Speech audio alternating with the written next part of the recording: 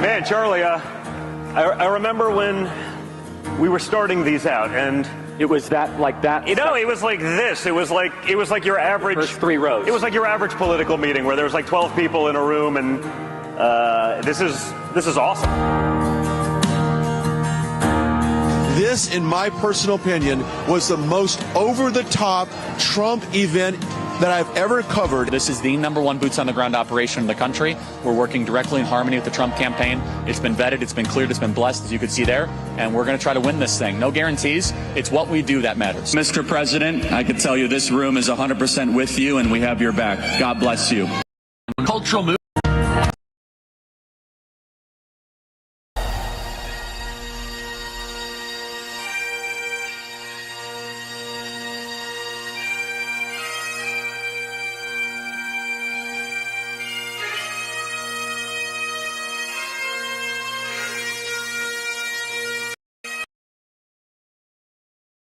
But luckily, Andrew and Blake are here, who I know very well. I've actually worked with Blake for years in another life. We're both grateful to be gone from that.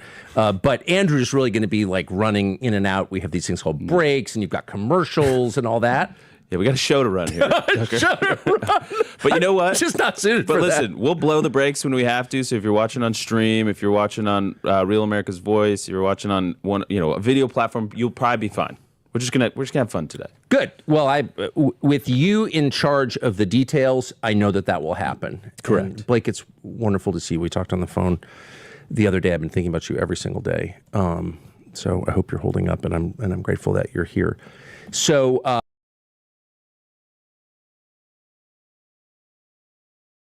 Patriot Mobile.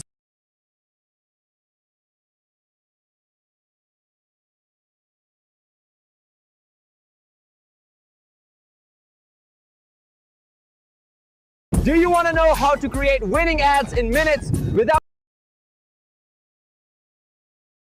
the need of designers or video editors? Then I am about to blow your mind. With soda marketing AI, Why does it feel like losing weight is hard? For what? In no college, where did they go?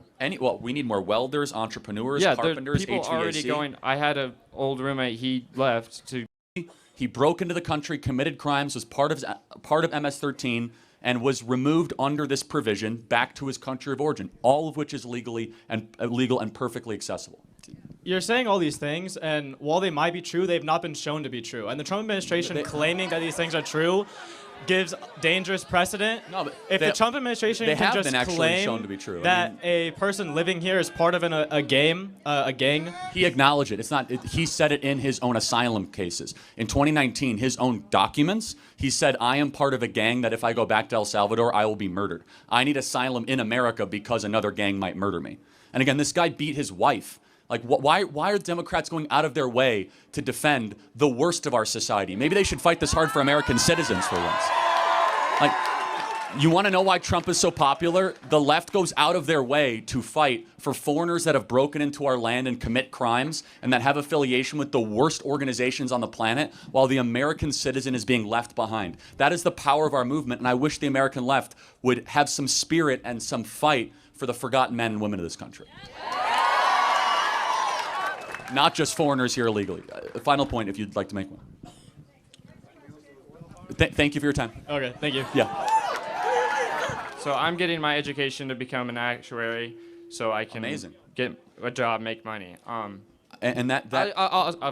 anyways, I want to ask you what your level of education was and why you didn't go to college or dropped out or whatever. I'm a proud high school graduate. Okay. So. And an American entrepreneur that now employs 1,500 people, $100 million budget, millions and millions of people follow us, and I didn't have to go to college to do that. And so if people think college is for them, then great. Okay, how did you get there? Through hard work and grit and determination and Did traveling. you make connections with other people? Did you network? Yeah, and actually college wouldn't have helped at all for that. Okay, how? Well, because I was trying to meet successful, rich, seasoned, conservative people to seed fund my operation. And if you're trying to find successful conservative people, you don't go to college campuses to find those people usually. Well, if you look at the crowd, all these people here are conservative, so I don't know what... Fair enough. Again, emphasis on wealthy, successful business people. I'm sure there's some in the audience. So you're calling all these people poor? Well, no, I'm calling them students. Okay, so unless someone here is like a crypto billionaire, I want to meet you. I was looking for seed funding, of which is very normal for a startup operation to do. Okay. But again, I weighed the cost and the benefit. I took a gap year. It's been 13 gap years. However, I am curious, does it matter that I didn't went to college? Do we want to debate resumes or ideas? No, ideas, not resumes. Cool. So you are studying to be an actuary. Cool. Explain to me, are you worried at all that artificial intelligence will take your job in 5 years? I've asked I've had many informational interviews with actuaries. I've asked them that same question, and they aren't worried. They actually think that it's going to help actuaries do their job more efficiently, especially with like computing on the computer. So I mean, but the job itself isn't going to go away because of AI. But there might be less actuaries. Well, it's a very secure job, so I'm not worried. I mean, again, I know dangerously little about an actuary, but let's say that you're an actuary for an insurance company. Yes. I would imagine part of being an actuary for Allstate or State Farm would be the synthesizing and the collection of tens of millions of data points, finding trends and averages, and then trying to project where that data is going to go, right? Yeah. Objectively, artificial intelligence is going to be better than 99% of human beings with that way. And there's no human cost, and you can run it 24 hours a day. So you're right, there still might need actuaries to make final determinations.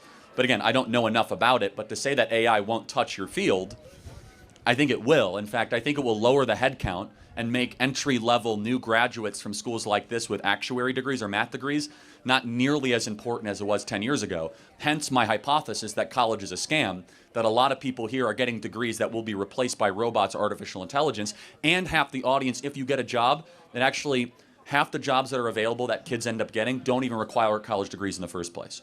Okay, but so you're saying AI is just going to totally replace everything? Not everything, no. I said, I'm hypothesizing. I don't know enough about what actuaries do, but yeah. You heard my 30-second shtick, somewhat directionally correct, I'd imagine, right? Sure. Because insurance companies, the backbone of how insurance companies make money are actuaries, because they have to know what to pay for rates and then pay out for, hurricanes or fires or are people going to drop dead. Yeah. They have to project that data into the future. I mean, AI is really good at math right now. It's getting better, and it's getting better, and it's getting better. And so if we get to a place where they think it's going to get, and you're a business owner, why employ 5,000 actuaries that require benefits and health care? Well, what about the human element? Like, an AI can predict something, but a human can outweigh whether or not that's the right decision or not. Oh, of course, no. I'm saying the headcount of actuaries will inevitably go down. So you'll end up with like 100 really seasoned actuaries, and all the 4,990 people, 900 would probably be largely unnecessary, because the number crunching, the data synthesizing, the projecting can be done much quicker and even more accurately in a shorter period of time. Yeah, I mean, we are already using computers to calculate data with coding. So I don't know what you're trying to say here. This is much different, though. The AI can assume some of the human characteristics to be able to blend data models, project them, think analytically. AI is even more advanced than what you are seeing publicly. It's way more advanced. Yeah. It's like 2 years more advanced. The private artificial intelligence of what companies are paying for right now would blow your mind what they can actually get. So again, I don't know enough about actuaries to be able to make a determination, but if I were guessing, I would say that 90% of actuaries are going to be out of work in the next 10 years. Okay, so can we go back to the original question with college being a scam? Though? Yeah, but that's part of the point, is that if you're borrowing money... But not just actuaries, not just me, but like other majors, other jobs. You always talk about like social, like liberal arts majors, but what about like... I don't know, like teachers. Teachers need to get credentials. Well, teachers are also going to largely be replaced by artificial intelligence. Well, why would we do that? Well, but it's already happening. It's not a matter of why. Again, I actually think there's some problems with it. You would like a kindergarten to be taught by an AI? I'm observing a trend. I'm not even saying it's good. I'm saying it's happening. Okay. I'm saying that we are seeing teacher headcount go down across the country because... Well, also because it's hard to make a living being a teacher.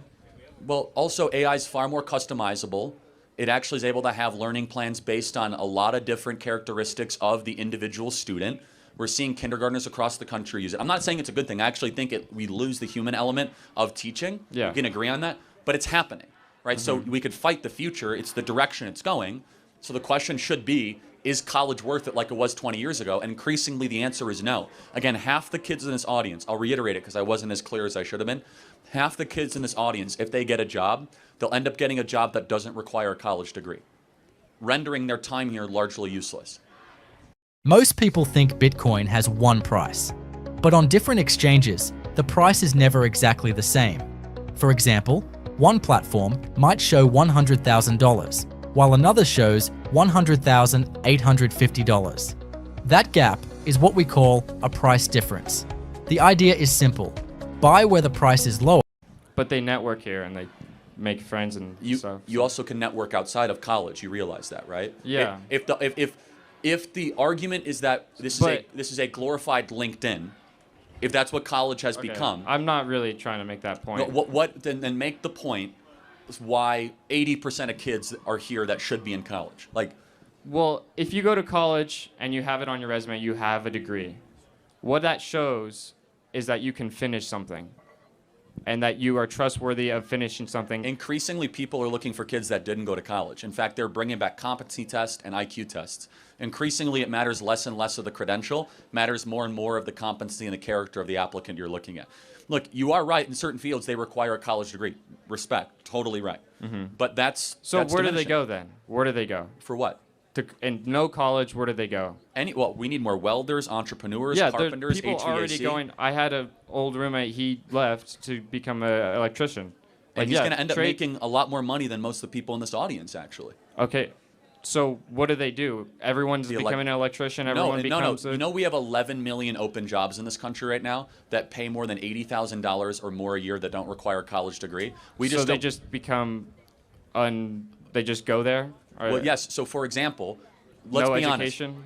Honest. Well, hold on. Just because you don't have a degree doesn't mean you don't have an education. You can be a lifelong learner right now because we have these supercomputers in our right-hand pocket. You can take Hillsdale online courses. You could do the Peterson Academy. You can listen to deep podcasts. You could learn more by listening to 50 hours of Joe Rogan talk to scientists than the sociology department here at Washington State University. So. The point being is just because you did not go to college or get a degree does not mean you are not cultured or that you are not in pursuit of knowledge. We actually have more opportunities for people to be wise and to understand the world than ever before. But let me just reiterate it. Many of the people here in college are in college because there's a shame element to becoming a carpenter. There's a shame element to becoming an electrician. No one wants to say, oh, I work construction. And no parent is like a proud parent. They're like, what's Johnny doing? Oh, Johnny's become a welder. It's like that's kind of looked down upon. Instead, it's like, oh, my kid goes to Washington State or my kid goes to UW. There's nothing necessarily wrong with that, but we have 11 million job openings in this country that people simply don't want to do right now. And that's a tragedy, and they pay really, really well, and they're not going to be replaced anytime soon. Okay. All right. Well, Thank you for your time. I got anywhere with you, but thank you. Have a good day.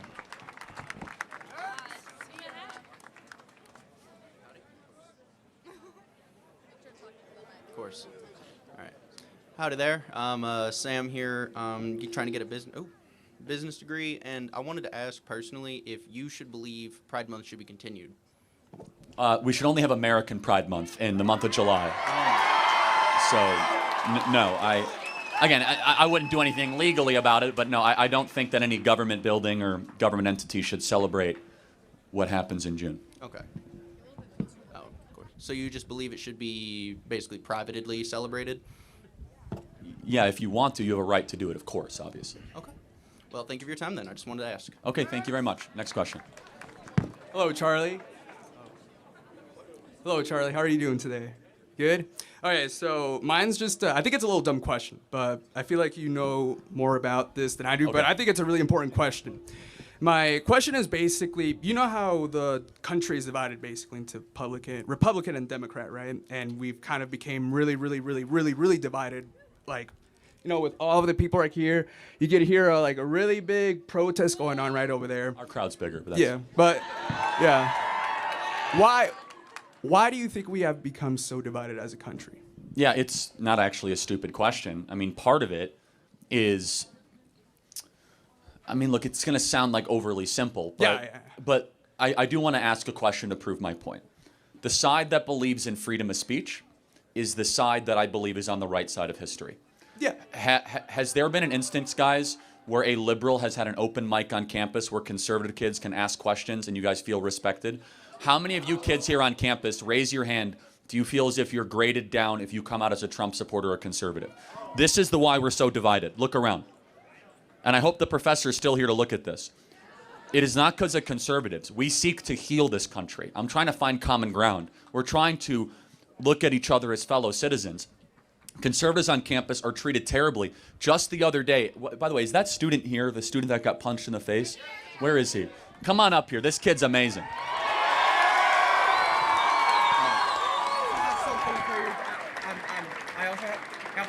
What's your name again? Jay. So this is Jay. He has a gift for me. That's fine. So Jay got punched in the face by a professor here at Washington State University because he was wearing a MAGA hat. Jay, am I telling the story correctly? Come on, come here. Okay, I'll open the... Do you want me to open the gift now? Okay. Come on up here, Jay. So Jay, I don't want to put you on the spot. So you got punched in the face. You got punched in the face by a professor here. What happened? Well, basically, so what happened, everyone, was I was walking to Valhalla to get my food exchanged, and PhD student Patrick Mahoney, as well as his accomplice, Gerald Hoff, did not like the hat I was wearing, all right? Or Patrick, whatever. And when my head was down, remember, I made zero eye contact with him. He saw my hat. He ripped the hat off my head, crumbled it. I had to go confront him and say, what are you doing, dude? Because he had the hat on it. Then he told me to go get it. I'm sorry.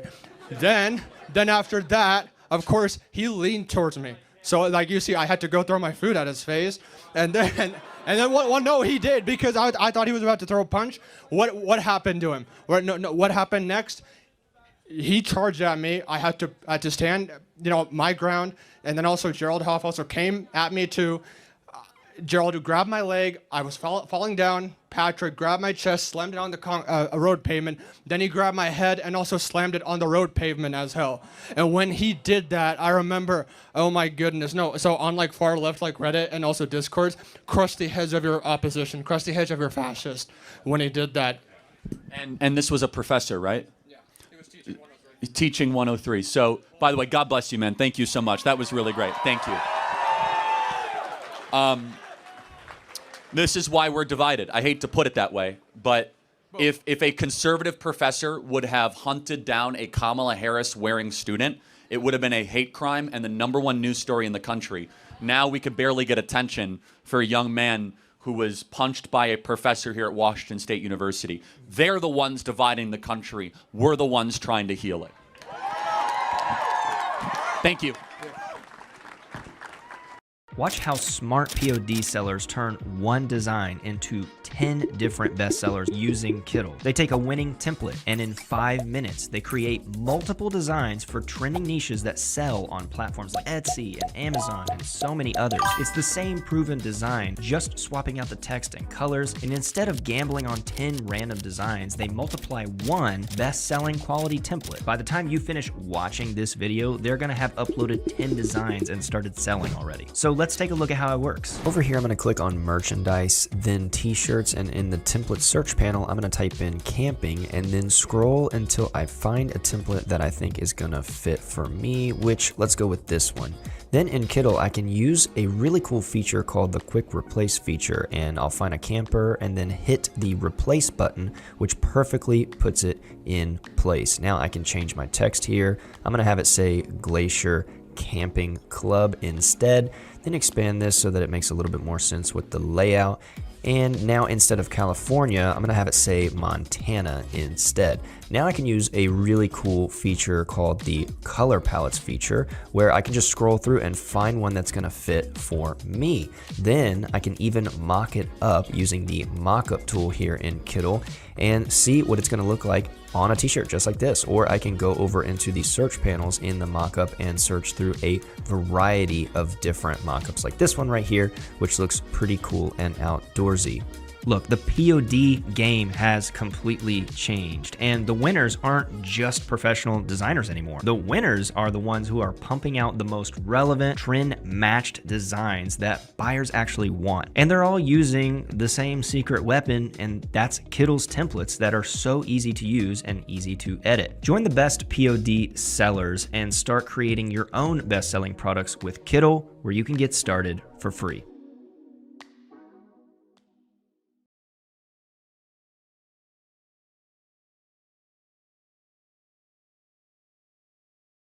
If you want to make a full-time income from home working part-time, you need to know this one concept, because there is a new and better way to make money in UK real estate without ever buying houses and being a landlord. You never get any loans. You don't need to buy, fix up and renovate homes like you see on TV shows like Homes Under the Hammer. That can be risky. And you never put money down, you never get credit checked, and you don't need any prior experience or qualifications in order to start doing this on the side. In fact, you could run this from your kitchen on the evenings and weekends, or you could take your laptop and run it from a coffee shop like I do if you like, because you never visit any of these houses to flip them. And it's a simple formula, and to give an example of one of my students, Ed. Ed lives in Italy, Rome, and he flips houses for £3,000 to £5,000 per flip in the northeast of England, and he never puts his own money down and he never gets any loans, so he doesn't need any credit checks. All he uses is a laptop and an internet connection. And it's not just him. I've been teaching for a decade now, over the last 10 years, and here's some of my top students. We've rented mansions in Spain, and I've taught this for a long time. And we've been flipping houses remotely for the last decade, quietly just getting on and doing it. And one of my top students, Gavin, he was struggling in the golf industry. He was about to be fired in his job. He was making roughly about £3,000 a month. And he stumbled across this opportunity. He acted on it, and it's completely changed his life. Listen to what Gavin had to say. And I know what you're all going to be thinking, like I did. I don't know if this is going to work. You know, how much should I do it? I'm telling you now, you just got to go for it. Go for it, don't look back. Study, you know, if you do what they say, it will work. I've got 4 in escrow going through this month. Flipping houses online, where you just need a laptop and an internet connection to begin this. And you don't need money down, you don't need any credit checks or loans, and you don't need any starter qualifications or degrees or experience in order to start flipping your first deal. So in fact, my challenge for you is to flip your first deal in the next 30 days like hundreds of my students have. So let me show you. This is an ad. I have limited amount of time. So what I want you to do is follow the blue arrows, whether you're on mobile or desktop, click those links. It's going to take you to a very simple page. You're going to put your details in. It's completely secure, and you're going to get registered for a time this week. We'll be hosting a couple of trainings where you can register and you can get started. You can discover how this model works. And what I'm going to do is I'm going to give you my best-selling book as a bonus for doing that. It's called How to Flip Properties If No Money, Credit or Experience. Has been purchased over 30,000 times and counting. I'm going to give you this completely for free instantly.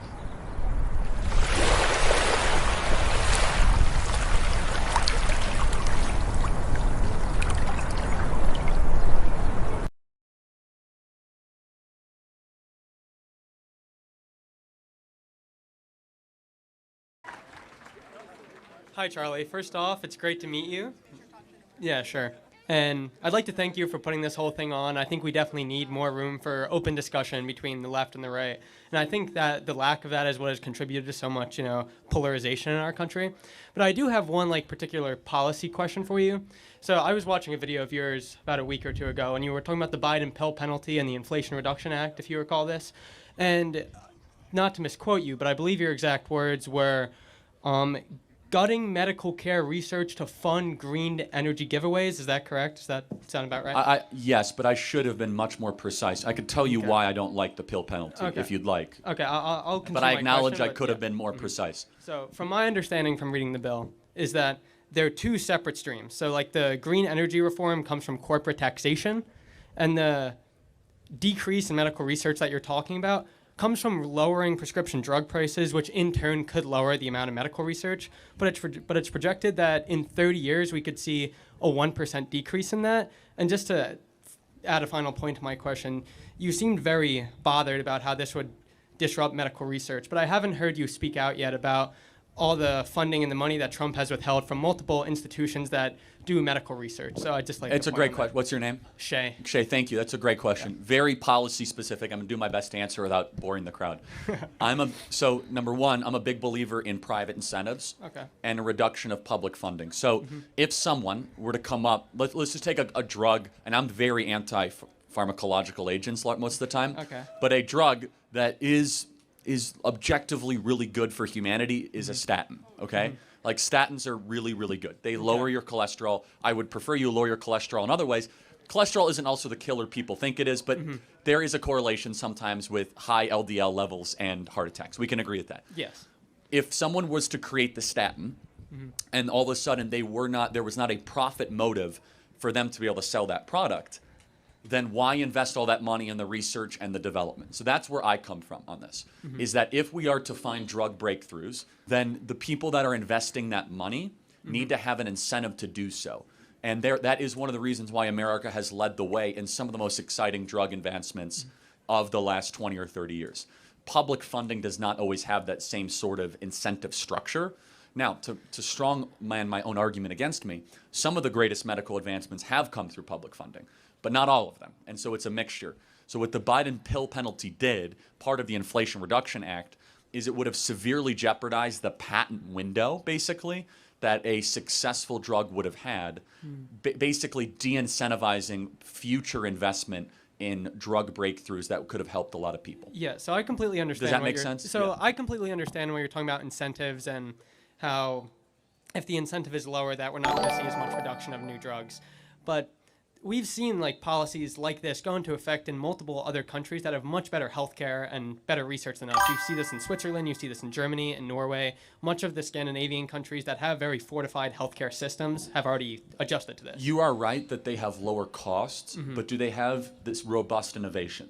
No. Now Germany does. Germany has a very good drug industry. So that would be an exception. To grant you a point, Germany has some of the best drug company, I think Bayer is not that great company. But anyway, the point being they're very innovative. Yeah. So it's a balance. I tend to lean on the side of innovation, not on the side of price controls. Okay. But like it's great having like these drugs and them being available to the public, but where I think I disagree with you is what's the point of having these drugs if they're so inaccessible to the consumer base that like it's great having that's a good argument. Like yeah. So you have to find some sort of a medium. I think Biden reached too far. Okay. Where the potential biotech market was, again, it could have been alarmism, but at least the story that I was presented would have been a flight of capital. And that's a serious problem. Like, for example, there is not like a robust biotech industry in Sweden.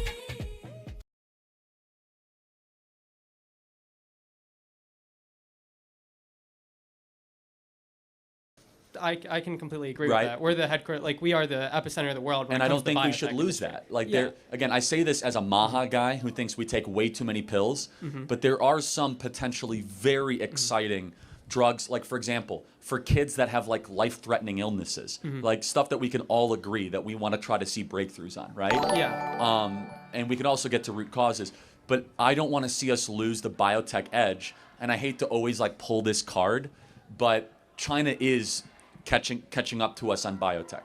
And I think it would be awful if all of a sudden they're the ones that control the IP to potentially life-saving drugs for our kids. Okay, so does that make sense? Yeah. Like, final point. I understand what you're saying. My question for you then on that: if you're against the Biden pill penalty, I'm yet to hear you propose an alternative to that? How would you recommend bringing down prescription drug prices while maintaining that research? The only solution that I have found is you have to make it quicker and easier to get drug approvals. Okay. As that there's too much waiting time for research and development and testing and trial, and you have to be able to get from inception to drug to market way quicker. You have to compress that time frame, which would then create a lot more competition in the biotech market, which would then inevitably, hopefully, lower prices. And just one tiny question for you, just because I've been wondering how you feel about this. You're obviously clearly very pro-tariff, pro-protectionism when it comes to bringing back like the American economy and the American workforce. How did you feel about the CHIPS and Science Act, the bipartisan act that Biden helped bring in? Some of it was really good. Okay. Some of it I really didn't like. I can understand that. I can Some accept of it, like I live in Arizona. Yeah. And part of what was part of that bill was bringing the Taiwanese semiconductor industry to Phoenix. Yeah. We have like 10,000 new jobs. It's amazing. Yeah. So some of it was actually pretty good. Okay. Thank you for your time. Great. I Thank you, appreciate Shay. that. Have a Very great day. thoughtful question. Thank you. Give it up for Shay. That's how conversation should go, everybody. That's great. Sebastian, give it up for that. Like this? Is that good? Is that good? Can you hear? Yeah. Okay. Hey, Charlie. How you doing? Good. So, I have a question. Charlie, you talk a lot about patriotism and supporting our troops. So I want to ask you, why did you and your movement have outrage when Joe Biden checked his watch when the 13 service members were coming home, but no outrage when Donald Trump is going golfing when 4 service members come home dead? You have to tell me more. So you would have liked to see President Trump go and visit when they, Yeah. Okay. I agree that checking the watch is probably disrespectful as well. But now I will make one distinction, if that's okay. Go for it.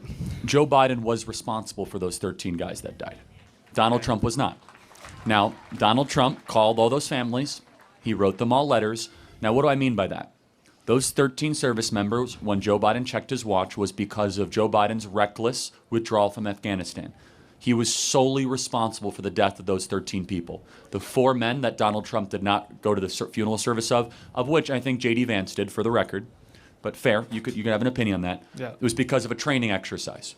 That's a big difference. Donald Trump was not responsible for their death, where Joe Biden was responsible for all 13 of those dying at that gate at the terrible withdrawal in Kabul. It was a golf tournament. It was a golf tournament. It wasn't just some training exercise. I understand. And again, I would bet you money that Donald Trump goes and counsels the families and goes above and beyond, of which is his reputation. He's been known to go above and beyond for family and service members. He hosted all 13 of the families, the people that lost their lives in Afghanistan. And just so we are clear, Joe Biden never called the families of those 13 that lost their lives in Kabul.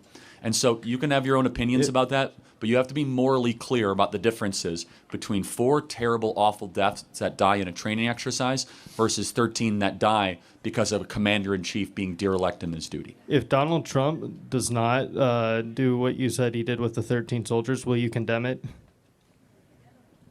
Again, if Donald Trump shows no remorse or sympathy, doesn't write a letter or doesn't send them, right? I would. You know what I would do? No, I wouldn't condemn it. I'd call him and tell him to do it.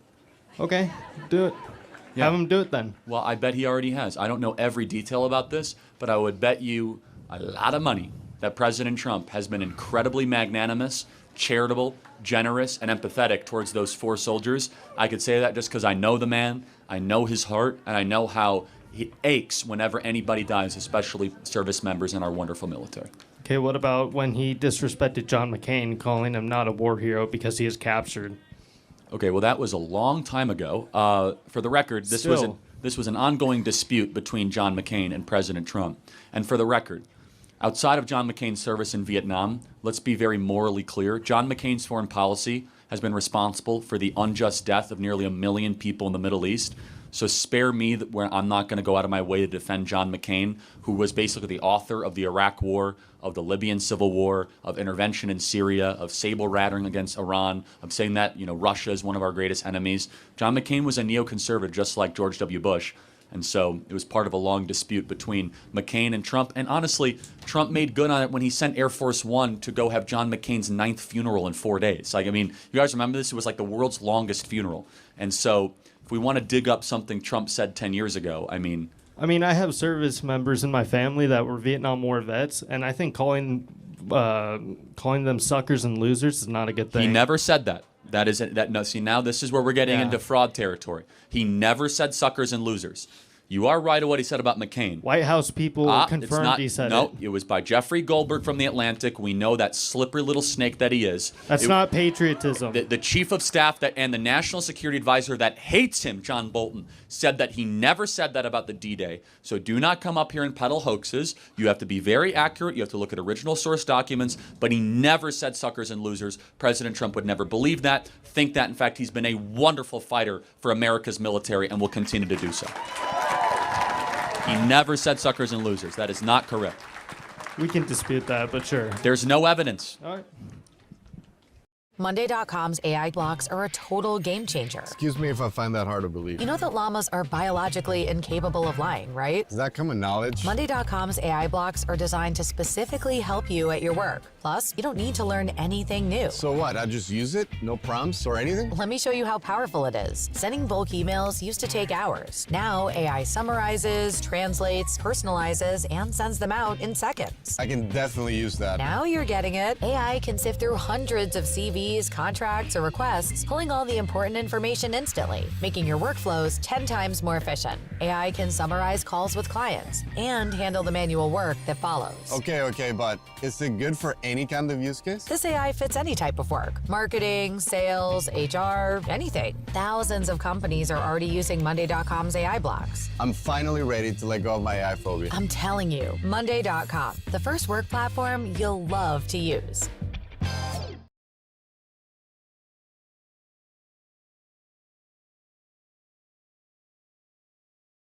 Once upon a time, you were playing games just for fun. Now you can play and earn gift cards. With free cash, your favorite games turn into real rewards. Play, earn, repeat. Guys, it's that easy. Download free cash now and start earning while you play.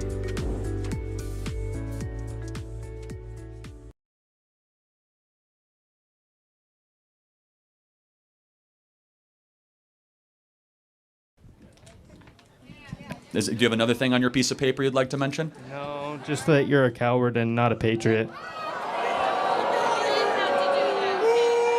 Thank you.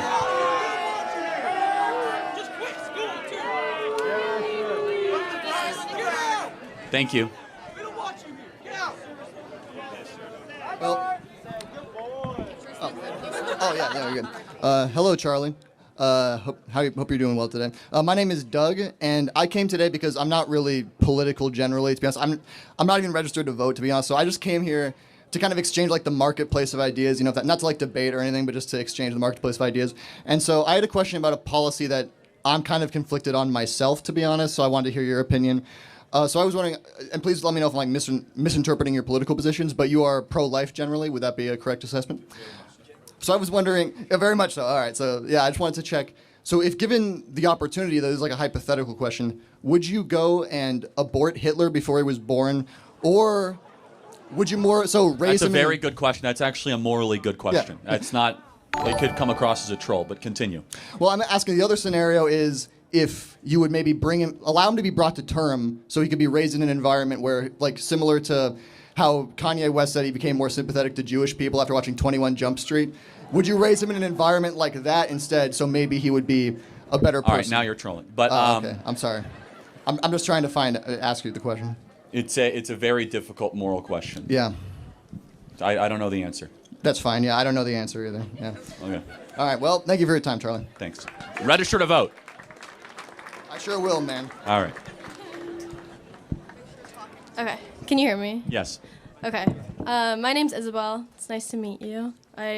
First of all, I appreciate you having an open forum and not just talking at people, like giving a chance for people to ask questions. So I appreciate that. My question is, I tried to ask someone that knew, but I don't know if, on your stance, if a woman is raped, if they should be able to have an abortion or not. The baby's life should be protected is my position. So. Okay. Are you aware of Lisa Medina's case? Was this the Ohio young lady that had to go to another state to get an abortion? No, Okay. she was a Peruvian woman. Well, she was a kid. She was 12, this is the 10 or 11-year-old, or? 5, actually. She was 5 years old, and she had issues with her her reproductive tract, and she was pregnant. She was sexually abused, and she got pregnant at 5 years old. I am familiar with the 5-year-old. Just so we can both agree, it's a real case that is extraordinarily rare. I mean, it's like a 1 in 300 million case to be able to get pregnant before the age of even 10 or 11. I agree, Okay. but it's... There's been like 12 documented cases. Okay, I feel like 12 is still a good amount. Like 12 is still a fair amount of people. You know, they're real people, they're real children. Yeah, 12 over 60 years is small, but it is real, so please continue. Okay, so, I mean, rape is pretty common, right? Would you agree with that? It is, yes. However, there's a lot of fake rape claims as well. But, I mean, rape is not nearly as common as people say it is, but yes. Okay, well, it's still a pressing issue. I think anyone here could agree that rape is a pressing issue, but For sure it happens. I don't understand how someone could argue that the 5-year-old should carry a baby to term. I don't understand how a 5-year-old girl could raise a child, how that child would be given a better life. I understand that you're giving the child life, but I don't understand. Well- and I know you have kids. How old are your kids? 2 years and 2 years and 1 year. So, okay, so if you have really young kids, and 3 years is not a long time. I won't even have graduated in 3 years. Would you be okay with your Well, child having again, another baby? This idea of 5-year-olds getting pregnant is so insanely rare. That's not my question. No, it is. Like, it's not even worth even addressing. However, like, elementally, there's another issue to your problem, which is if they are 5-year-old getting pregnant, their life is in jeopardy. That actually is not the pressing issue of how they got conceived, right? So there's two separate things. Woman's life in jeopardy, or... The 5-year-old's life wasn't in jeopardy. They had a C-section. It was perfectly well, healthy, so that's not the issue there. Yeah, then the baby shouldn't be aborted. Okay, so you'd be okay with your 2-year-old in 3 years okay. having a baby? Well, no, I wouldn't be okay, but would I be okay with terminating another life? No. So you would rather your daughter at 5 have a baby than have it aborted? Yes, I would not be able to live with blood in my hands. Would you? Okay, I think... No, but let's walk through this. Would you be okay walking into an abortion clinic, hearing a heartbeat, seeing brainwaves, seeing the baby on the ultrasound and say... Yes. I think... Wow, that's really, like, that's dark. But that's not my question. That's why I didn't No, want to... it absolutely is your question. The question is, you asked me would I be okay with it. You said yes. There's no moral difference between a baby conceived in rape or not. There is 100% a moral difference. Really? Also, you're... No, time out. Wait, someone in this audience is conceived in rape. Do you know who it is?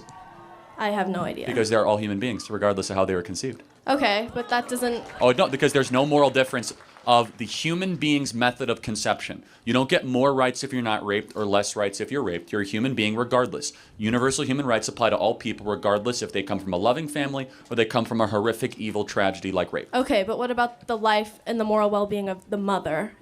And I think as a man, it's something that's harder to understand. If you are raped and you have to go through carrying that baby, that's something you will never be able to understand. And I can agree. That's why I didn't want to debate abortion. I just wrote a paper on abortion. I can totally understand how, in the cases outside of rape, incest, or the life of the mother, how it could be seen as murder or things like that. But I'm specifically talking about rape. No, I got it. You could see it as it's seen as murder. Then why would murder be the answer to rape?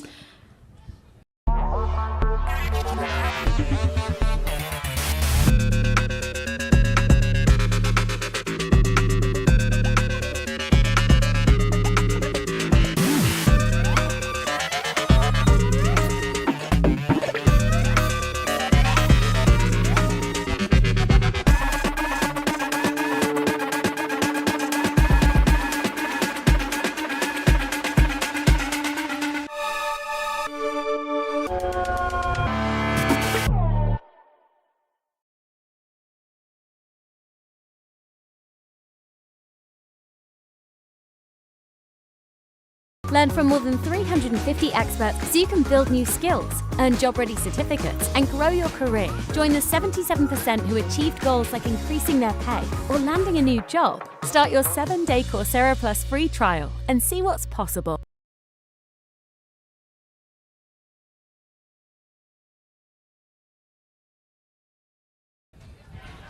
That's exactly what you're postulating. That is You are- not what I'm. No, it that's not is. the answer to rape. I I'm- agree. So life should be the answer to rape, is what we're saying. And if a baby is conceived in rape, you don't all of a sudden say, let's do something more evil because something evil happened.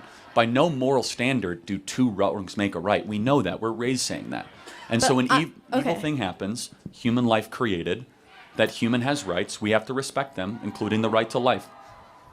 And I'm saying I don't think you will ever be able to possibly come close to understanding as a man what it is like to be raped and have to carry that baby and relive all of that trauma. Do You you will know what never it's like be to be able a to man? understand that. That's not what I'm talking about The here. point being is, like, are we allowed to discuss stuff just because we don't know what it's like to be the other sex? Are we allowed I would to have not be strong allowed to opinions? discuss what it's like to get a vasectomy or what it's like to experience that. No, I Okay, don't have. but have no. you personally been raped? No, Okay, I then- have. then how are My you mother able to- has been raped. Okay, but and you, had to carry the the point abortion. being is, then how are you able to personally be able because to talk I'm a about woman and I. You're using a fallacy called a argument from authority, that if you only have a certain merit badge or a certain distinction, you're allowed to have opinions on that topic. Men can have opinions on this just because we have prostates and not uteruses. Okay, and I agree. You can have your Yes. opinion. I'm not saying you can't have an opinion, but I'm saying you can't begin to understand the depth of what that would feel like to be raped by someone and have to carry that baby. Yes, and equally, there are millions of women who regret having their abortions. I mean, so what is the argument? The argument is that Honestly, I wanted to know I about the agree. 5-year-old and if you Yes, I would mean- like your 5-year-old child to have a No, baby. Of course, I would not like it. You are Okay. you are putting in an impossible moral situation of, would I be comfortable slitting the throat of a baby on an ultrasound machine? It's not impossible because it has happened. And Okay, I guess 12 times, according to 12 times in 60 years. I mean, it's so insanely improbable for a 5-year-old to go through prepubescent puberty and then get impregnated because they were raped. It's like you have a much higher likelihood of, like, I mean, it's like much higher likelihood of winning the lottery twice than that happening. Okay. Just so we are clear. Okay. And again, but I answered your question coming in good faith. But would you agree then we can outlaw all other abortions except rape, life of the mother, and incest? I wouldn't necessarily agree, but I would have to think more about that. But my main issues are with rape, incest, and life And of the again, mother. my contention is that it doesn't stop being a human being just because of how that baby came into existence. Okay. Thank you very much. Thank you. I am part of the Washington State rugby team here on campus. That's Yes. a tough sport, man. Yeah, we actually just won the conference, and Wait, the Pac-12 of 2 teams? no, it's So you beat Oregon State. we're a club. I'm trolling you. Yeah, I'm I trolling know. you. We're a club sport, so we make our own conference. But we just got invited to nationals, and we have no way to get there. So I was wondering if we could get some sort of fundraiser going, so we can compete in nationals in Washington. How much DC. money do you guys need? Like 10, 15 grand would do it. Okay. We just need to get there. We Where- just wait, need not- to you don't need to there. get back? No. Yeah, we do need to get back too. Where But is we nationals? can cover Washington D.C. Oh, D.C. Wow. D.C. It wouldn't be fun to compete for When the is it? national championship in our When is it? capital. It is next weekend. Next weekend. Next weekend. I think that you can do it. If anybody can do it, Charlie, it's you. Okay. If you can raise half, I'll put up the other half. Let's do it. All right. Okay. But not here. Go, like, if you go figure it out, we'll our show, the Charlie Kirk show, we'll put it. But you better not do this like private skimming stuff. Like, of course not, sir. We need receipts. Like you're Yes, flying sir. Spirit Airlines. Like Yes, you know. sir. Yes, you know, sir. We will staying we will days raise, in, We will raise half the money to get to nationals. Thank you. and then we'll match it. All right. Our team Great. will be in touch. Awesome. Okay. Thank you. All right. You better be telling the truth. All right. Not some sort of like he's launching a crypto coin or something, you know. Yeah, and then talk to our team. I'm telling you, you match half, we'll do half. You'll be at nationals, okay? By the way, why doesn't the school pay for this? I got enough money. Why am I have to do this? But Our athletics are kind of low on funds right now, and we're not sponsored by athletics. We're sponsored by the rec, which it's doesn't all get this a lot. bureaucracy. You Yeah, guys, exactly. don't get me started. But why don't they put that sociology professor on leave and use that money to have you go to the finals, right? Anyway, so we'll do half. Hello there. I'd like to say thank you for doing this. I enjoy talking politics with my friends and everything, so I thank for this open environment. However, I think a big issue is that people just kind of find like a diehard and they're not willing to like say that they're wrong in certain aspects. So I'd like to ask you, just as a preface to all of this, will you admit that with Trump, what he ran on, from my perspective, was largely the fact that he would end wars and the economy would be better rather instantly is what he was rather pushing for. However, the wars are still going on. We're still seeing crimes against humanity in Palestine and such forth. So will you admit that he was lying, or at least didn't come through on his promises? No. I mean, he's trying to end the Russian-Ukrainian war. He resisted. Here's how amazing Trump is. Israel was like, we're going to go bomb Iranian nuclear sites. And Trump's the one that stopped Israel from doing that. It's a big deal. You can acknowledge that's big, right? Yes. And so as far as the economy, we're 80 days in. Gas prices are down, egg prices are down. We're going to see a major tax bill. How about we can agree? Let's talk in 1 year about the economy. Cool? Because it's way too early. Let's give Trump a year. See, I would like that, but the issue that I have with it is the fact that he said the second he gets in, like within the first week, I can't remember what his exact words were, he's like, I'll make a call to Russia and we'll get this ended. That was his promise, is what I'm having an issue with. Fair enough, yes. There is political bravado at times, but to Trump's credit, we are closer to ending this war than escalating it. Steve Witkoff just sat down with Vladimir Putin, who is his special envoy, for 5 hours. It's an incredibly difficult situation to end, and I do want to see the wars end. I mean, you and I have an agreement. I happen to be on the pro-Israel side, and I think what's happening to some of the civilians in Gaza is terrible. I want to see that come to an end. The rape and the murder and everything, yes. Well, I don't. Do you have evidence of IDF soldiers raping women? There's a case with the rape, and that was discussed in the Israel government, I do believe, with some of their official members. Yeah, I'm not aware of that, but yeah. So sure, of course, I don't support that. My second main thing is I struggle to see how Trump is for like the lower class of people. We see like with his tax. I know you've talked about it a bit with this tax cut, and hopefully that comes through and that helps us. However, the tax cuts that push for the top 1% of people, compared to him cutting Medicare, Medicaid, and processes that help millions of Americans, I'm failing to see how that's. And under the disguise of saying that is for money, but he's allowing less money to come into our let's go government. through the three things that Democrats are going to vote against. No tax on tips. That's a working class thing. No tax on overtime. No tax on Social Security. Those were big. Those three. And I'm okay with those being I got taxes, that. yes. And he's actually proposing a tax hike on the 1%. I don't know if it's going to pass, but he has also he's also suggested closing the carried interest loophole. So there's a little more there than you might always hear on the media. From my knowledge, though, most of the taxes that he has provided, though, largely favored the top percent over the middle class, though, unless I'm wrong. But to my knowledge, no tax bill has passed. Yeah, not this term, but especially in like his past term. His first term, it was largely a middle class tax cut. But yes, you are not totally incorrect. Wealthier people also paid less. Which, by the way, I think less taxes for everybody is a good idea. But then may I ask you, what do you think about like his cutting Medicare and Medicaid that help millions of Americans? That has not happened yet. Department of Education. All of this is an ongoing discussion. So, and also he's not touching Medicare at all. Medicaid is very complicated. There's a lot of fraud. There's a lot of abuse. There's a lot of double dipping. So I do think we need to reform Medicaid. Because Medicaid is a distinctly different thing than Medicare. See, I can agree with you on that on the reform part. Sorry. However, hasn't, to my knowledge, he has yet to bring actually a plan of reform. I've talked about it with some of my friends that are Republican as well, and they said, yes, that Medicare has its issues. And I completely agree. I think a lot of our government needs reform. However, a big of my issue is he's yet to propose a plan to actually reform it. His main thing is just let's get rid of it, per se. Same with like the Department of Education. He's not saying to get rid of Medicaid. That is not correct. But we should get rid of the Department of Education for sure. Like that, like 100%. That Can I ask why? Yeah, well, since the Department of Education, have education standards and outputs gone up or down? The all-new iPhone 17 Pro is here. All Out Pro. With O2, save up to £794 when you trade in. From under £65 a month. On the network awarded Best Mobile Network Coverage by Uswitch. O2. Essential for living.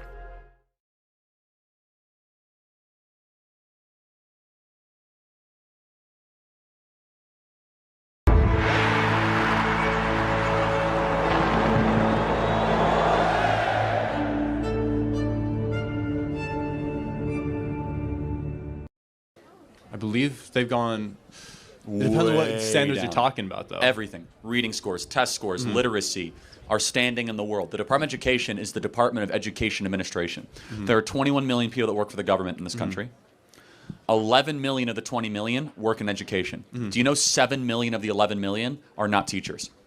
They're administrators.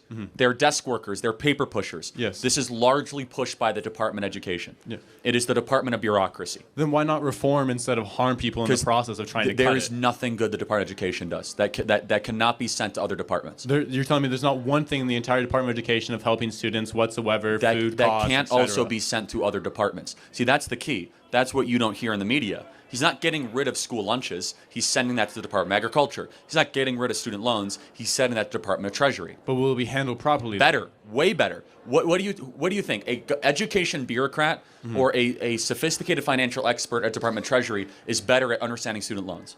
Department of Treasury. Yeah, so he's actually making it better and more efficient. So you think he's just deleting stuff. In reality, he's making things more efficient and sending them to other departments. Does that make sense?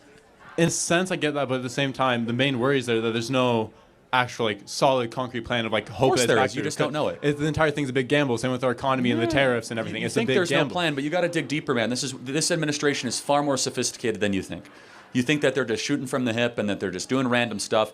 These are incredibly talented, smart people that have thought this through, that are very methodical in how they're going about it. I believe it's Linda McKinnon, Department of Education Secretary. Linda McMahon. Linda McMahon. The WWE great. But you're saying she's incredibly knowledgeable about I mean, this. she did run the SBA. She ran the Small Business Administration. That's big. She ran a multi-billion-dollar business. I mean, then into the Department of Education, which is a different stance, though. Yeah, I mean, who would you rather have run the Department of Ed? Like a teacher who's never run anything, or someone who's run a multi-billion-dollar business? Probably the business operator. Rather someone with a bit more education into actual education processes. Not really. I'm not saying like a teacher, We've had but you former have to have teachers. government Arnie knowledge. Duncan was the head of the Department of Education under Obama, and he was a former teacher. He was a disaster. Our education department and our education standards in this country are some of the worst on the planet, in the industrialized world. It's largely because we centralize things in D.C. that should be sent to the states and sent to parents and sent to families and local areas. And the president's making good on his promise to abolish the Department of Education. But in countries like in Europe, like Sweden, they have a much higher education level than we do, and they have their government has a much more involved program in the school They system actually have full themselves. school choice in Sweden. Do you know that? Do you know they have full school choice in Sweden? Full school vouchers. You can choose any school of your liking. But the government also is more involved in their schooling. I Yes believe. and no. We don't have school choice in this country. You guys don't have school choice in Washington. The money doesn't follow the child here in the state of Washington. Yeah. You know they don't have overbearing teacher unions in Sweden. So you got to do a little more research on some of this stuff. It sounds good. It feels good. It might be a meme you saw on social media. There's a lot more depth on this stuff. I encourage you to keep doing your research. Thank you for your time. Got to get to the next question. Thank you. Again, if you guys disagree, you guys can come to our wonderful team here, and they'll work you through the train here. Hey, I'm from Germany, so thanks for complimenting on our innovation. Guten Tag. Thank you. Yeah, Hi. Deutschland über alles. No, not quite. You don't like your country? No? I love my country and I'm a patriot. No, I'm kidding, but yes, I'm just visiting my in-laws here, so it's awesome to be here today. I think it's great to have open debates for functioning societies, and so it's awesome. I have a question about NATO and the Western alliance more broadly. And please don't put me in the European box immediately, because I would say that Trump's first term was great as far as foreign policy goes. I think that our Chancellor Merkel did a really bad job with NATO and actually also with domestic policies. But now that we have the Ukraine war and Germany is actually paying more than 2% of their GDP to NATO and many other members as well, Trump is now raising it to 5%, which I think is, like, maybe you call it the art of the deal, but I think it's unreasonable. And the US themselves don't spend 5%, so I don't know quite where he's going. But my main question is about Ukraine, Russia, which you guys like bordered on a little bit. You said like Stephen Witkoff did a great job and he's like been there for 5 hours. He's been there several times now. I mean, they were bargaining also in, I think, Doha with the Secretary of State. Yes. So I don't see how the peace through strength that I actually think Trump did in the first term is working out this time. And my worry is that the second term is going downhill really fast as far as foreign policy goes, because as far as Russia goes, they've so far just answered with further attacks on civilians as well on Palm Sunday, which even Trump called a mistake. And after golfing at that is true. Yes, and after golfing at Mar-a-Lago with a European leader, he was at least like softly threatening with further sanctioning the Russian economy, but he hasn't done it so far. And I don't understand why Trump, if he thinks he's a strong leader, after proposing a 30-day ceasefire, which Putin disagreed, then he wanted to narrow it down to just energy infrastructure, which is in his interest because the Ukrainians have a couple of points where they're actually pretty good.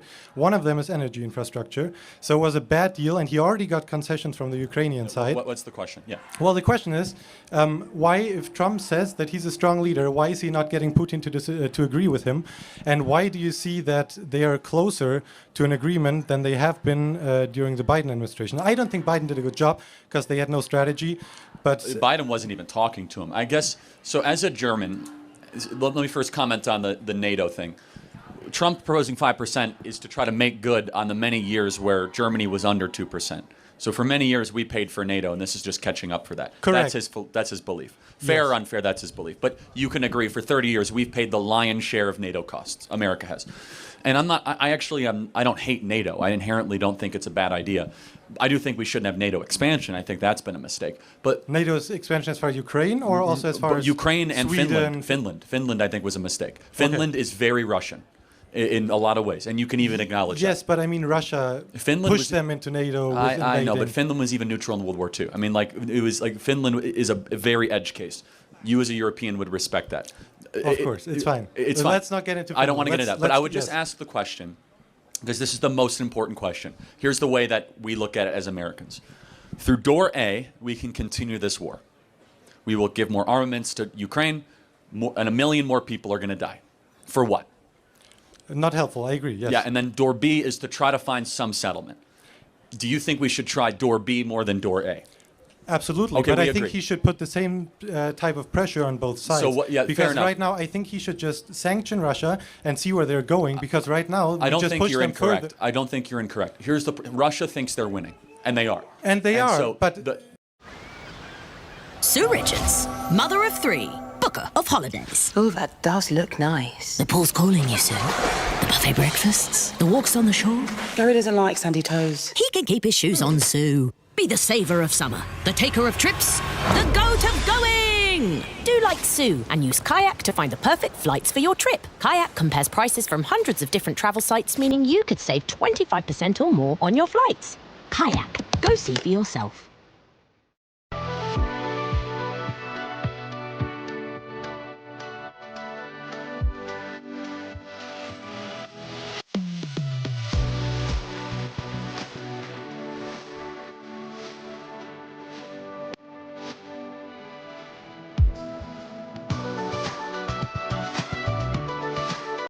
But the question is then, what else can we do to Russia? Because Joe Biden did so much. I mean, they dumped their dollar bills from their reserves. I mean, there's very little that we can continue to do to Russia outside of supplying more weapons. Yeah, but like, for example, supplying more weapons. Like there's like that's a no-go for us. But why can't you supply more weapons as long as Putin doesn't agree to a ceasefire? I'm great, because and I think we have a different view of the war than Biden. We don't think it's primarily America's responsibility to hold up Ukraine. Okay, I agree with that. So we just have a different philosophy. Okay, that's fine. But like you bordered on the horrible withdrawal from Kabul. I think that no matter what Biden did, like this is what Trump inherited. So that's how democracies work. So he can't do anything about what his predecessor did. Now he's in this place. And I think that if you just drop out and after saying in 24 hours, I'll solve this war and not getting it fixed and just saying we'll stop being active there at all, I think that will have major ramifications for all the other let me ask you, foreign policy. Let me find where I think we disagree. Do you think we should grow closer to Russia or further away from them diplomatically? Well, I think you can grow closer to them, but I think you should definitely not grow closer to them as long as they're still fighting civilians and as long as they still keep the war up. Because I think the bombing that Russia did is morally indefensible. I yes, agree. But so like they are talking, and especially J.D. Vance. So a quick question. I like J.D. a lot. Do you think that Trump and J.D. Vance are in alignment as far as their foreign policy? Yes. 100%? I mean, they're not the same carbon copy person, but J.D. serves at the pleasure of the president. I'm sure J.D. is more... a little bit more cautious than the president is at times. Yes, he's less of an interventionist. Correct. And I think that, to be honest, I think that Trump is a pragmatist and J.D. Vance is much more ideological about this whole thing, which you saw a little bit with the Houthi attack, like with the Signal Gate, where apparently he did not want to do the same thing as Trump did. And I just don't see how this is in any way in America's interest. How do you think? If you're perceived as a weak partner to negotiate with, because so far, So your opinion? the Europeans are definitely thinking, and I think many more other countries as well, that Putin is playing with Trump, and I don't think Trump should be played with. It's a tough situation. I got it. Thank you for that. And I can tell you're coming from a good perspective. The difficulty is that even bringing the Russians to the table has taken a lot of concessions because of how far apart this was at the beginning. And now I don't think it would be unreasonable for Trump to be able to use other non-military measures to try to remind Putin that he can't just bomb civilians and we're actually trying to end this war. I agree. Where we as America Firsters come, though, we want to see this war ended, and we want this war machine to not be sending more armaments and missiles to a foreign country where a lot of people are going to continually unnecessarily die. And the problem is that as a European, this is much more close to home than it is for us, right? Yes, absolutely. So I agree with you mostly. I just don't know. Would you also like to have a normalization of the relationships to Russia, Yes, even big if they continue the war? It's contingent. That's a good question. I don't know. Okay, because I think I if you do that, and that's my main point about NATO, I understand that the states say we want to focus on the Indo-Pacific because that's way more important to you guys than Europe, which I understand. And for Germany too. I have to say, agree. I think China's a bigger threat to Germany than Russia. I really do. I know you might disagree, but Well, I agree as far as like infrastructure goes. I don't agree as far as the conventional fine. Yes. Ground war. But I agree with you. But I think that what Trump is doing right now is, first of all, pushing the Europeans more towards China. This is more like as far as the trade stuff goes. That's an unintended consequence. You're probably right. Yes, but I also think that you're pushing Russia further to China because I think so. I think that Putin right now thinks It's too he early. gets away Too with early to anything. tell. Too early to tell. So Well, you might. but why do you think that? Why do you see goodwill in Putin? Like he could have agreed to that 30-day ceasefire, no problem. It was more to I'm not his even saying I interest. see goodwill in Putin. I'm willing to give peace a chance because that has not been tried. And here's the most frustrating thing. We had a peace deal on the table a week into the war in Istanbul, Turkey, and Tony Blinken and Boris Johnson blew it up. I agree. I know, and there would have been less land for Putin, and it would have been no lives lost. And so this whole thing is so maddening. I trust the president to try to find a resolution here. And as a European, I think you're making very substantive good points. We just have a very different perspective. Why? We've spent $250 billion, right? Which you might get back with the mineral deal, but we'll see. Yeah, but also we've been invaded on our southern border while we did that. So it kind of plays into this idea that our leaders care about the foreign and not the immediate. And not to, insult your country, but there has been... Please don't. No, I'm just saying, for like 20 or 30 years, the Europeans have been a little asleep at the wheel. Yes. They've said, America will protect us, we could pay money for other stuff. Yes, but now that is changing. But now we are leveling up. Finally, but we just passed a $1 billion debt deal. I know, to but you and I increase both know Germany does not have a military-industrial base. No, but this you guys is my thing. You should have Europe, as far as the economical power on your side, to be able to fight China. Because if you don't have the leverage of saying Europe is on our side in the Indo-Pacific, I think that'll have a major backlash. That's a smart point. I'm not even disagreeing with that. I want to give President Trump opportunity to end this war, and I'll just repeat this. You have to give him a little more credit, in my opinion, in your calculus of how hard it's been to even get Putin to talk. Because this was an icy relationship. I agree with that. No, I know. I just want you to factor that in. I just think he should pressure them and finally put sanctions on. Got it. Can I ask one more question Yes. about tariffs? Very quick, Okay. yeah. So this is like a little bit related because I think you can't quite separate tariffs and foreign policy and other wars. So do you think that Trump is going to get a lot of good deals in the next 90 days? Oh, yeah. The deals are already happening, yes. Which ones?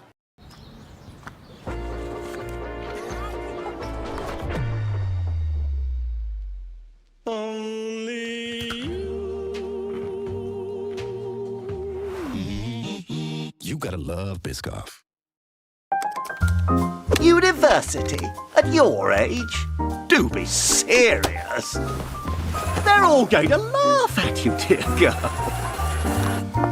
You'll never get in. Anyway, you're far too busy with all this. Unlike your inner critic, Arden University takes a more positive view with flexible degree courses and the support you need to succeed. Start your degree at any age. Silence your inner critic. Search Arden University to learn more. Japan, South Korea, he tweeted out today, or Truth or whatever, Vietnam is coming down the pike. And by good deals, we mean more American products sold in these countries. Yes, I think that's a little bit one-sided because you guys have the great advantage to export services all over the place. Germany has a lot of it. No. You guys have BMW and Mercedes and Volkswagen and Bayer and Hugo Boss and Lufthansa. I agree. You guys have some really good companies. BMW, you mentioned BMW. Yeah, they Bavarian export Motor a Works. lot from here. No, that is true. But if they're made here, that's tariff-free. Yes, but I'm period. just It's zero tariff. But Okay. BMW, to your credit, BMW makes a ton of product in America. Yes. And last question. But can I ask a question? Yes. How many Ford Explorers do you see in Germany? None, but they're also a little too wide because our streets are okay, narrow. yeah. So you there's issues Germans with that. like your little skinny cars on the Autobahn, right? Okay, last Let me question. ask you a funnier question. Do you see any Teslas? Yes, we do. Now with stickers, I bought this before Elon went crazy. Oh, really? In Germany? Yeah. Yes. Anyway, one question about Yeah, Elon sure. Musk. So do you agree that it would be a good idea, which he put forth when he was in Italy, I think 2 weeks ago, to have a free trade zone between America and the EU? Potentially, only if the EU makes a big promise on LNG. I think they would be totally willing to. That's because the condition. Yeah. If Europe is going to be able to use America as their sole energy source, I think it's a good idea. And if Germany will drop its tariffs on our imported goods. I think they're willing to. Okay, and then- I think then that should be the I goal. think Trump should have a good relationship with Merz, and they should stop supporting But the AfD. there's one last thing. Europe has to stop this crackdown on free speech. And Yes, but look, Hold on, JD, hold on. JD Vance's speech was good, the first third, but he takes like one instance No, from it's Britain. not one instance, my friend. No, in Germany, there are hundreds of instances where they are knocking on doors and arresting people for hate speech violations But because the they're thing racist. with the abortion clinic would have never happened in Germany, and Britain has a far This is left not even an government. abortion clinic. This is for racist No, speech but I'm online. saying what JD Vance quoted in his speech at the Munich Security Got it. I know. Conference. I gotta get where to the I next also question, think but he should have talked about we will security. only. I think Europe needs to become a much better protector of freedom of speech than it currently is. I agree with And- that, and- but I don't think you should put all the European countries in one box. Germany's pretty bad. I think you are wrong about that. All right. You I'm should coming have to good Germany in commercial- May. I hope to see you All right. there. Thanks for talking Thank to you me. very much.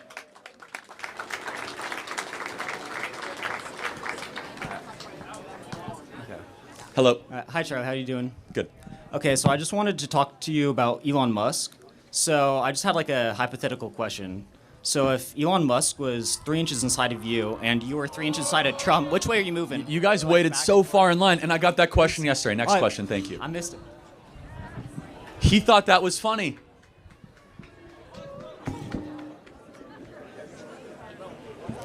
That's good. That's good. Thank you.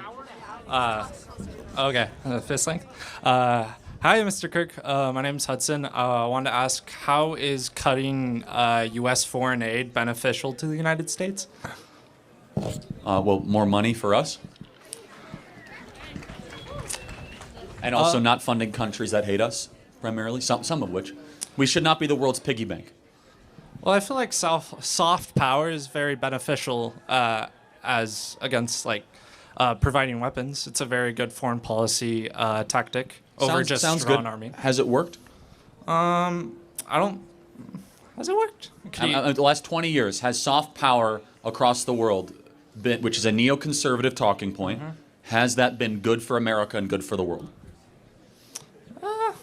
I feel if we could prevent the death of even a small number of people, it's beneficial. Giving HIV vaccines, any other vaccines is very beneficial. It can prevent the COVID 2024, 2026 if it was to happen in Africa. I think just stopping another COVID and then another stock market fall would be very beneficial. Yeah, I don't know what that has to do with USAID money, but it has everything to do with it. Don't we give a ton of money to Africa for vaccinations of USAID? well, that's very little. That's a very little portion of it. But most of the money are just blank checks to their governments. They're just here, go spend the money. I mean, in Iraq, we spent $20 million on, a Sesame Street equivalent in Iraq. I mean, the stuff is so ridiculous. Sesame Street, the Ring Road? Yeah. Wait, the Sesame Street, like the. Yeah, the cartoon. Yeah, I know what you're talking about. So, I mean, look, I asked the question, has it worked? The last 20 years, did soft power work in Libya? Did soft power work in Venezuela? Did soft power work in Somalia? Did soft power work in Iraq? Did it work in Syria? Did it work in Yemen? Did it work in Ukraine? Ukraine's a great example of USAID money. We've pumped tens of billions of dollars into Ukraine Hasn't really worked. So this idea that like we as Down, up, right, left, inside, out. Sometimes it's hard to make sense from nonsense. The Economist goes beyond the headlines. More than news, a trusted global perspective. The Economist, know which way is up. This PC is powered by Snapdragon X Series platforms. That PC isn't. What's the difference? Here's a little intel on what's really inside. This PC runs at max performance when it's unplugged. That PC drops to as little as 55%. In fact, this PC is the fastest with multi-day battery life, while that PC is getting left behind. Snapdragon X Series, the max performance that you deserve. I don't agree with your argument because well, then show me an Ukraine example where it's worked. Well, Ukraine is still standing. Barely. I mean, Ukraine's a destabilized, corrupt country where oligarchs have fleeced their citizens for 30 years because of U.S. taxpayers. 20 years. Well, I can imagine there's quite a bit of corruption in Ukraine and quite Russia. Corruption can be a part of a system. However, I think without the United States, Ukraine would have fell quite quick without the amount of money given. Yeah, I mean, I would say I don't think Vladimir Putin would have invaded if we didn't say Ukraine was going to go to NATO, which we said multiple times. We largely provoked Vladimir Putin's evil invasion of Ukraine. It was largely provoked by us. By us? Yes. But aren't we quite powerful? Yes, and we shouldn't have provoked it, is what I'm saying. We should have grown closer to Russia, not further away from it. I think Russia's always been a pretty bad faith ally throughout history. I think history. I mean, well, we did work with them to defeat the Nazis, right? So. Yeah, and then immediately after that, they were the enemy for 50 years, and yeah. Even though, and the question is of whether it should happen. Thank you for your time. I got to get to this question. Thank you. Who wants hats, everybody? Let's do some.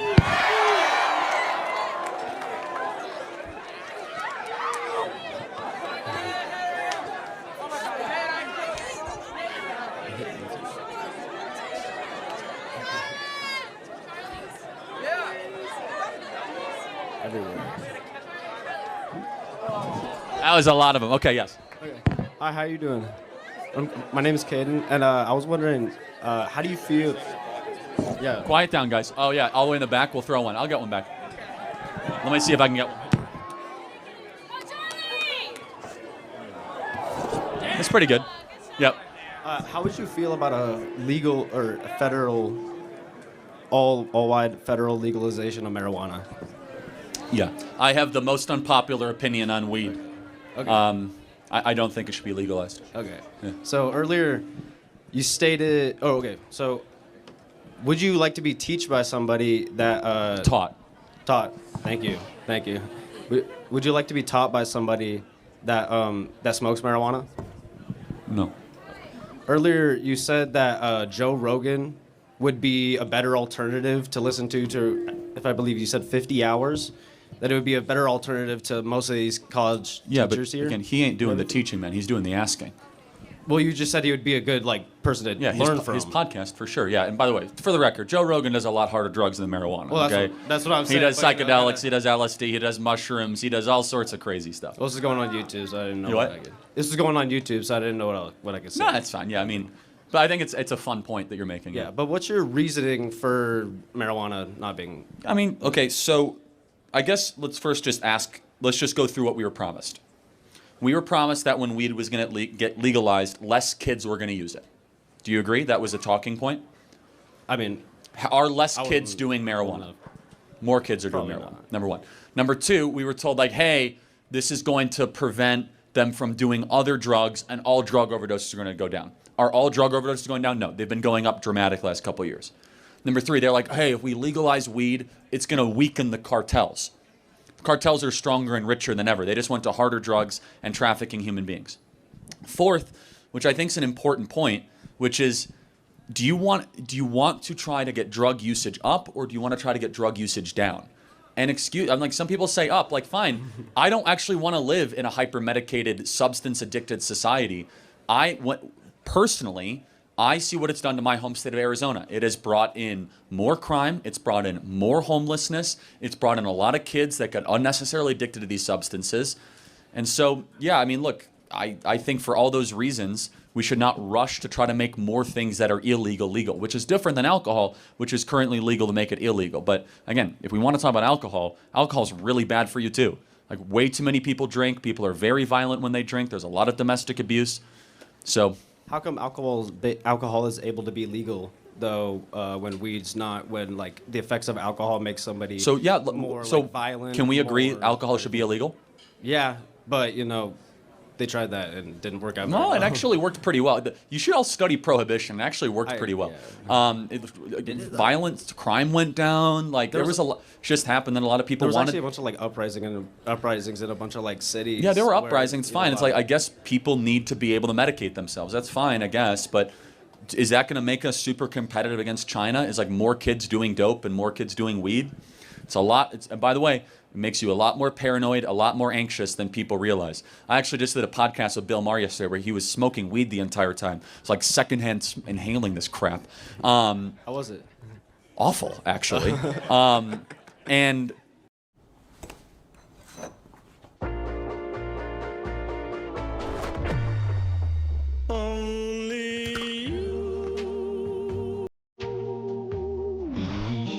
You gotta love Biscoff.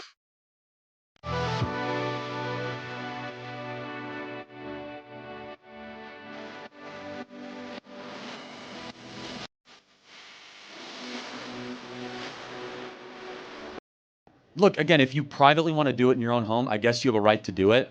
But we are trending towards a society that is promoting and elevating series of substances that do not make you hyperproductive. Do you know what Donald Trump and Tucker Carlson and myself all have in common? We don't drink alcohol. We don't do any drugs. The most hyperproductive people that I find that are actually able to achieve stuff are not the ones that are like, doing LSD or smoking dope. Like, yeah, I guess Joe Rogan is an exception to that. But like, I'll just be honest, guys, you're being sold a bill of goods if you think it's good for you. Well, it's not necessarily like something that's like I would be taking for medication. Like, I mean, not me personally, because I don't have, some sort of disease or like injury to where I would need to take that. But it's just sort of like a fun recreational thing for people. Has it made the state of Washington a better place to live?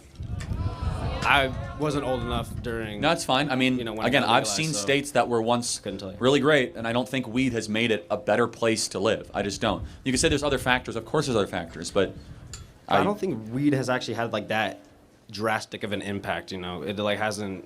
I mean, again, more kids are doing it. We have more hospitalizations. We have more 13, 14-year-olds that are doing edibles.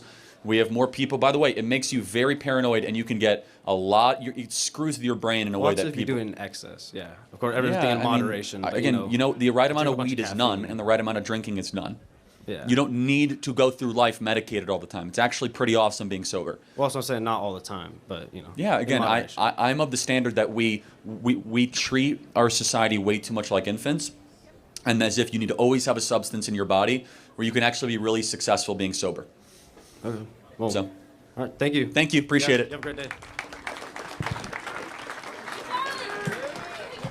Yes, we'll give him a hat. Let me see if I can get. Oops. Thank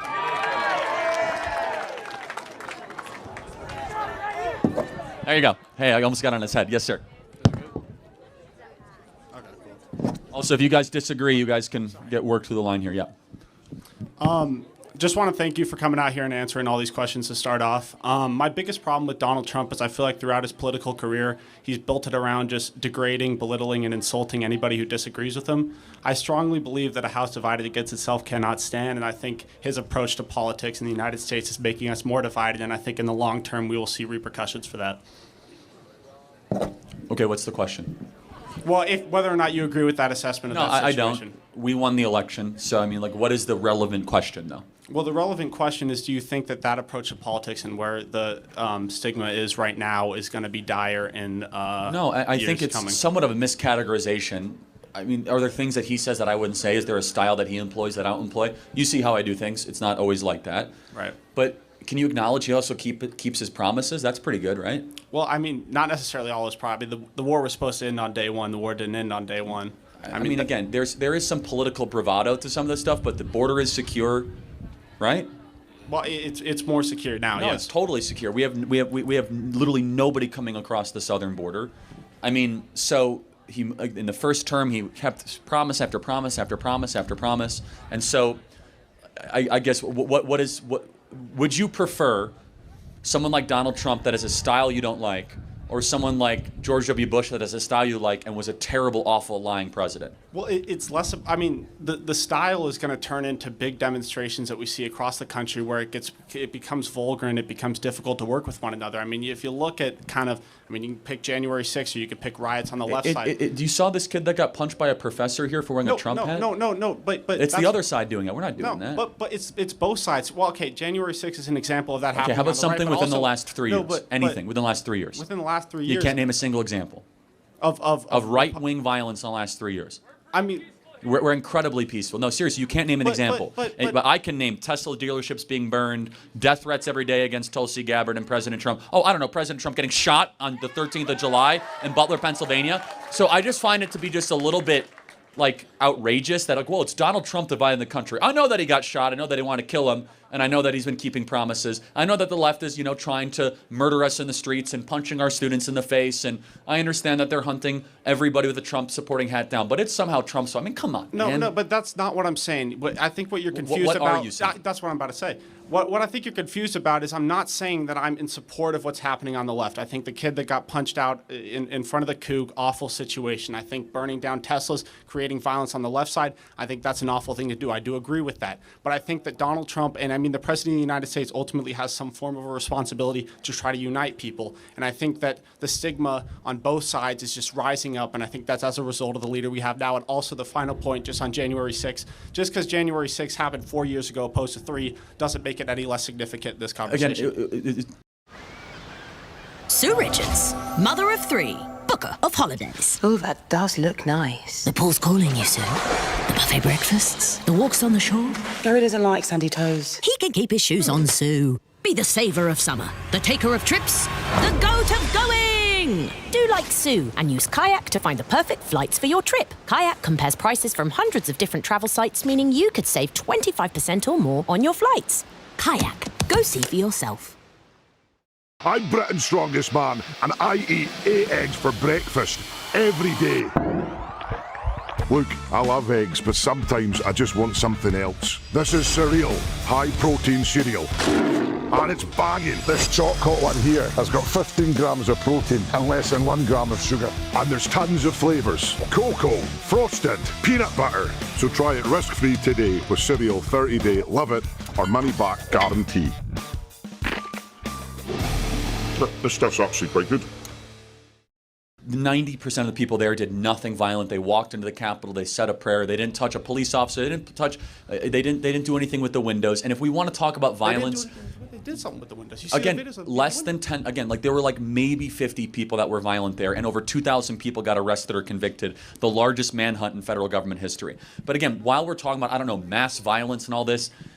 You remember the summer of 2020 where actually material violent crime went up across the country? I know that you're not saying it's good. I don't agree with that. But I know, but it's just what exactly is your issue with Trump? He says mean things? Well, I mean, yeah, to some extent. I mean, come on, man. You're more mature than that. It's ridiculous. No, but to some extent, what the thing is yeah, you can dumb it down to he says mean things, but he antagonizes the other side so far to the point. Come on, how? No, but it's. How? Yes, how? Anybody who disagrees the guy, with him, they shot him. Oh, he's antagonizing them. They try to put him in jail for 700 years. Oh, he's antagonizing them. That's not what I'm saying. No, show me examples. Tell me exactly how Trump is antagonizing the other side. It's not just the other side. It's Republicans as well. Show me. No, come on. Where are your examples? Okay, well, I mean, from the Republican side, just as a specific instance, at a 2015 Iowa forum with John McCain. That's 10 years ago, man. But he was 60-some-odd years old 10 years ago. This is an outrageous claim. I mean, can you name anything within the last decade that Donald Trump has done to divide the country? Seriously, it's he's antagonizing. Well, there was a thing in 2015 at an Iowa. Okay, well, just take the debate then against Kamala Harris, a fear-mongering example where he's talking about illegal immigrants coming over and eating the cats and dogs. Well, how does that antagonize the other side? Because it creates a situation where it seems like what's going on is worse than it actually is. It's offensive to a lot of illegal immigrants that look at that. Oh, it's offensive to the people that broke into our country. I'm sorry, leave. You broke into America. I'm sorry that we're offending you. Well, no, but I'm so sorry.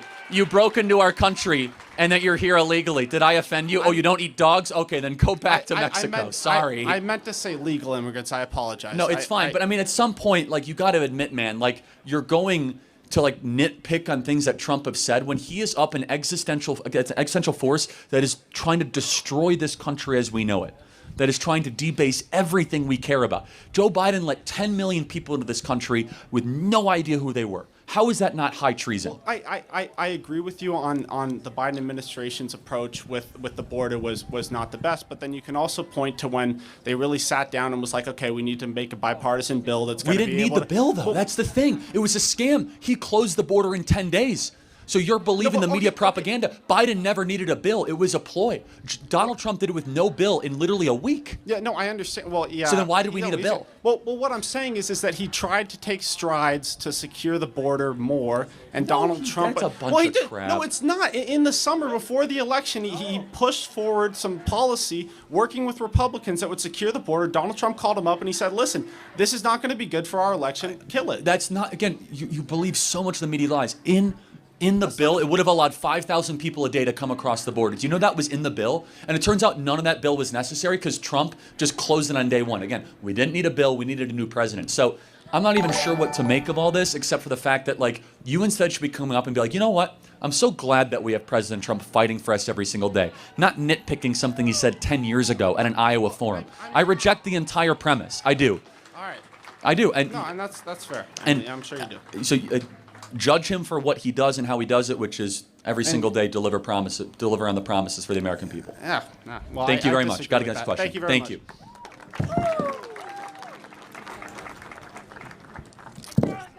I'll try to throw in there. Any disagreements, guys, we can work through here. Yes.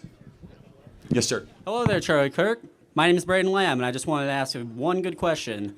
Why should rapists benefit from spreading their genes into the gene pool? Well, I don't think they should, but I think that human life deserves to be protected. I agree. It's not a reward for rapists. It's a universal human equality. However, I don't think, while the child morally should not be punished, the rapist benefits automatically from having the child spreading their genes in the gene pool. Okay. Now, I say this because as a pre-med student, I have to keep an open mind about other people's beliefs, and this is one of the things I would have to do in pre-med is consider someone who believes in abortion versus my own standard beliefs. I believe that if someone is raped and they have a child by that rapist, that abortion should be an option, but it should not be the first answer. Do you agree or disagree with that? I disagree. That's a fair opinion. Yeah, I mean, you have a right to that opinion, sure. All right. You have any other thoughts on that, or is that about it? That's about it. I think we've discussed that topic thoroughly today. I have thoughts, though, as well. I just want to see that one tidbit. Thanks. You want mind if I have a yes, white sir. hat for my sister? Yes, sir. There you go. Thank you very much. Thank you very much, Charlie Yes, Kirk. next question.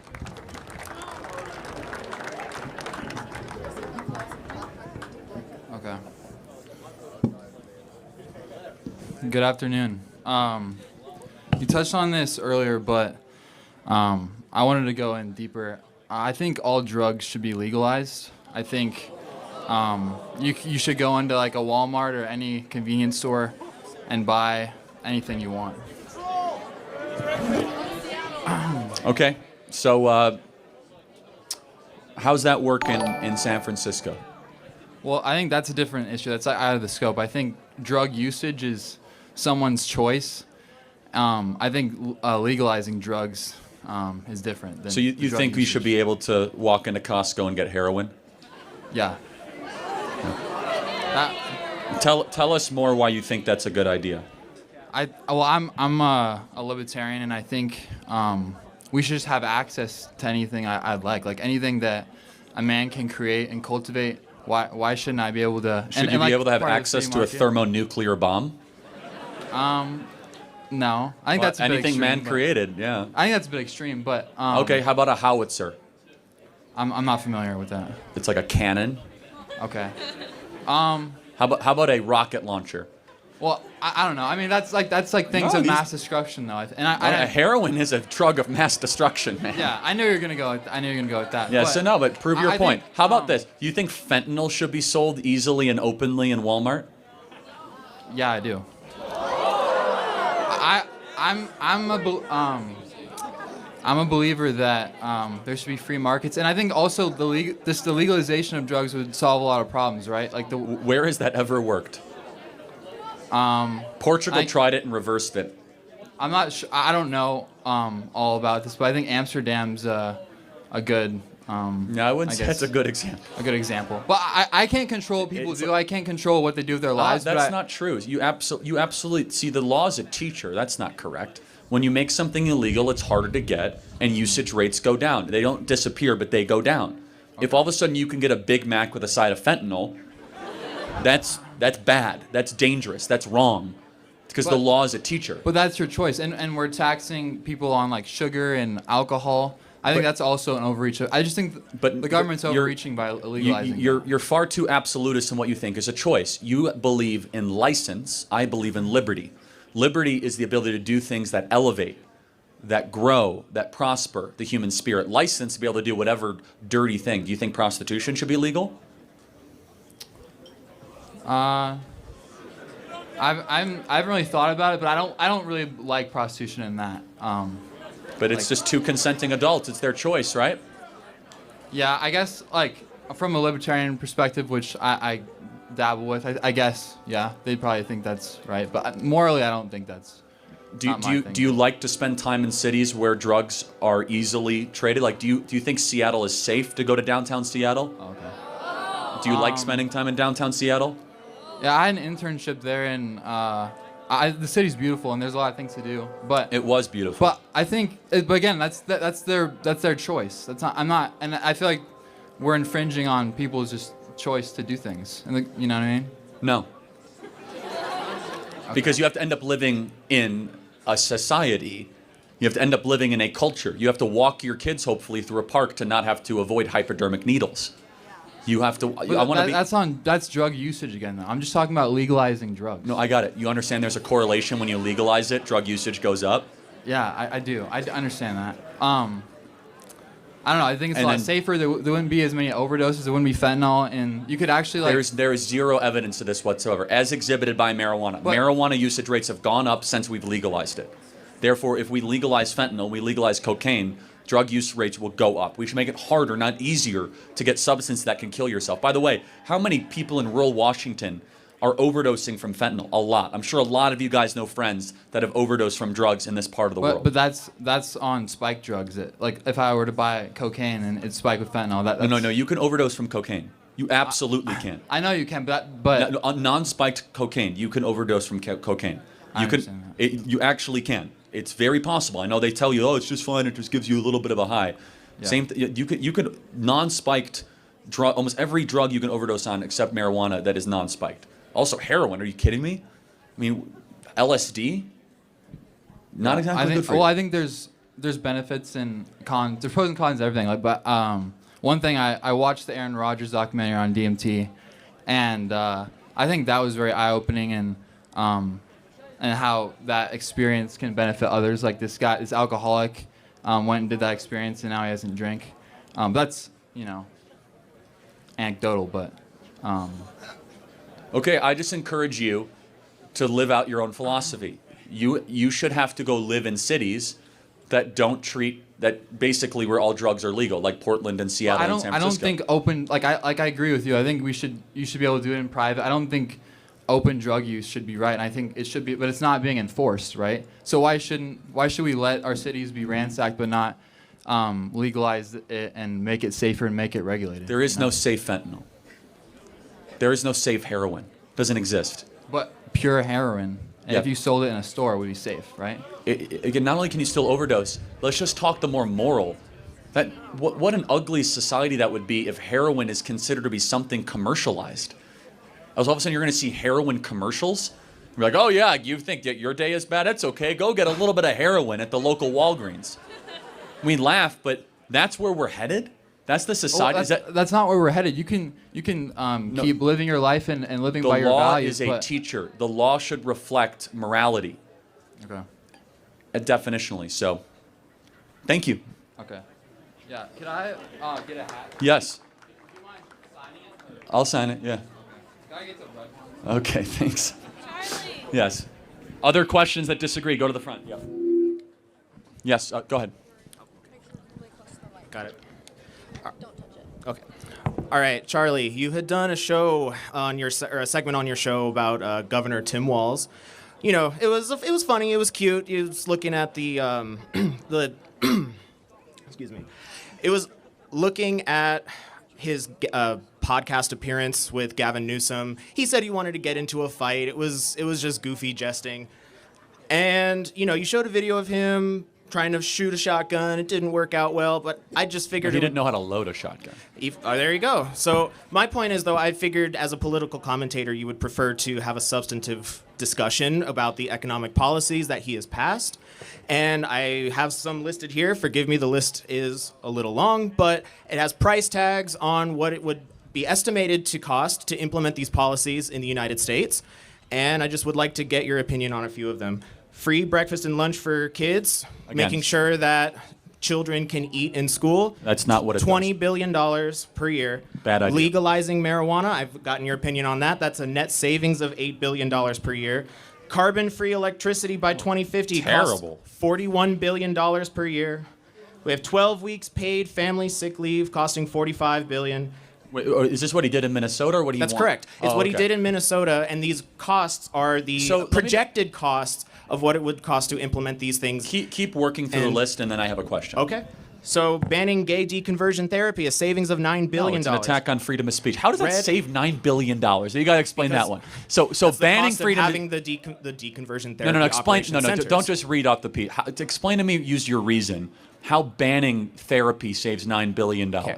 Let's go through the rest of the list. I'll come back to that point as well. Okay. Now, I still have a few more. Red flag laws. If someone says I'm against. that if they want to shoot up a school, then the government has a right to confiscate that person's That is guns. not what a red flag law is, for the record. A red flag law is that somebody, like a spouse who's in a dispute, could wrongfully accuse their husband, who's a veteran, oh, he's violent or whatever, even though he isn't, and his rights get taken away. Or even worse, a husband can say it against his wife, and she's not able to protect herself.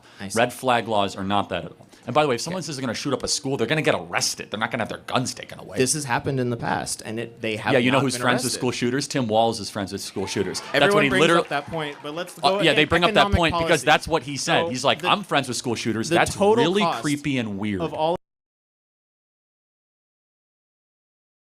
of these are You hear that? That's $161 billion per year. Now, if it comes to How does a red flag law save $61 billion a year in Minnesota? What is the GDP in Minnesota It's not like? in the Minnesota cost. I'm saying that these costs added up for the entire United States to implement them, $161 billion per year on average. Right? There's some wiggle room there. How would a red flag law save you $161 billion a year? Everything collectively. Oh, I'm sorry. Okay. Yes, got it. everything collectively saves Still, I 161. don't believe it, but fine.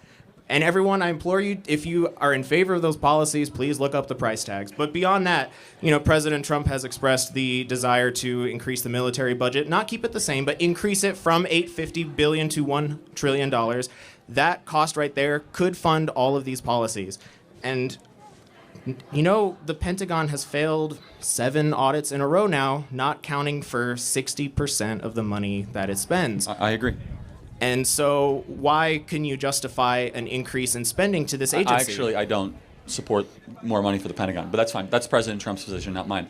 But just one very simple question. If Tim Walz was such a good governor, why is Minnesota losing population? I mean, I know his net favorability rating is positive. No, but if all this is so good, why are people net leaving Minnesota and going to other states? They're not flocking to Minnesota. I fail to see if there's a direct correlation between... Of course there is. People vote with their feet. They go to Florida. They go to Texas. They go to Arizona. They go to states that are rational and sane and that don't have tampons in boys' bathrooms. I would think that a lot of the people in this crowd would be in favor of just tampons being more readily accessible. In boys' bathrooms.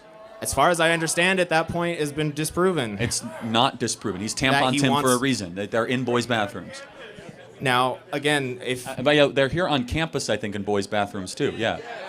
So he's just not disproven. It's the liberal way. But no, you got to explain to me how, like, the gay conversion therapy, how that saves $9 billion a year. Like, what is that all about? That just sounds fake. Well, there's the cost of maintaining these facilities, right? There's paying the employers who work at them. And they're not funded by the government. These are private churches that do counseling. So how would like banning freedom of speech save $9 billion a year? It's on your list. It's like totally fake. Even if that point is disregarded, what How about does a red everything flag else? law save you money? Less than $1 billion. Now, But how? I mean, like, this is just like a fake list you put together. There's like no, any of the policies can be searched with minimal research to find I'm price not tags. doubting that the policies exist. I don't understand how you could say they save money.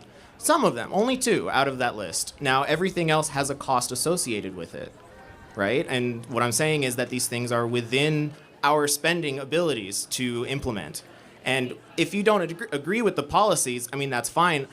Things like legalizing marijuana, for instance, popularity-wise, polls 60 to 70%. And it costs states more than anything else. It costs more in hospital room visits, costs more in police. It has cost Colorado There a are ton costs. of money. There are costs, but there are net savings. It's as in whatever money is generated, whatever revenue is produced, will outweigh those costs. That has not borne it out. So do you think you're a big Tim Walz fan? I can tell. Based on his policies, yes. Okay, great. And and as far as paying for them, I think the question that people usually mock in return to these ideas is, how do we pay for it? How could we possibly pay for these things? Actually, not a single one of those are good ideas that should happen. 12 weeks paid family leave? Not by the government, no.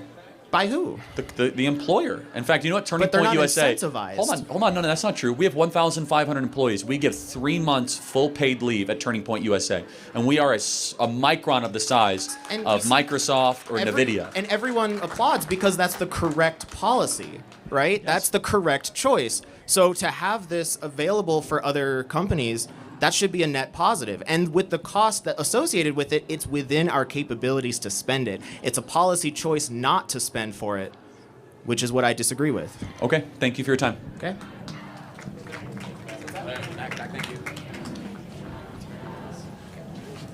Are they still yammering over there? Jeez.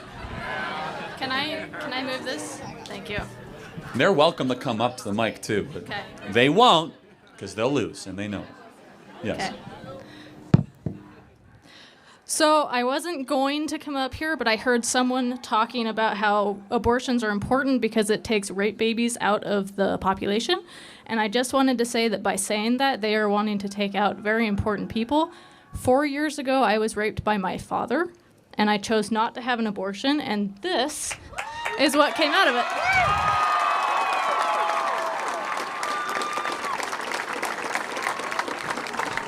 I'm very sorry that happened to you. That is incest and rape.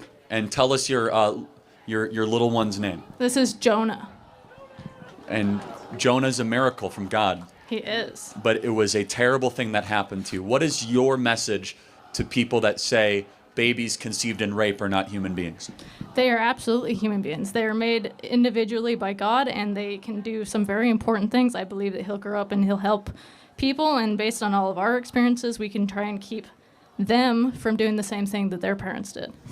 Praise God. Jonah is alive because of your courage. And you turned something evil into something good. So God bless you, and thank you so much. Hi, Jonah. You want a hat, Jonah? Yes, please. God bless you. Thank you.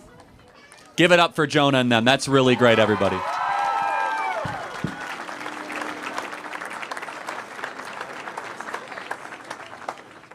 All right, so I kind of have two questions at once. How do you support the Second Amendment on concealed carry and be anti-abortion? Because it's still taking a life. If you shoot someone in self-defense, you still took a life. Okay, well, first of all, it's self-defense. Secondly, you know guns are used for other things. Yeah, so that's why I say I have And two an ownership, questions. you know, less than 1% of any gun owner will actually ever use their guns on another human being. Right, that's why I say I have two questions, because I'm actually extremely pro Second Amendment, more than you, to the extent I believe that the main fighting force in America should be in the hands of the citizens, not in the government. So when the Founding Fathers wrote the Second Amendment, they didn't immediately go make an organized military. They left the guns in the hands of the people, and they just beat the British with personally owned firearms. And so if you can afford it, I think you should be able to have a tank sitting in your garage. How about a thermonuclear weapon? I would say not nuclear. Why? How about, come on, man, people are the military. Why not nuclear weapons? Because if you had it so it was all in your, as the citizens that had the weapons, we wouldn't get into... The citizens do have the weapons. That's first where you're wrong. Who's in charge of the military? I guess that's a good point. Yeah, we have a citizen-led military in this country. We do not have a military-led military. That's a distinction that is not always mentioned. The head of the military is a democratically elected individual by the people. Donald Trump never served in the military, yet he's in charge of the armed forces. Pete Hegseth, civilian. The people in charge, in fact, you can't serve to be head of the Department of Defense as a former general without a waiver from Congress. We have a civilian military. We do not have a separate military branch that there's permanently as a junta. Yeah. I guess I was thinking, because if it was all citizen, like... It is. That's the point. The commander-in-chief is a citizen by us. We do not have generals that just assume control of the U.S. government. It doesn't work that way. We're not Syria. We're not Libya. So your whole premise is wrong. We have a civilian-led military. I guess I hadn't thought of that way. So... guess you answered my question. Thank you. Thank you for being honest. Can I have a hat? Yes, thank you. And I want to just elaborate on that. It's a very important distinction, everybody, that our military, we have a joint chiefs that can only advise on it. We do not have a permanent military class that is technically calling shots. All right, what's up? Charlie, right? Yes, I think I've met you before. Maybe I'm wrong. No? I don't think so. I don't come to these types of things. But, so, you know, a lot of liberal people say that Trump is authoritarian and different than any other president, right? And you disagree with that. So I was wondering, what's the smallest thing that Trump could do that would, you know, be different and authoritarian, and a warning bell in your sign that it's undemocratic, you know? Like, is it running for a third term? What is it? So you want me to answer a hypothetical? I want you to make a stance right now that you're saying, I'm never going to take this back. If any president does it, not just Trump, if Joe Biden did it, then it would be, and it can't be, you know, something like, oh, if they took out all the Republicans. If Donald Trump did what Biden did, which was trying to use the Justice Department to imprison someone that he was running up against, I would speak out against that. Okay. When Joe Biden used the Department of Justice to try to put Donald Trump in prison for 700 years, that's the thing that dictatorships are made of. And no one spoke out against it in the media. We acted as if this was normal. Okay, Trump's just going to go to jail for 700 years because he's running for office. Regardless of who's president, you should not lock up the dissident leader. If Bernie Sanders runs for president, we shouldn't try to put him in jail. If AOC runs for president, we shouldn't try to put her in jail. It's bad for the country. Yeah, so like lock up crooked Hillary, that's like... yeah, like, I get it now. If you say lock up crooked Hillary, then that's like, you know, trying to imprison your dissident, someone who's going against you. Yeah, well, she lost, actually. Yeah, so, okay, so if you win, then it's okay. Well, no, actually, we didn't control the Justice Department at the time. You following? Okay, yeah. Right? Who was president in 2016? Yeah, it was... It was Obama. It was Obama. Yes, when we said lock her up, that was a chant trying to say that someone who broke the law should be held accountable. There was no Justice Department that we controlled. It was Obama. Instead, you have to make... do you think it was wrong that Trump was hunted down by Biden's Department of Justice for 4 years? Can you disavow that? Can you say that Joe Biden himself ordered all of that? Yeah, it was Merrick Garland, who's his attorney general. It's his government. It wasn't like a separate branch of government. So can you say that was wrong? That is dictator stuff. That is third world stuff. Can you say that? Yes or no? Can you say that that was wrong? Come on, man. I heard that. Well, I hope you all have a good night. No, was it wrong that they tried to put Donald Trump in federal prison for hundreds of years? I think that they had genuine concerns. That's my point. So you're a defender of a dictatorship. Here you come up, be like, oh, you know, what can you say about Donald Trump being an authoritarian? You're a defender of authoritarian practices. So the hallmark characteristic of an authoritarian government is we are going to put the person who is not in political power while we hold political power in jail. They're doing it to Bolsonaro right now in Brazil. Even Putin does it to dissidents in Russia. They do it in China. And yet, you won't even say, nah, this is wrong. This is weird. This is not good. So Joe Biden's a dictator? Of course he was. Okay. He had authoritarian tendencies in this regard. His entire government did.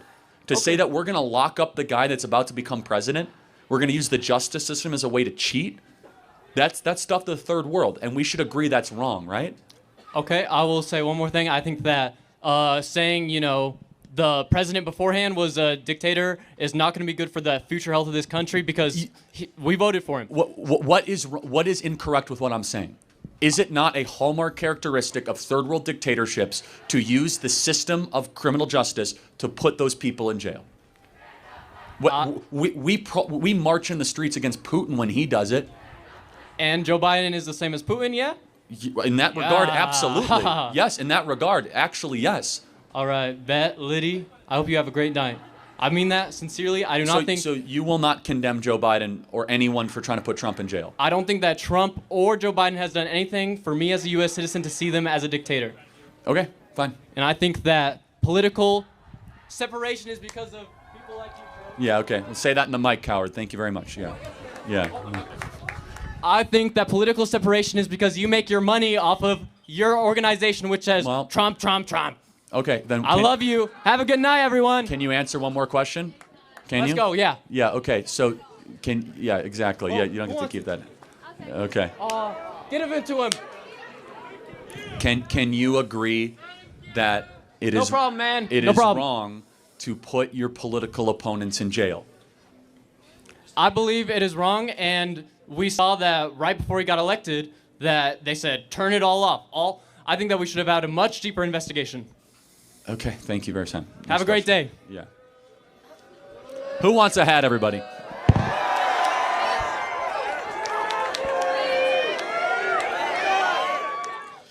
All right, I had a question about, I'm Tyler, by the way. I had a question. My girlfriend and I have differing political beliefs. We voted differently. We're both Christians. We have a lot of the same beliefs about how humans should be treated, abortion, that type of thing. But identity politics a little bit, not liking candidates based on their personality versus their policy kind of divided us. Also, prioritization of policies. So she's a little more foreign helping. And I think we should be more focused domestically right now with the damage we've, taken on the last 4 years. So how should we handle our relationship when we have a lot of the same values but differing political beliefs? It's a really good question. So would you say that even outside of Trump, would you still largely agree on politics or no? I think so. There's a little bit. I think that kind of plays into the identity piece. She tends to think that Trump's anti-immigrant, where I say he's anti-illegal immigrant. Outside of Trump, do you think that she would vote more Republican than Democrat? I don't think so, just based off of the foreign aid piece. Do you want the truth? Yeah. Do not marry this girl. Okay. Do not marry someone that you cannot talk about the daily news with. You guys can laugh at it. Do not build a life with somebody where you cannot agree on what daily news channel to watch. I'm going to be honest. Yeah, we can talk about it, and we agree that a lot of the mainstreams on both sides. You have to agree on it. I'm telling you right now, as someone who is married, when you have to instill values in a child, you cannot have the first elemental issue at 7 a.m. when you turn on the radio or a podcast to be disagreement. You got enough of that already in a home. Yeah. You need to have harmony. Can I ask you specific issues? We agree on abortion. Good. We've talked about immigration, and I've said, Trump's not anti-immigrant, he's anti-illegal immigrant, and we need to protect our own citizens, and we do need to bring in people from other countries, but only when we can actually give them opportunities. And we agree on that type of thing. So what would be dividing beliefs? Well, I asked what was the revealing? I asked, would she vote more Republican than Democrat? And you said, again, I don't want to put words in your mouth, but you said not really. Yeah. And again, I'm only saying build a life with someone where you have agreement on the macro issues. You can have disagreement on the micro issues. You need to agree on religion. You need to agree on eternity. You need to agree on political matters. You could disagree on what type of food you like. That's micro. Yeah. You could disagree on bedtime. Right? You could disagree on the type of cars or where you vacation. That is micro. Macro, you must be in alignment. And understand, let's just take, for example, you're raising a child. And she's like, hey, you take the son in the morning and then he'll be with the mom.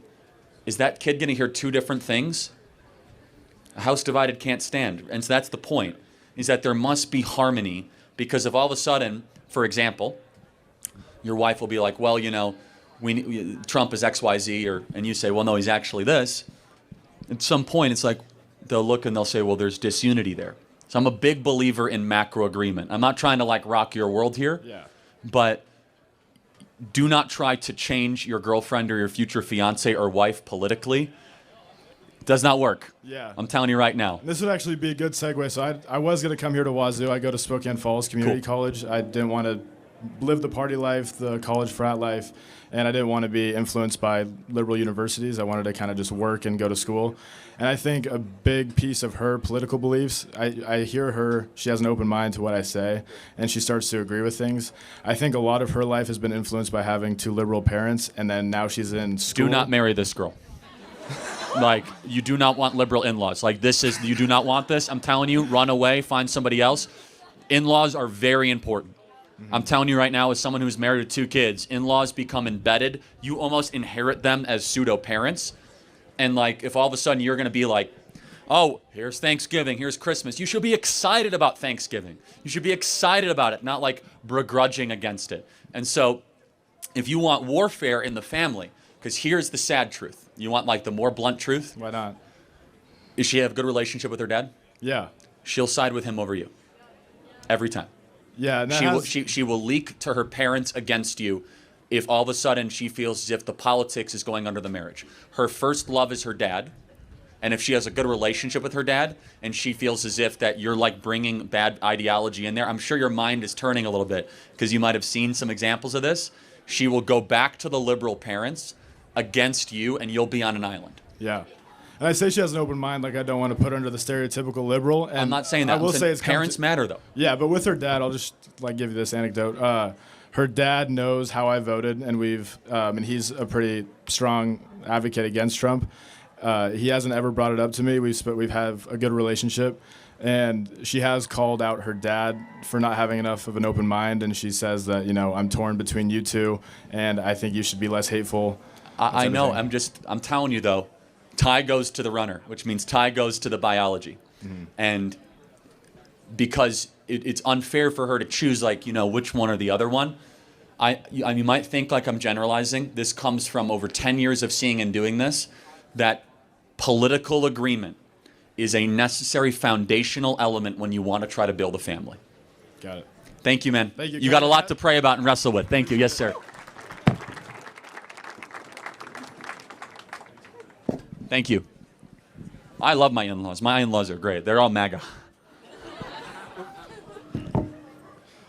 All right, so that green shirt guy from a little while back got me thinking, how in your mind can someone be a dictator when they willfully gave up their office? I mean, you can act like a dictator. And I mean, Joe Biden didn't even know he was president, right? I mean, so for him, he might still think he didn't sign any documents. I mean, this guy's a joke, right? I mean, and by the way, dictators give up power a lot. Bashar al-Assad willingly gave up power in Syria. So that's a bad example. Well, not necessarily. I mean, a dictator implies that there's assumed power there that they have absolute control over. Not necessarily. Again, what I was saying is that, let me be even more clear. Yep. When you use the legal apparatus to go after your political opponent, that is acting like a dictator. In what way? Because there's a dissident, Donald Trump, that's about to encroach on your power, and you're cheating. You are using what should be impartial justice as a way to favor, as a way to give yourself an advantage. So how was the justice impartial when the warrants used to search his Mar-a-Lago mansion were in fact issued by an impartial, neutral judge? Okay, search warrants are very different than indictments, but we shouldn't be searching Trump's residence in the first place. Former presidents should be off limits. Period. Unless they're doing something, I don't know, like flying to Epstein's Island, then you actually don't get anything wrong that happens to you. So it's like, the point being is that we shouldn't be going after former presidents.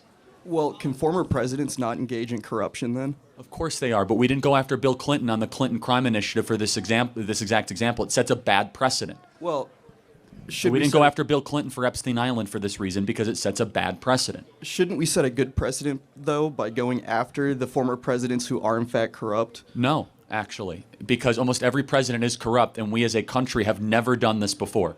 We basically say these are largely off limits because it will be so divisive and destructive. People want to know why the country's so divided. They tried to put Donald Trump in prison for half a century. What does that do to the country? It's an insult to all of us. As if, oh, you guys are going to have a voice. So sorry, we're going to go lock him up in prison. It doesn't take a lot of schooling to know that that's cheating. That's unfair. That is not playing by the rules. Well, to be fair, right? Like, it's not necessarily not playing by the rules because it wasn't Biden himself that issued that order. It was a Biden-appointed It was his judge. person. No. It was Merrick Garland that orchestrated the whole thing. And Merrick Garland reported to who? To Joe Biden. Yeah, but they still have their own unique opinions and ideas. Merrick People Garland aren't- cannot do something that's not in harmony with the president, period. Well, no, that's not true because judges are supposed to be impartial. Not judges. DOJ. He's the Attorney General of the United States. But that's still like that's someone who's supposed to be impartial.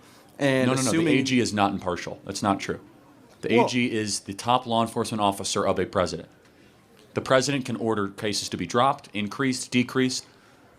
That's the thing is the Department of Justice can't have an opinion on a case, but the president can stop the case, right? Like the president has power to put things to an end, but he doesn't have the power to start Yes, he things does. within the DOJ. Yes, he does. You're wrong. He just did that with Miles Taylor. That's not correct. The president, the full authority over the Attorney General's office. DOJ is completely under the authority of the President of the United States. It's not its own branch. It's not. But by the way, tell me what branch of government is it then? What article of the Constitution of the DOJ? judicial under? branch. No, it's not actually. Yeah, it's the in Article. Department of Justice. Dude, you understand? The DOJ is in Article 2. Okay, the judicial branch is in Article 3. How many articles of the Constitution are there? Hell if I remember, dude. Yes, 7. Right, exactly. So the judicial branch is Supreme Court, District Court, Circuit Court. The Department of Justice is the law enforcement of the second article, the executive branch. That is why the president appoints the head of the Department of Justice. But that's the thing, though, is justice is blind, right? Justice is supposed to be neutral. So in a department that's supposed to be neutral, to adequately distribute justice to people who deserve it, right? Is it not wrong to try and press charges on a former president, and then if it comes out that they're innocent, then it's just all said and done? I mean, Trump's trial didn't, like, get him put in prison for the rest of his life. Like Because the trial never actually came to fruition. Again, Yeah, I don't even know what we're exactly. debating here. It's hard to kind of take what you're saying seriously because you don't even know the branches of government, to be honest. So, like, it's like, let me just make this as simple as possible. They tried to prevent Trump from being president by putting him in a prison cell. That is wrong, and it should never happen again. Thank you very much. Let's get to the next question.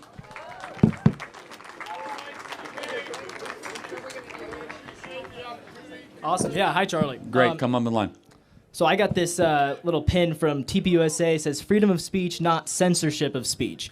And I guess my question for you is, how is that consistent with what Donald Trump's been doing, threatening to remove certain press organizations from the White House press room? Yeah, I mean, they're still able to speak, right? He didn't prevent them from being able to publish articles.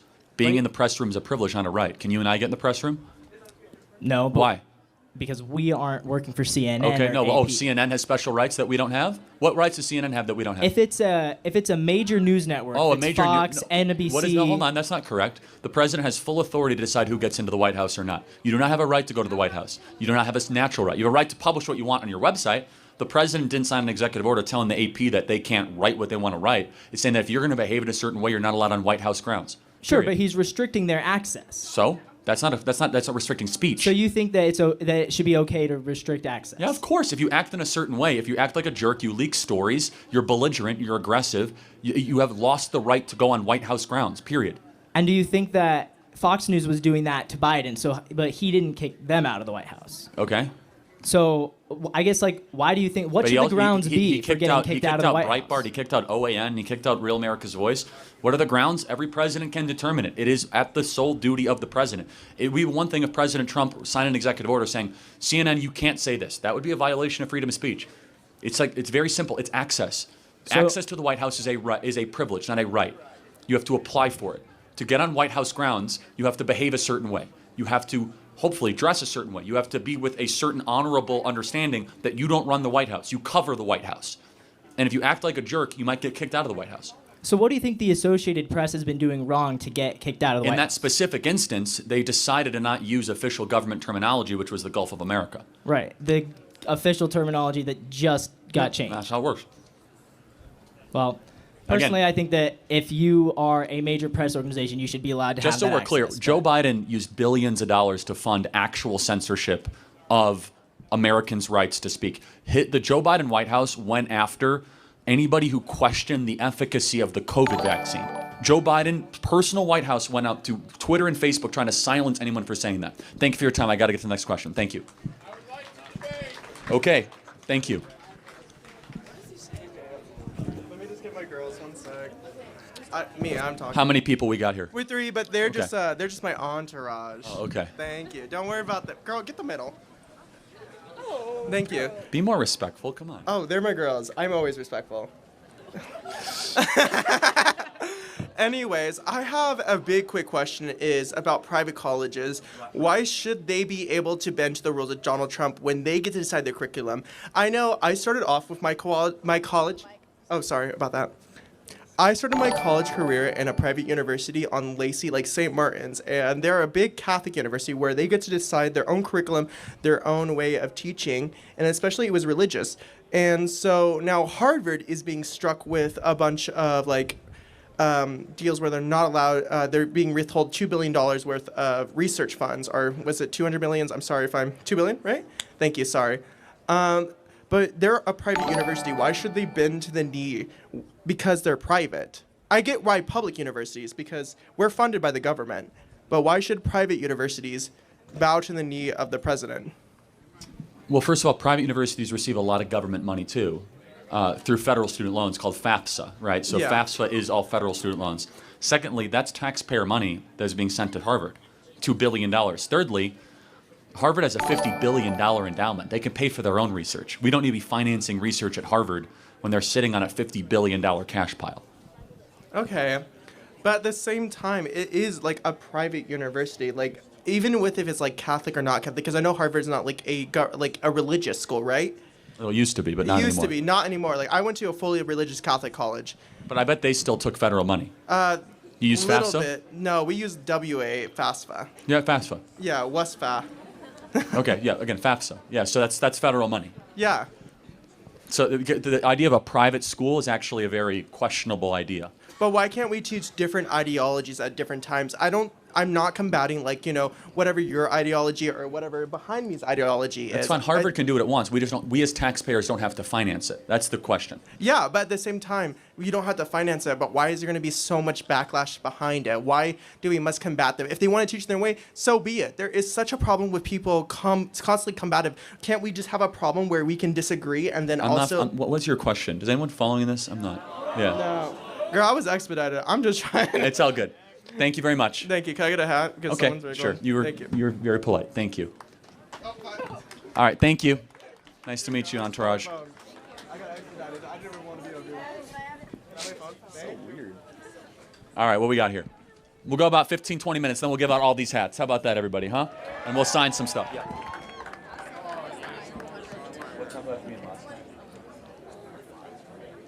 Hi. I have a loaded question for you about gun control, pun intended. I know that you are anti-gun control for some of the previous comments that you've made, including one of the Nashville comments that you wrote a little while ago you were interviewed on.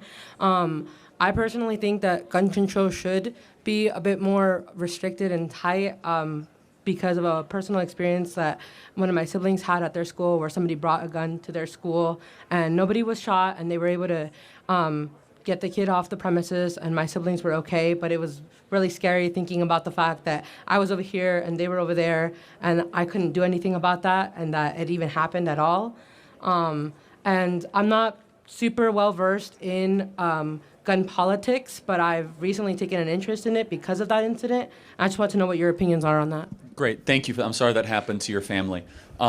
So do you think, and it's not a trick question, do you think gun ownership is a privilege or a right?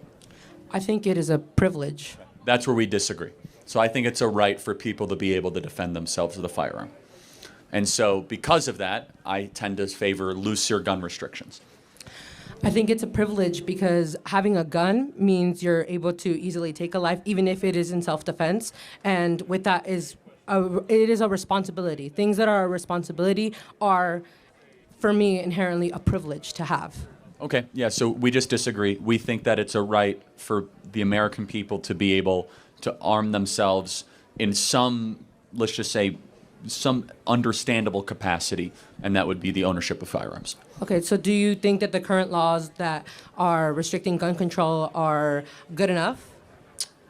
Well, it depends on what state and what context. I would actually think we need less gun laws, not more in certain areas. How so? Which areas are you referring to? Chicago and Washington. I can't imagine. It's probably pretty hard to own a gun in Washington, right? So I guess, and if I can ask, where did that incident happen? Vancouver, Washington, actually. Okay. So that is southwestern Washington, right across the border of Portland, right? Yes. Is that right? Yeah. Great, beautiful spot. So if I could ask, so Washington has very strict gun laws. So does Oregon. That didn't prevent that kid from getting the gun or bringing it to school, right? I suppose not, no. So it's something to think about, right? Yeah, it is. No, I'm not trying to put you on the spot. I'm saying okay. that at times gun control does not work the way that you hope it works. I do not want to see people that should be in mental institutions own weapons. The problem is that it is an overly used distinction where there's a lot of great veterans that get wrongly diagnosed with PTSD and their Second Amendment rights get taken away from them. And finally, I'll say is that I think you as a woman should be able to have an equalizer, which is a gun, to be able to defend yourself against someone that might wish harm with you. So I do agree with that aspect. I also think that this kind of relates a little bit to private citizenship for like military use and gun use, because I think that from what I know, I don't know a lot, so you can correct me if I'm wrong, that their regulations for gun ownership is different than just owning one as a normal citizen. What state or what country? In America. Okay. Yeah. Say that one more time. I'm sorry. Private military-owned corporations that hire civilians with gun rights. Sorry, that's a really long. Yeah, I don't know actually. So you're asking, I'm not sure. So private corporations that hire, they're not called mercenaries. They're more like security guards or with guns. yeah, I mean, look, it's kind of hard to word it. you can get your hands on some pretty sophisticated weaponry here in this country. But I got to get to the next question. Thank Okay, you for that. sorry. I encourage you to read a book. It's called Gun Saves Lives. Okay. All right. Yes. You promise me? All right. Thank you. Here's your hat. Yes, you get a red one. Thank you very much. Want me to sign it? I'll sign it. God bless you. Thank you. Thank you for your question. Thank you. We'll do a couple more. Yes. Thank you very much for letting me come up here to speak today. Much appreciated. Were you the one that was yelling? Yes, Okay. that was me. I was hoping. I'm not technically a student, but I do know a lot of the student body, talk politics with them discreetly on my personal time, and I do want to bring up an important topic which I think is worth debating. But before I do that, I'd like to start out with talking about the rugby team. Sounds like we got a fundraiser coming up here shortly. I'd like to pledge the first $100 to that rugby team fundraiser. And in addition to that, to the rugby team, I will be reaching out to you. Please pay attention if the rugby team is willing to let me host this event. I'd like to host your fundraiser this week to get you your funds for the event. And we're matching it. Yes, and I'll make sure that anything's included. Yeah, we'll figure it out. But I will reach out to you. I'm going to throw a big party. You're all going to be invited as long as you're willing to support the rugby team. Fall for them. If they're willing to work with me on that, they'll do an announcement. Thank you. Thank you. If there's anyone with the rugby team, I'll talk to you soon. We're running out of time. What's the question?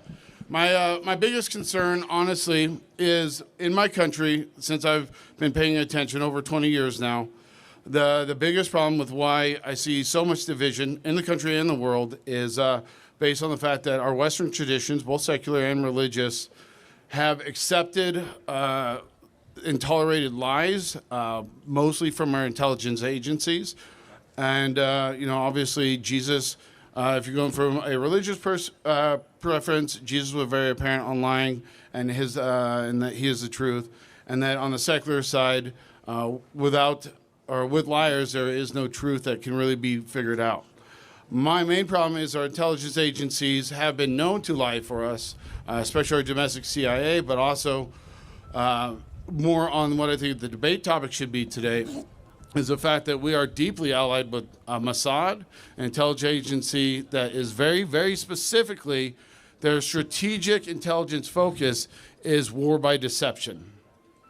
And to me, that is the most anti-Western motto that we could ever be allied with, to the point where I do expect, like most lies do, will rot the core of this country out, as is already done with the division that we see on a daily presidential cycle or daily, weekly presidential cycle. My debate What's for the you question, man? You got it, yeah. Yeah, my question is, will you denounce Mossad's tactic of deception by war? Well, not necessarily. I mean, we use a lot of deception in World War II, didn't we? I mean, for example, I'll give one of hundreds of examples I could give. Do you know we deceived the Nazis thinking that we were going to invade at a different choke point on Normandy Beach?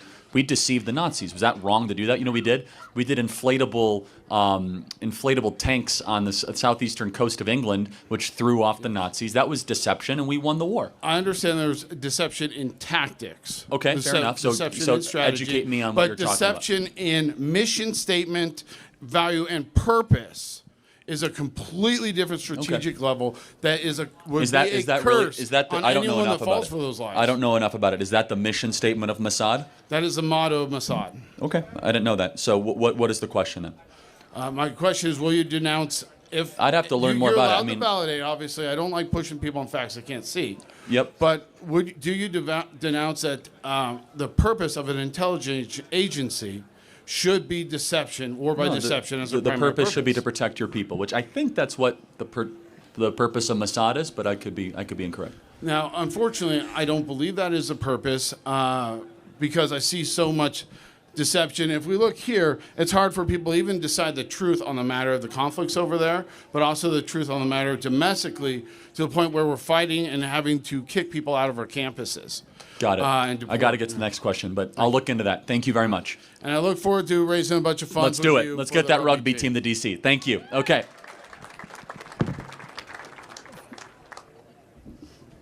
Thank you. First off, I'd like to say God bless you, Charlie, and God bless everybody that you have out here working with you. I've seen them all with smiles on their faces the entire time, not a frown in the crowd. Give it up for the Turning Point team. They do a great job, don't they?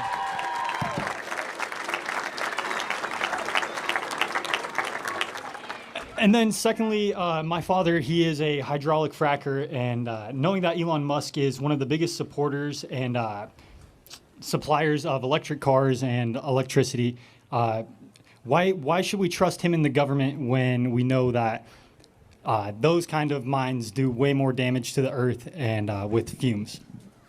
Yeah, I mean, look, President Trump is the president, not Elon Musk, and we are expanding our energy capacity, and we're drill, baby, drill all the way, and we're using our LNG, and so your dad is going to have a lot of work on his hands being in a hydraulic fracturing. So thank you, man. I appreciate it. And then, if it's not too pushy, would it be okay if I got a hat and you sign it for my little brother? Yeah, He's fine. over in the military. Absolutely. Right now. Thank you. I appreciate it. This will probably be the last question. We might go one or two more. Last question, yeah. Hello, Charlie. I'm a University of Idaho student. My name's Ian. Shout out. Go Vandals.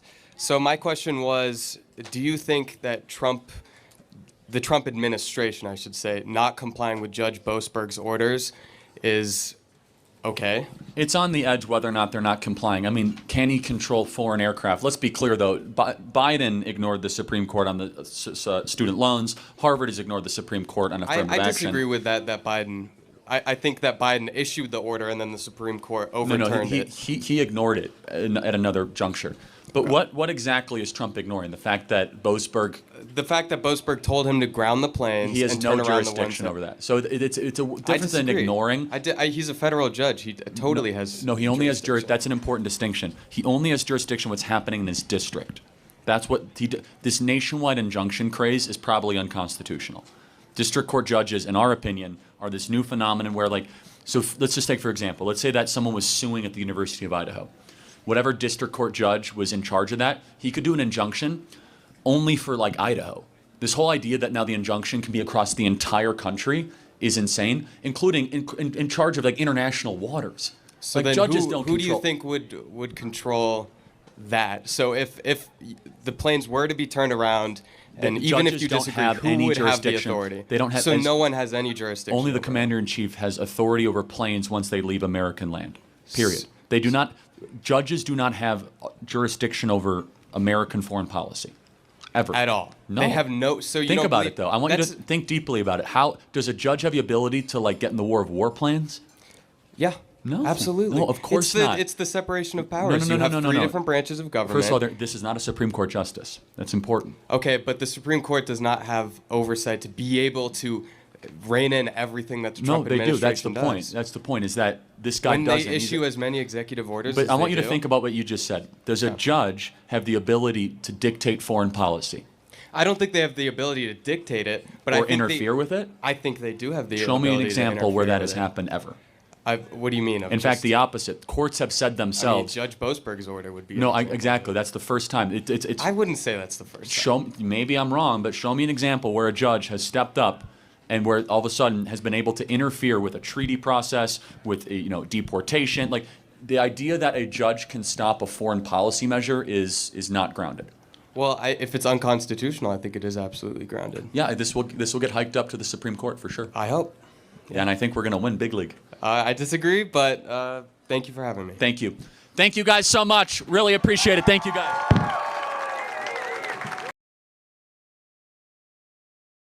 Joining me now is the author of groundbreaking works, international bestsellers, including The Strange Death of Europe, The Madness of Crowds, The War on the West, and his latest on democracies and death cults. Douglas, let's start with the state of free speech in the UK. Keir Starmer again assured the world that the UK values free speech. Discuss the importance of free speech today. Well, free speech is very important. I don't know if you're referring to any place in particular. Perhaps they are, but we've had free speech for a very, very long time here, so we're very proud about that. But tell me about the UK's Online Safety Act. We've got something similar happening right here in Australia. We're told, like in the UK, it's all about keeping children safe. Is that how you see it? By the way, that answer that Keir Starmer gave there, I mean, it's just yet more robotic Starmer. That's exactly what he said the other week in the Oval Office when reporters also asked about the free speech problem in the UK. And he said in that same robotic way, we've had free speech for a very long time in the UK. Yeah, well, it can be dying on his watch. Just because you've had something for decades, indeed centuries, doesn't mean that it survives as a force of nature unless it's protected and defended in this generation. And Keir Starmer's government has decided that a priority in almost any real life situation is not to deal with the real life problems that occur, but instead to crack down on online content and much more. This has got to such a pass that now the Starmer government and Starmer himself pretend that all these online harm stuff merely has to do with issues of child pornography and so on, and that anyone who's pushing back against the online harms bill must be therefore on the side of child pornography. No, that sort of filth is already illegal. You already go to prison for that stuff. It is such a weak and pathetic attempt to defend something that is essentially indefensible, which is citizens who have said nothing illegal being visited at their homes by the police for tweets and Instagram posts and Facebook posts and so on. It's a lamentable affair. And as I've said to you before, Rita, as we've discussed on this show, the very striking thing is that all the time, the government in the UK, as in so many other countries, Australia in particular, decide that if you've got a real life problem, instead of solving it, you should go to the secondary thing of how people are reacting to it online. It's so not fit for purpose. Yep, we've seen it over and over again. And the UK, again, taking a similar approach to what we're going to be doing here in Australia, which is to target platforms like X, formerly Twitter, with massive fines if they don't censor users. So these platforms are either going to face financial ruin or they're going to have to censor people who are supposed to be living in a free country. Absolutely. And, you know, we've already seen where this leads. Do you remember after 3 jihadists went across London Bridge in 2017, slashing at women's throats and shouting Allahu Akbar, the then British Prime Minister, Theresa May, gathered with all the great and the good, the Mayor of London and everyone else important, and talked about how we have to crack down on online content. It had nothing to do with online content. Look at the knife killer Axel Rubicana, who killed those 3 poor young girls in Southport last summer, some of the media said things like he was the Amazon killer because he'd ordered the knife from Amazon. I mean, this is what they're going to keep doing. They're going to keep blaming social media companies and online things because they can't deal with the real world. They can't deal with the real world problems, and they should. They should. Now, let's stay in the UK, and there appears to be a massive flaw in Keir Starmer's plans to tackle illegal immigration. The Sun reports illegal immigrants could dodge deportation under Labor's one-in, one-out swap deal with France by simply lodging human rights appeals. Douglas, the plan, which started yesterday, includes a clause where anyone making a human rights claim cannot be sent back until their case is heard in the courts. And as we know, that can take some time. It'll just never happen, Rita. I'm willing to take a bet for any sum of money right now. It's just not going to happen. Keir Starmer, his Attorney General, Lord Hermer, all these people are baked in this industry, this heavily taxpayer-supported industry, whereby somebody breaks into the country illegally and then gets all the legal representation they need to cook up some bogus reason for why they're in the UK and why they've broken in.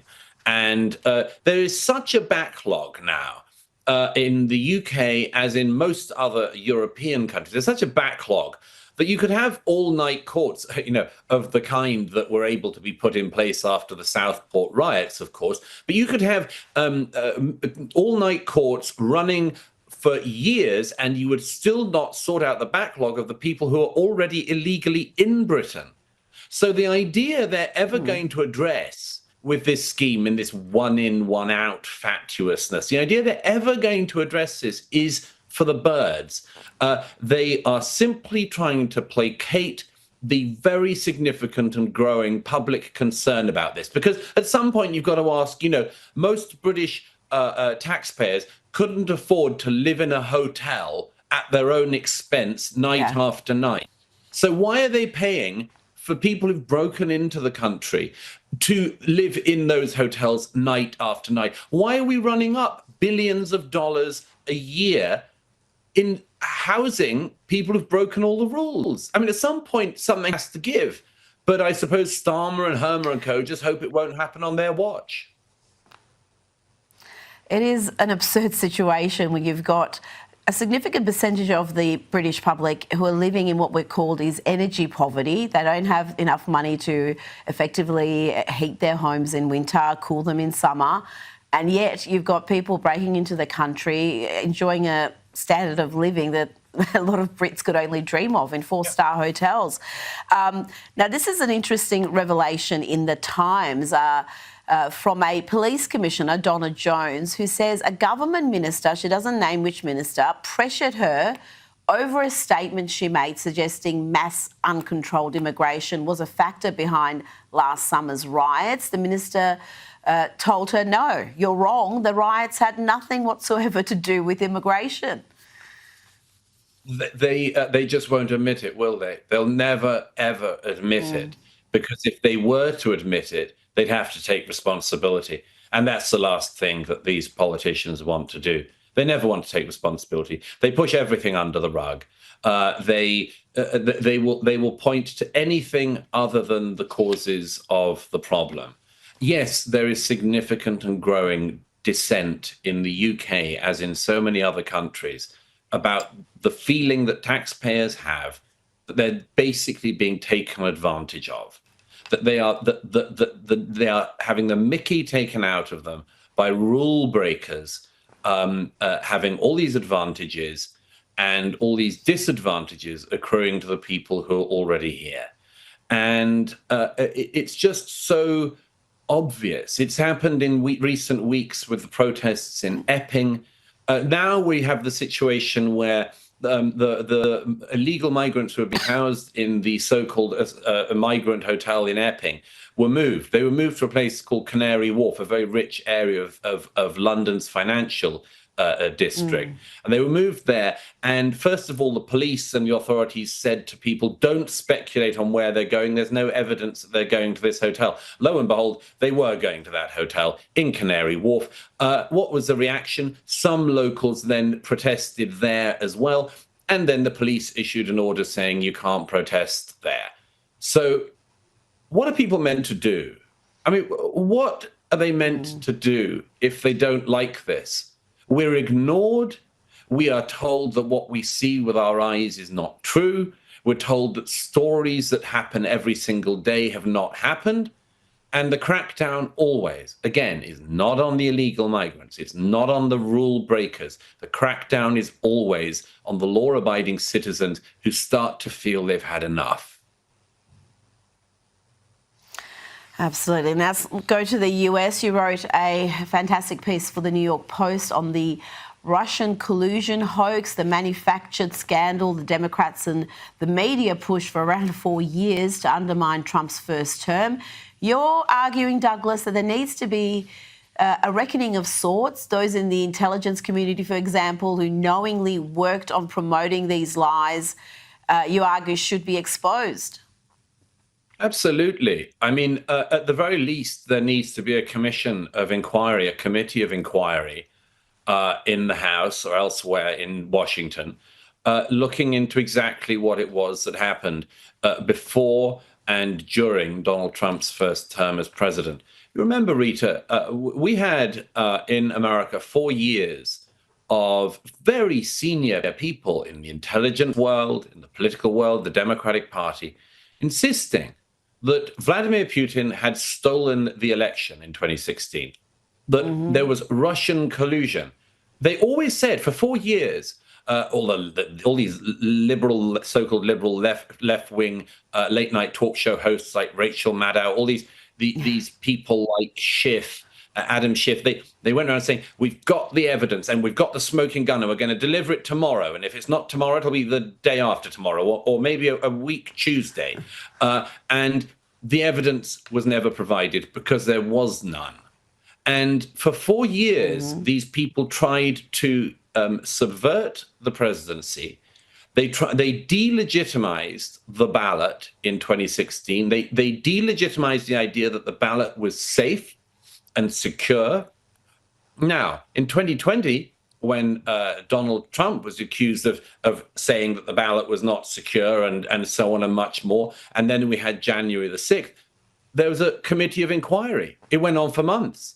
Why is there no such committee like the January 6th committee about the 2016 to 2020 Russia hoax? This involved very senior people, and some of them will still be there. And I think it is absolutely crucial that this wound should be closed by finding out what went on, who it was who pushed it, and why it is they got away with it. I think there has to be not just complete transparency now, but some consequences just to restore trust.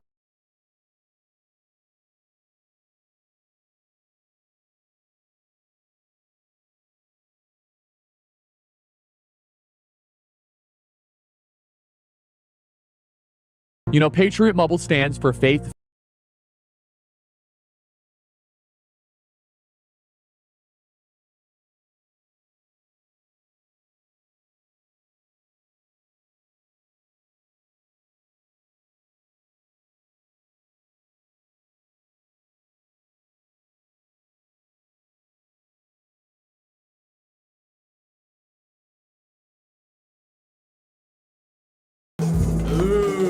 Making the next sandstorm, bro.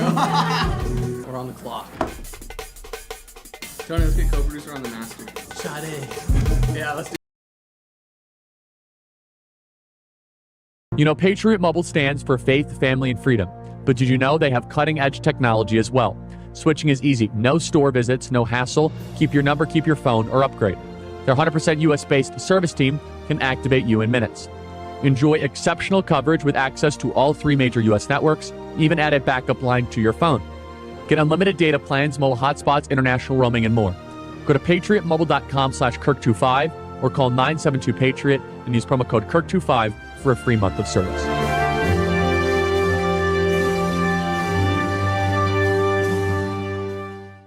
right, you guys know how it works. Open mic. We're going to be here for a couple hours, so get comfortable. If you disagree, come to the front of the line where we're giving out hats. We'll be signing stuff, and we want disagreements. And this is quite a crowd, I'll tell you what. I've seen a lot of things in my life. This is something else. So, all right, let's get started. Great to see you guys, and go Knowles. All right. Hey, Charlie, how you doing, man? Michael. We actually met about a month before, actually. It's kind of funny. We met at the March for Life. You probably don't remember me. I'm sure plenty of people met you there. But my disagreement today has more to do with religion, if that's all right with you. All right, all right. I am a Catholic, correct, yeah. So I remember... So I remember meeting you in the crypt of the Basilica. And yeah, so I remember that, and then I thought, what is Charlie Kirk doing here? I know he's a Protestant, like what is this? And to clarify, I am a conservative, so I don't really have much like political disagreements with you whatsoever.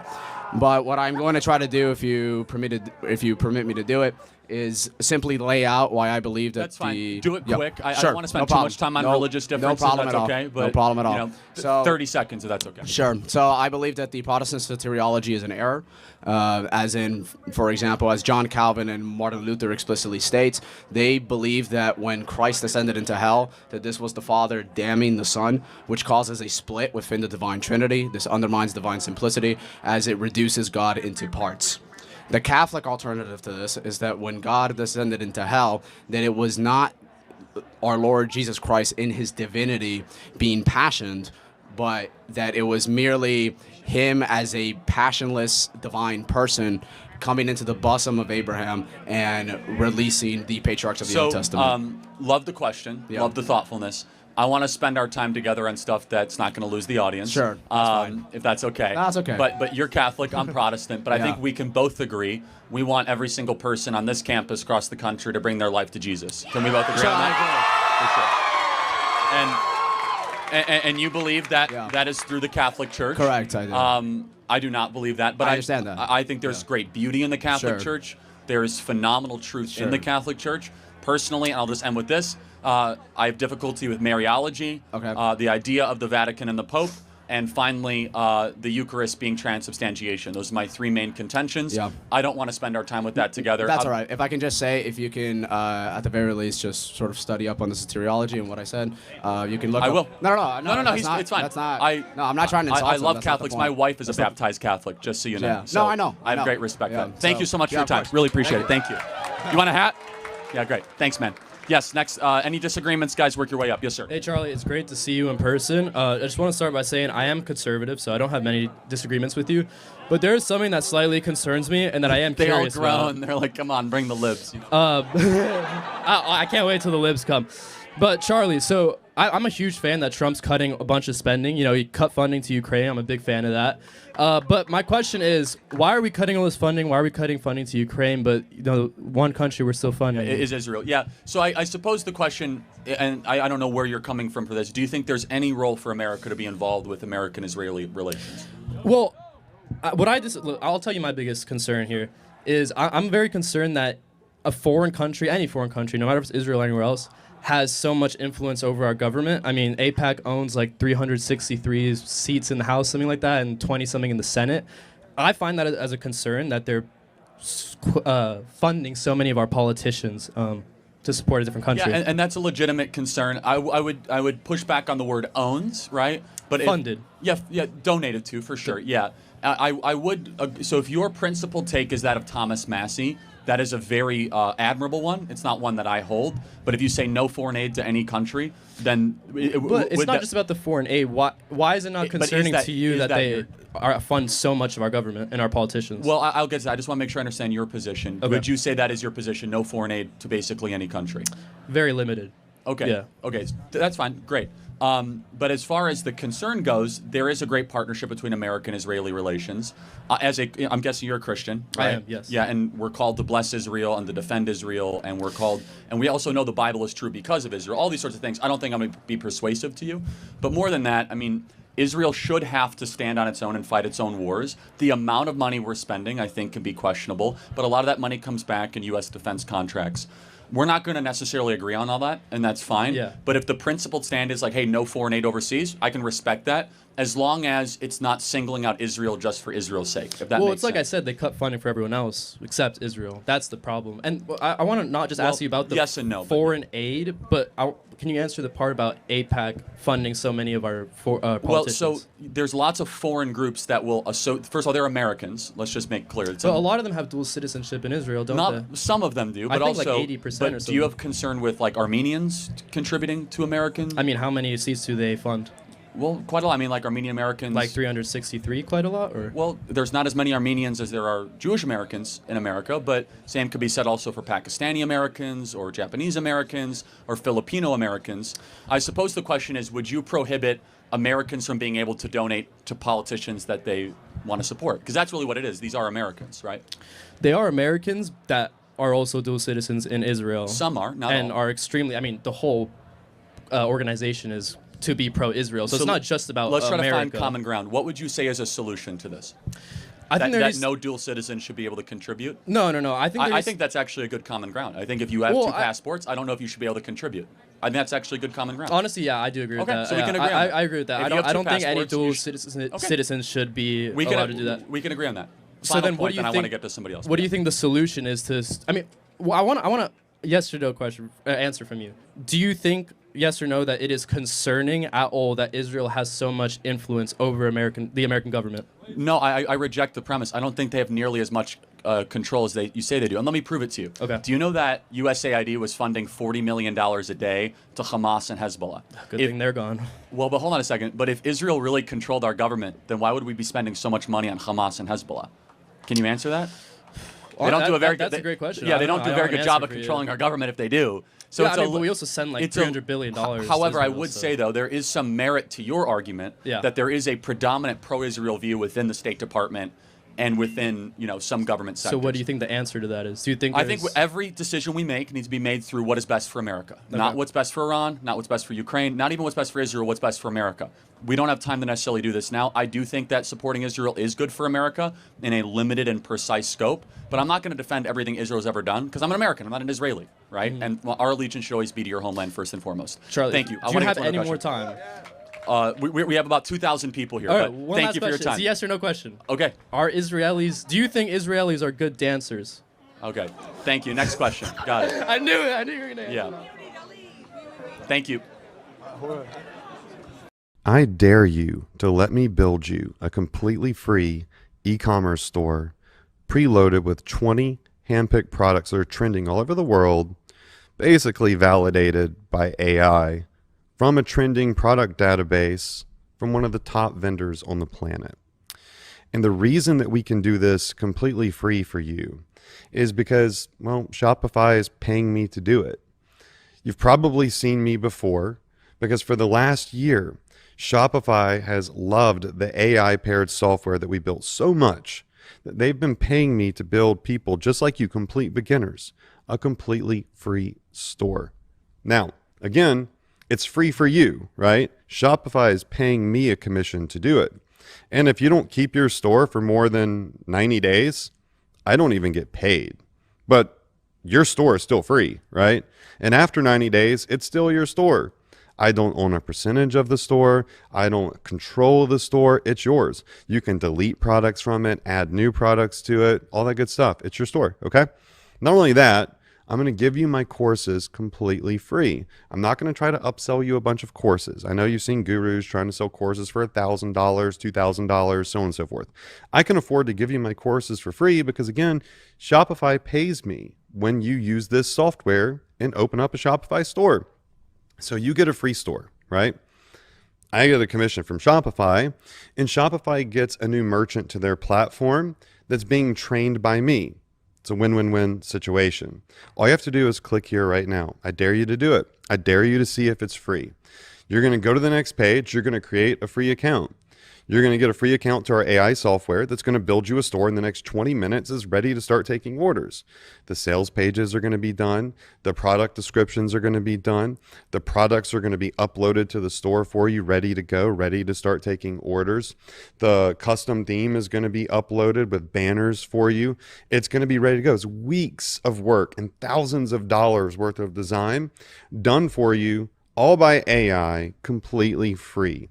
The only thing that you have to do is create your own Shopify account. And again, the reason I'm able to do this for free is because Shopify is paying me. I'm awarded as the most innovative commerce coach in the world by Shopify. Shopify follows me. They like a lot of my ads. And this is something that Shopify is 100% aware of and loves. That's why they're paying me to do it.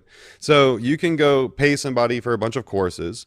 You can go pay somebody to build you a store, or you can just click here and let our AI software build it for you for free. And you'll have an epic, professional, optimized store ready to go in the next 20 minutes. The choice is yours. But if you want to get started right now, by the person that's awarded as most innovative commerce coach in the world, that's going to give you courses for free, build your store for free, then you got to click here right now. Again, I dare you to do it. I dare you to see it's free. Not a dime's coming out of your pocket for my services. Shopify's paying me to give them to you. Let's go.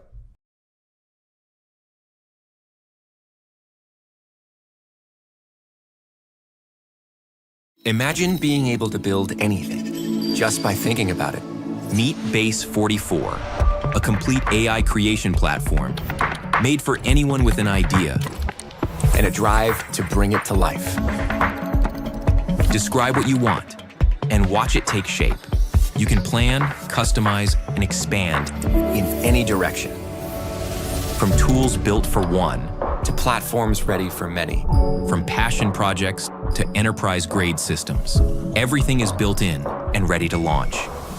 It's a new world of creation, where you can go as far as your imagination takes you. Can you imagine it? Let's make your dream a reality right now.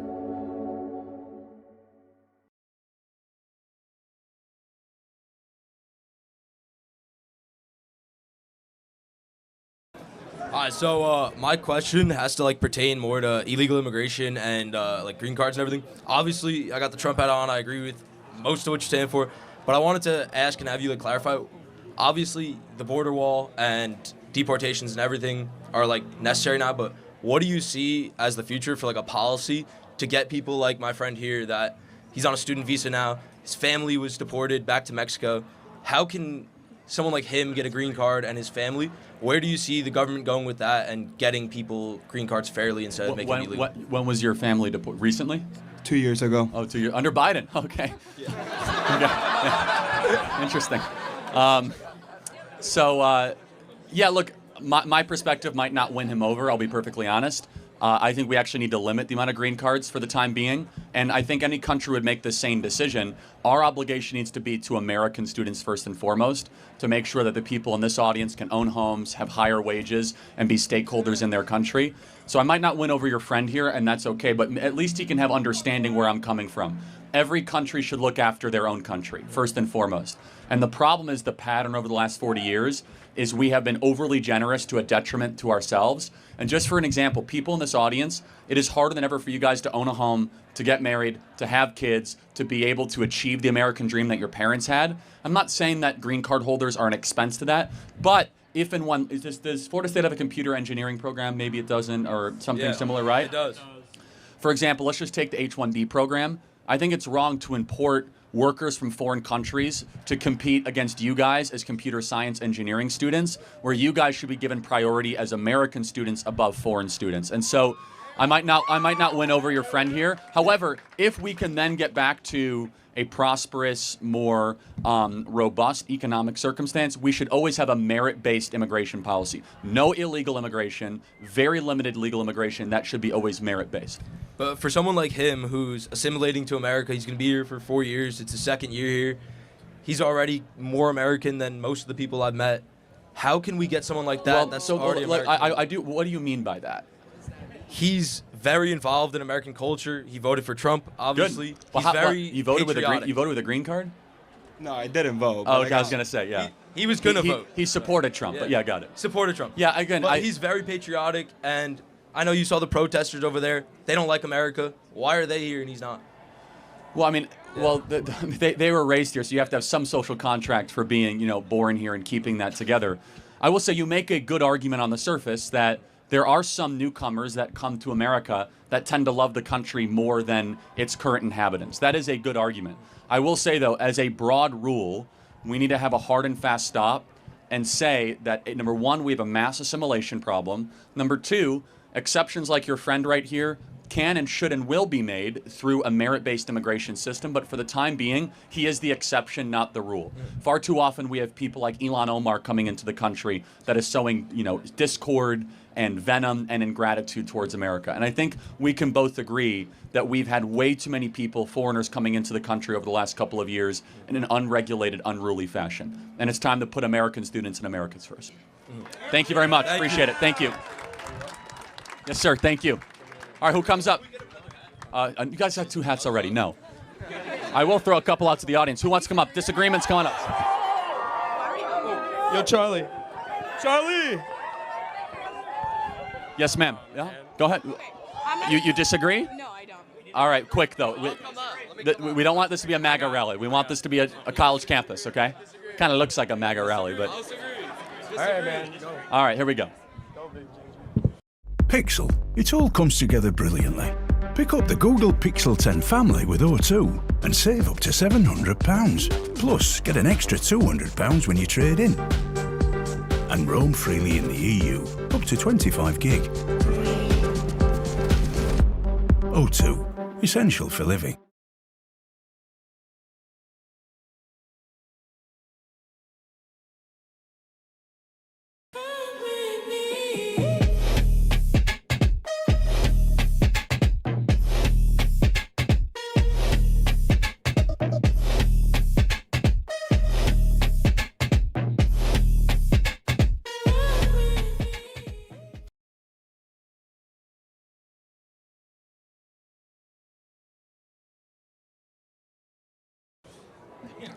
All right, so you support Trump's tariff policies, right? So wouldn't it be more advantageous if we see historically like tariff policies like Smoot-Hawley negatively affected the Great Depression and made it go longer? Wouldn't it be more advantageous for America to cut the tariffs, cut regulations, and go to a more free market economy to boost the economic disaster that was the Biden administration? So, sounds good. If that is true, how and why does China keep on getting richer with tariffs? But the point is not China. The point is America. We need to cut the regulations and cut the again, problems that sounds good, but you got to answer the question. If tariffs really make you poorer, why is it that China was able to get 30 times richer over the last 20 years using tariffs?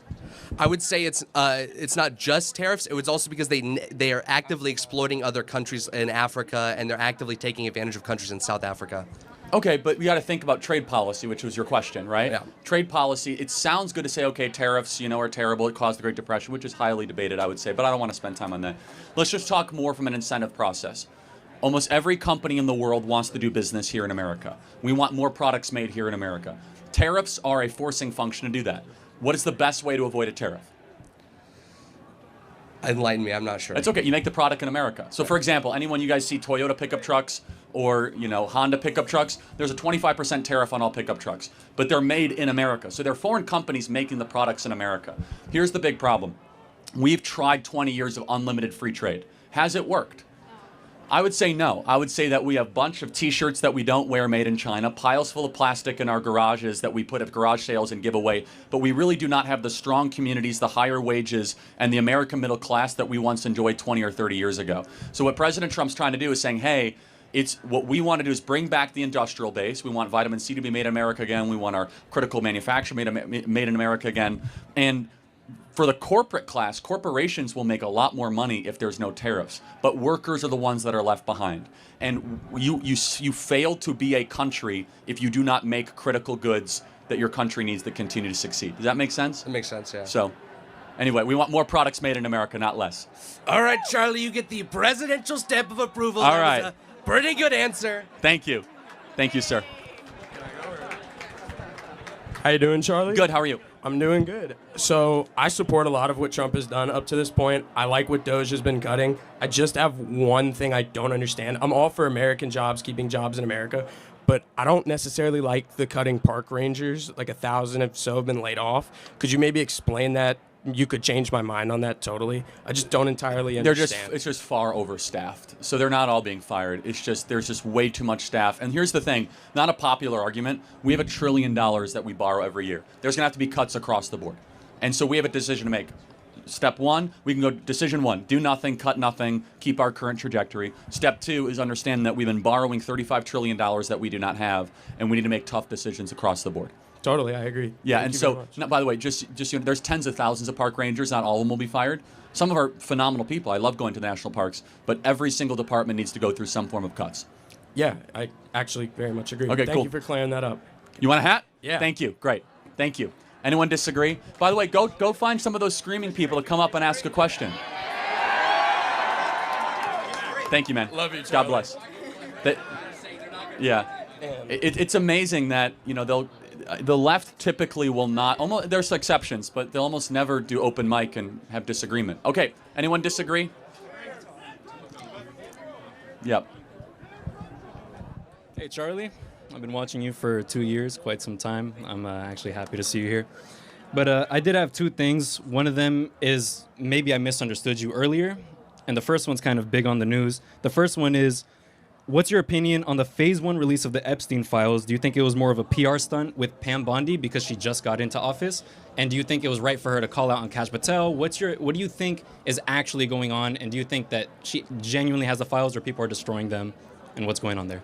Well, I think they got to make this right. I mean, Right. we as the American people deserve to have every Epstein file released with no redactions whatsoever, period. Right. And so yesterday, I don't want to comment because a lot of these people are my friends, but they got to make it right. And we, the American people, ran on transparency. We deserve to see the entire client list. Yeah. Every document the government has regarding the Epstein files, we, the American people, should have on an easy-to-access website immediately in a very, very quick fashion. I'm pushing for that both privately and publicly, just so you know. Yeah. Secondly, there probably are a lot of destroyed documents. I think that's probably the issue. What do you think the implications will be on people? Let's say if they're found in government. Let's say if, for whatever reason, somebody in who we know as to be a normal person is caught on one of those files. Like, let's say Trump is he's not on the client list, but he's on the flight logs, right? So let's say something like that happens, but they find somebody else on the client list. What do you think the implications are, and what do you think Trump will do about that specific? Well, okay, so I can say with almost 100% certainty that Trump was not on the flight logs. But as far as the client list, that very specific thing, I don't know if it still exists. I'm worried that was actually deleted, destroyed, or disappeared. But look, statute of limitations for child sex trafficking goes for 30 or 40 years. We should impanel a grand jury, and every person involved in the Epstein child sex trafficking should go to federal prison for the rest of their life. Every single person. We need justice, and we need these people in federal jail. And then you said earlier when we were talking about my friend here, he's not from this country. I don't know where he's from. Me personally, I'm first generation here. And so, my parents are Dominican, Colombian, Italian, all that. So, but I'm first born here in New York, right?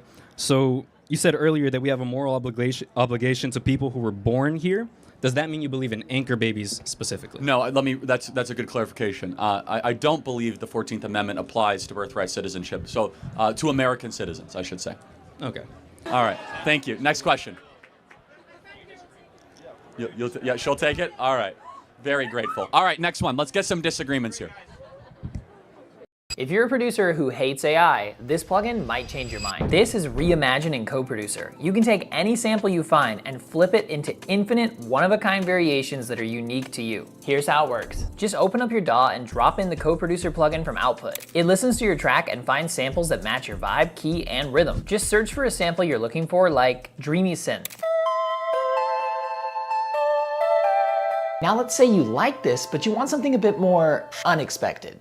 Just hit reimagine and boom, it transforms Output's premium musician-made samples into endless unique flips. Always original, always uniquely yours. And the best part is, unlike other AI sample tools, Reimagine gives you unlimited access, no credits and no limits to hold you back. Uses ethically trained AI from Output's royalty-free sample library. And it works in any DAW, so you can drag and drop sounds right into your session. Find it, flip it, always sound original. Reimagine is live now in CoProducer.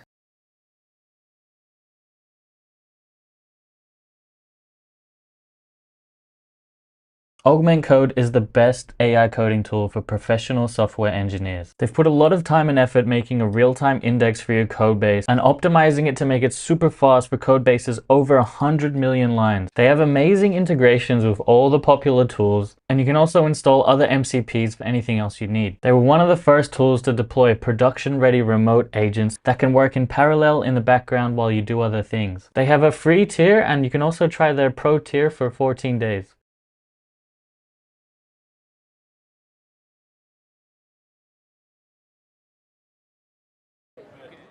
What's up, Charlie? Welcome to Florida State. My question has to do with culture. I was wondering, closer to the mic? Okay. I was wondering, why doesn't the right have, like, the left has dominated culture for so long. They had, you know, the feminist movement. We can blame that for destroying the nuclear home. We can blame that for destroying marriages in a lot of ways. But how do we kind of work backwards from that, kind of get back to, like, the core American values, you know, lower the divorce rate, lower single motherhood, things like that? It doesn't seem to be like a practical solution that's been even attempted by the right. Well, the practical solution, we don't have to think. We need to point people to God and eventually to Jesus Christ, and that is the solution, is that people need to humble themselves before the Lord. They need to go back to church. They need to get married before they have sex. They need to stop engaging in debauchery and limitless amounts of drinking and the sins of the flesh, and understand that there's a God who loves them, that wants them to live a certain way. And it's not a matter of the feminist movement or the Black Lives Matter movement. We need a movement that is centered around spiritual, eternal principles. And yeah, make America holy again, make America Christian again. But a revival will only happen with repentance, and repentance is at odds with pride. And so we have an entire month dedicated to pride, by the way, which is you must acknowledge two things. There is a God, and we are not him. Those two things are fundamental towards having, hopefully, the humility of getting in front of your Creator, understanding that you fall short of the glory of God with the eyes on the cross and understanding the significance of what the cross is and what it means for your life. And with that will come widespread nationwide change.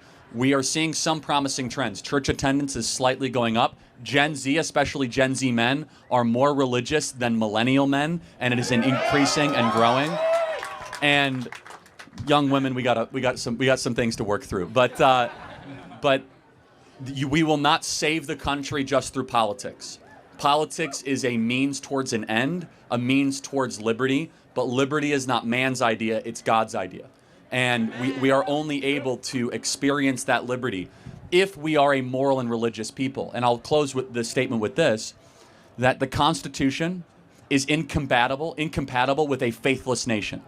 You will not have a free society if the country goes atheist. You will not have a free society if the country goes secular. That sounds provocative, but it's true, is that liberty and freedom cannot coexist with a nation that does not believe in a higher power. Because eventually, you're going to want to have some form of meaning in your life, and usually that meaning is left-wing politics. And I'm not trying to pick on all those people chanting out there, because they're actually crying for help, and I mean that. Because how many of them, and I mean this, how many of them do you think go to church on a regular basis? Almost none. And that's not me picking on them. But there's a reason, because they're having a quasi-religious experience right now. They're all chanting at the same time. They feel like they're part of something bigger. They think they're fighting evil, which of course they're not. But there's a religious element to that. When America was at its best, when you didn't march on the streets, but instead you went to the church and bowed before your Creator to go find your meaning. And so when they're chanting out here, you should love on them, be like, do you believe in God? Like, have you been to church? And I guarantee almost to a person, 99% of the activist left on this campus has either a bad experience with religion, doesn't think that God loves them, doesn't think that God is good, or they're an atheist. So you fill that void with left-wing politics, because left-wing politics mirrors religion. It feels like a religious experience. So there's a thinker by the name of Emil Durkheim, which some of you guys may or may not know, who talked about what is religion. And he says the things that have in common of religion is that people will all say the same thing. They'll meet on a regular basis. They'll agree on an objective. That is the Black Lives Matter movement or the trans movement or whatever. And we should say, hey, instead of making those things your God, you should believe in the God of the Bible, the God that loved you enough to send his son to die for you so that you may live forever. Thank you so much. Appreciate it. Thank you.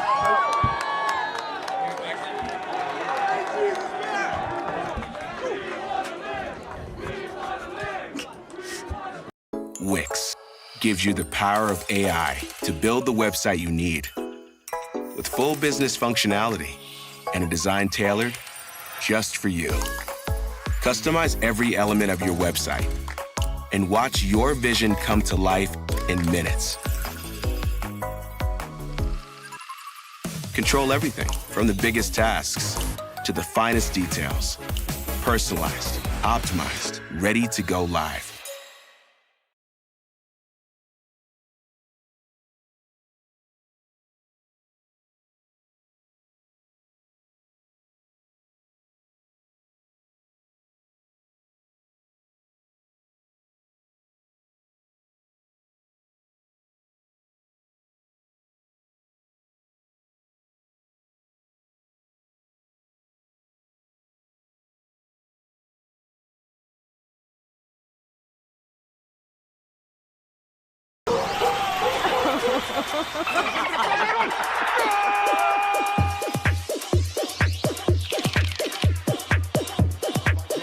Numbers the other way to taps and slams. Dreams do come true. I am showering on Netflix.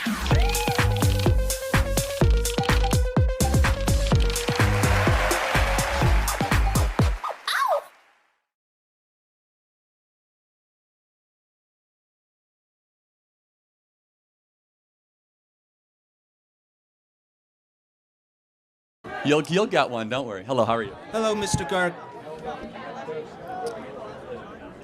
Thank you. Go ahead. Okay. My name is Brett. I'm here for my friend Caesar. He couldn't make it to your UF one, so could you say like hi for him real quick if that's fine? Hello. Thank you. Anyway, I'm more like libertarian. I like socially progressive, fiscally conservative. And so I like agree with some things you say, disagree with some. But I kind of live by this mantra, and it's going to lead somewhere, I promise. And it's to always boss up. You can kind of see it on my shirt here with the cool little kitty cat taking a selfie next to his cool car. And I just wanted to say, do you always like boss up yourself? Because you have to put up appearances for politics. I wanted to like get the real thing before like judging if you do boss up or not. Do you have a serious question or you want? Oh, it's going to lead to a serious question. Next question. We're good. Thank you. Okay. Oh, no, I do have a serious question, though. All right. We're good. Thank you. You're Next good? question. Oh, sir, I just wanted to say. Okay, I'll ask the question. Don't tell me to move then. I'm sorry. So, can 25 college students outsmart one conservative from Jubilee? Now, I'm not trying to be disingenuous. At the 3-minute and 20-second mark, there's this black girl, and she kind of says, arguing about fetuses, favorite topic, abortion. You kind of say that fetus means little human being, even though that's not what it means in Latin. It should actually means little one, so I misspoke slightly. Okay, that's all I wanted to know, sir. I didn't know if you were lying or not. I misspoke slightly. It means little one. Okay, because that wasn't on Google or anything. Thank you very much. We're done. Thank you. I'm sorry, everybody. I'm sorry. Thank you.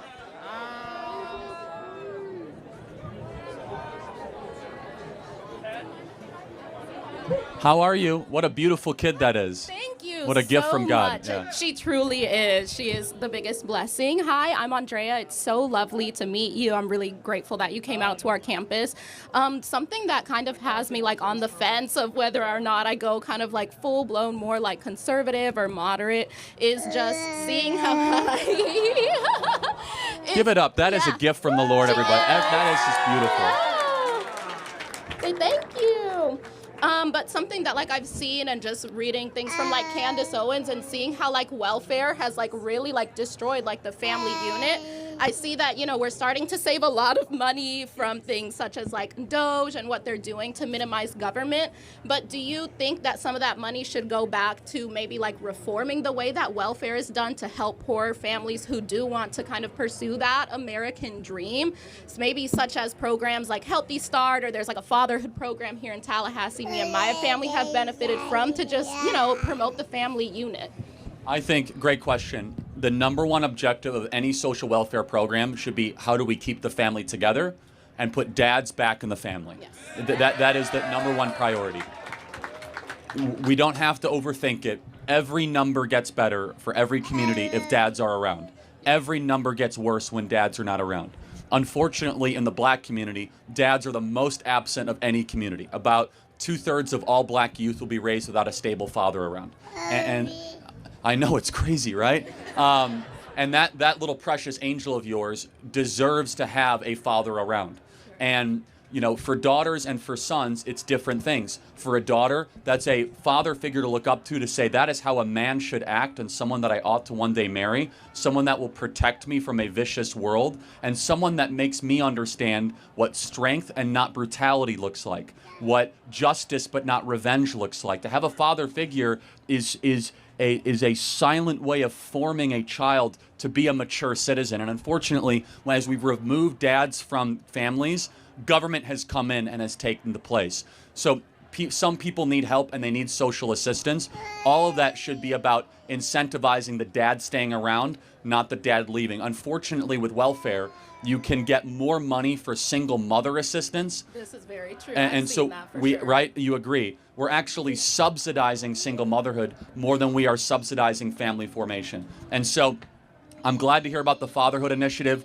And if I may speak to the men out there, you are a coward and a petulant child if you impregnate a woman and abandon her. You have a moral obligation to stay with the women of your choosing, hopefully in the confines of marriage. This idea that men can just abandon women and leave the consequences without any responsibility has been a catastrophe for our country. So that's my answer, and I'll say this. The Democrat Party does not talk about dads at all. The Republican Party, we are talking about how men need to be men again, in the home, take responsibility, provide for your family, and with strong families comes smaller government and a better country. Thank you so much.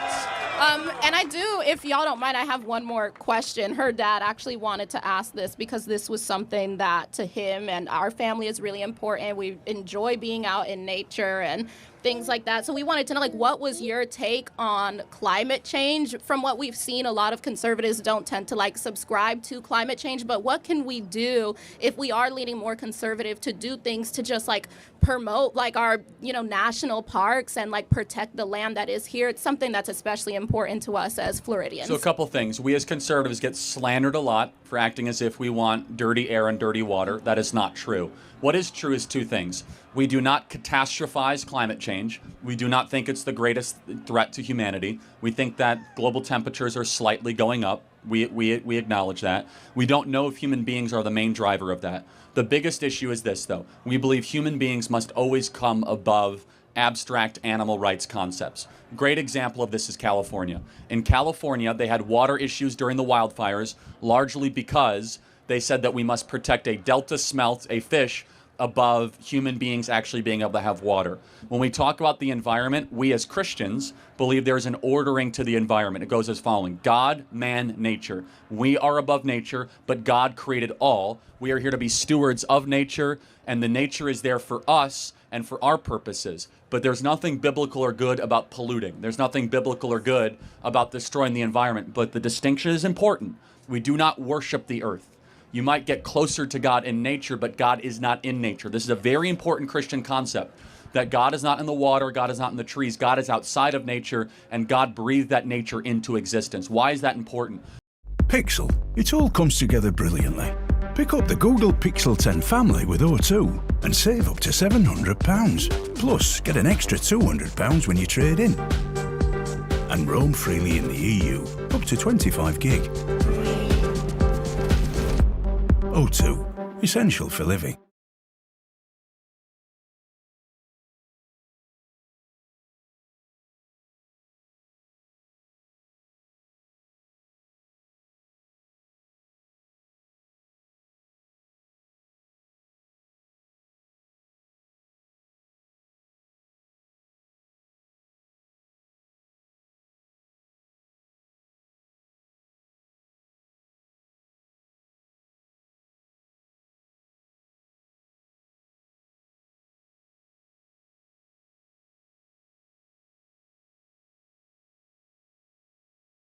because almost every pagan practice prior to Christianity and Judaism was the worship of the sun, the worship of the river, the worship of the earth. We believe that our God transcends nature and gave it to us as a gift to be able to flourish and multiply. Yes, Thank you so much. Thank you. Appreciate it. Thank you. First of all, it's great to meet you, Charlie Kirk. I would like to ask if I could shake your hand afterwards. Okay. Well, I just want to speak on your take on college is a scam. So first of all, I just want to ask why you believe college is a scam.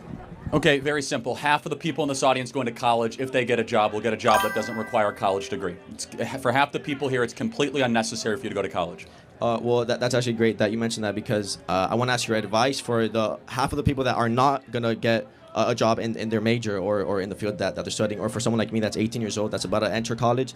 What's your advice for someone like me? What should I look into instead of college? I'm not here to give advice. I'm here to give general rules for life. Here's what I will say. If you take, how much money would it cost you to go to Florida State? 100,000? No, 6. I'm cumulative over 4 years. Anybody? 24, 30. Out of state, how much? 70, 80? So, but 70, 80, and then in state, it's like 6,000 a year? No, a semester, yeah, a year. That's pretty low, actually. Here's my advice. The time that it takes and the money that you have to spend to go to a college like this, I think is much better suited, A, either traveling the world, culturing yourself, interning, or spending time around people that know what they're doing. You guys should enjoy, because you're like probably in the last 10 years of what college is. This place is going to be completely empty in about 20 years. Artificial intelligence is going to make these places largely obsolete. These colleges are slow to react, they're bureaucratic, and a lot of you guys are going to college for jobs that literally will not exist in 5 years. Artificial intelligence will delete them, and you guys are going to have debt. 4 years where you went to some football games, and you're like, what did I do for those 4 years? I'm being honest. Like, artificial intelligence will eliminate entire majors for you guys in the next 5 to 10 years. And so why are you here? I haven't got a good answer to that, actually. So instead, you should try to make yourself the greatest person you can through either travel, learning another language, culture, reading a bunch of deep books, things that typically don't always happen on college campuses. All right, well, thank you. Can I shake your hand now? Yes, you can. And you want a hat? Thank you. Yes, thank you. Thank you. Hello. Hello. Thank you, Charlie, for being here today. We're with an independent FSU news organization, so just want to appreciate the fact that you guys have spent the time to be here. My question is in regards to the FSU chapter of the NAACP released a statement saying that this event was hateful, inspiring violence to Black, LGBTQ, and marginalized students on campus. How do you feel about this comment? Lies don't bother me, so... But yeah, did you follow up and ask them what their evidence was? Yes, they're quoting in particular an event that you went to December 2023, America Fest. You were talking about Martin Luther King. I hosted it, actually. Okay, perfect. You were talking about Martin Luther King Jr. and said that he has a troubled past and that the Civil Rights Act of the 1960s was a, quote, horrible mistake on the part of the U.S. government. Can you talk about that a little more? Yeah, sure, but did they tell you why that makes them unsafe? Yes, their opinion is that, and again, speaking on behalf of them, is that if you host this rhetoric, speaking negatively against the Civil Rights Act that is ending segregation, that there may be actions taken because of that belief that you have. Right, but I'm going to explain that, but did you ask them that, so different opinions make people feel unsafe at FSU?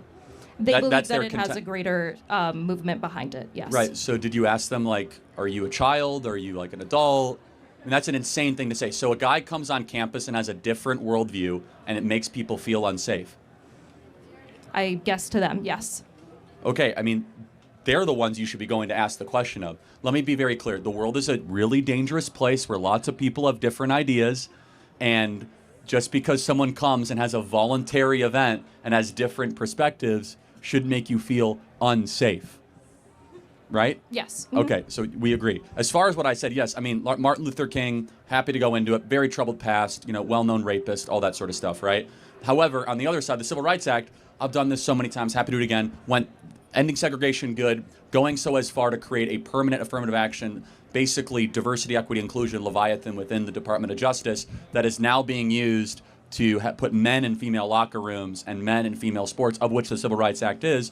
is a far overextension above its original intent. I point everyone to a book called Age of Entitlement. That's the best book that I'll reference on that. And let me just add one final thing. Do you know of one instance where the NAACP has spoken out against the lack of fathers in black homes in Tallahassee? I can't speak on anything. So that's interesting. So the NAACP will make this huge thing saying Charlie Kirk is dangerous and unsafe, and yet they won't go to the black community. Hey, we need more dads. Let me newsflash: dads not being around in black communities is a much bigger threat to the livelihood of black America than Charlie Kirk coming to Florida State University for 3 hours. So maybe the NAACP should stop trying to keep on ginning up this mythology of racism in the country and go after some of the core issues of what's been driving this country and black America towards worse and worse socioeconomic results. Thank you. Thank you so much. Yep. Yes, thank you. Thank you. Yep, thank you. At Ladbrokes, we like you to have fun. We also like you to be in control. At the touch of a button. Play safe with Ladbrokes safer gambling tools. Like deposit limits, timeout, and reality checks. That's Ladisfaction. Good day. From Ladbrokes. Guy, I need the loo. Who's next? Yeah, all right. This is an agreement. You go ahead. Hi, Charlie. It's nice to meet you. My name is Salma. Thanks for coming. As a child of a Moroccan and Peruvian immigrants who came into the U.S. legally and were in the process for 10 years, it's frustrating to see so much biased media outlets nowadays propagandizing Trump as a racist who doesn't want immigrants in this country instead of understanding he's protecting us from illegal criminals who cut in line. So to inform the liberals behind us protesting to get racists off campus, or people listening right now, what would you say are the long-term or short-term consequences of mass illegal immigration on social services and the economy? Yeah, I mean, it will flood schools, flood hospitals, but even more than that, it's the destruction of the rule of law. And it's an insult to your family that followed the law. Your family came here the right way and filled out the paperwork and waited your turn. You did not cut in line. Yeah. So we have to make a decision. Are we going to be a country that follows and honors the rules or rewards rule breakers? And we teach our kids at 2 years old, rule breakers get punished. Don't cut in line. Wait your turn. Yet when it comes to immigration, we act as if it's something totally different. We want people like your family to come here the right way, legally, not breaking in line and then all of a sudden getting rewards because of that. Amen. Thank you. Thank you so much. Great again. Thank you. Hello. Hello. It's nice to meet you. Look, we got to get more libs, but yes. Oh, the shirt. Yeah, they're all back there. They're losing some steam, though. So I have a question. With the recent Come on up, libs. Come on. With the recent release of the She's going to talk first, and then you can go. Yeah. Don't cut in line. Don't be an illegal immigrant. I'm giving you a hard time. Yeah.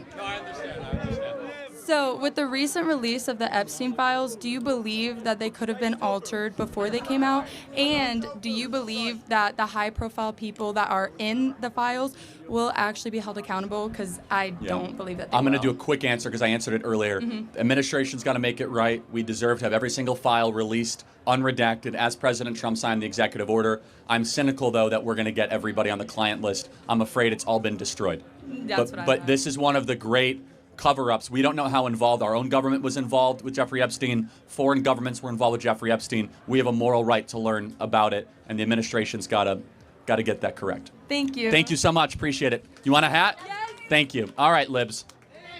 Thank you. Excuse me. Hey, Charlie, how you doing? Am I good? All right, my name is Mercury, and I'm a pansexual barista at Starbucks. I don't get what's so funny.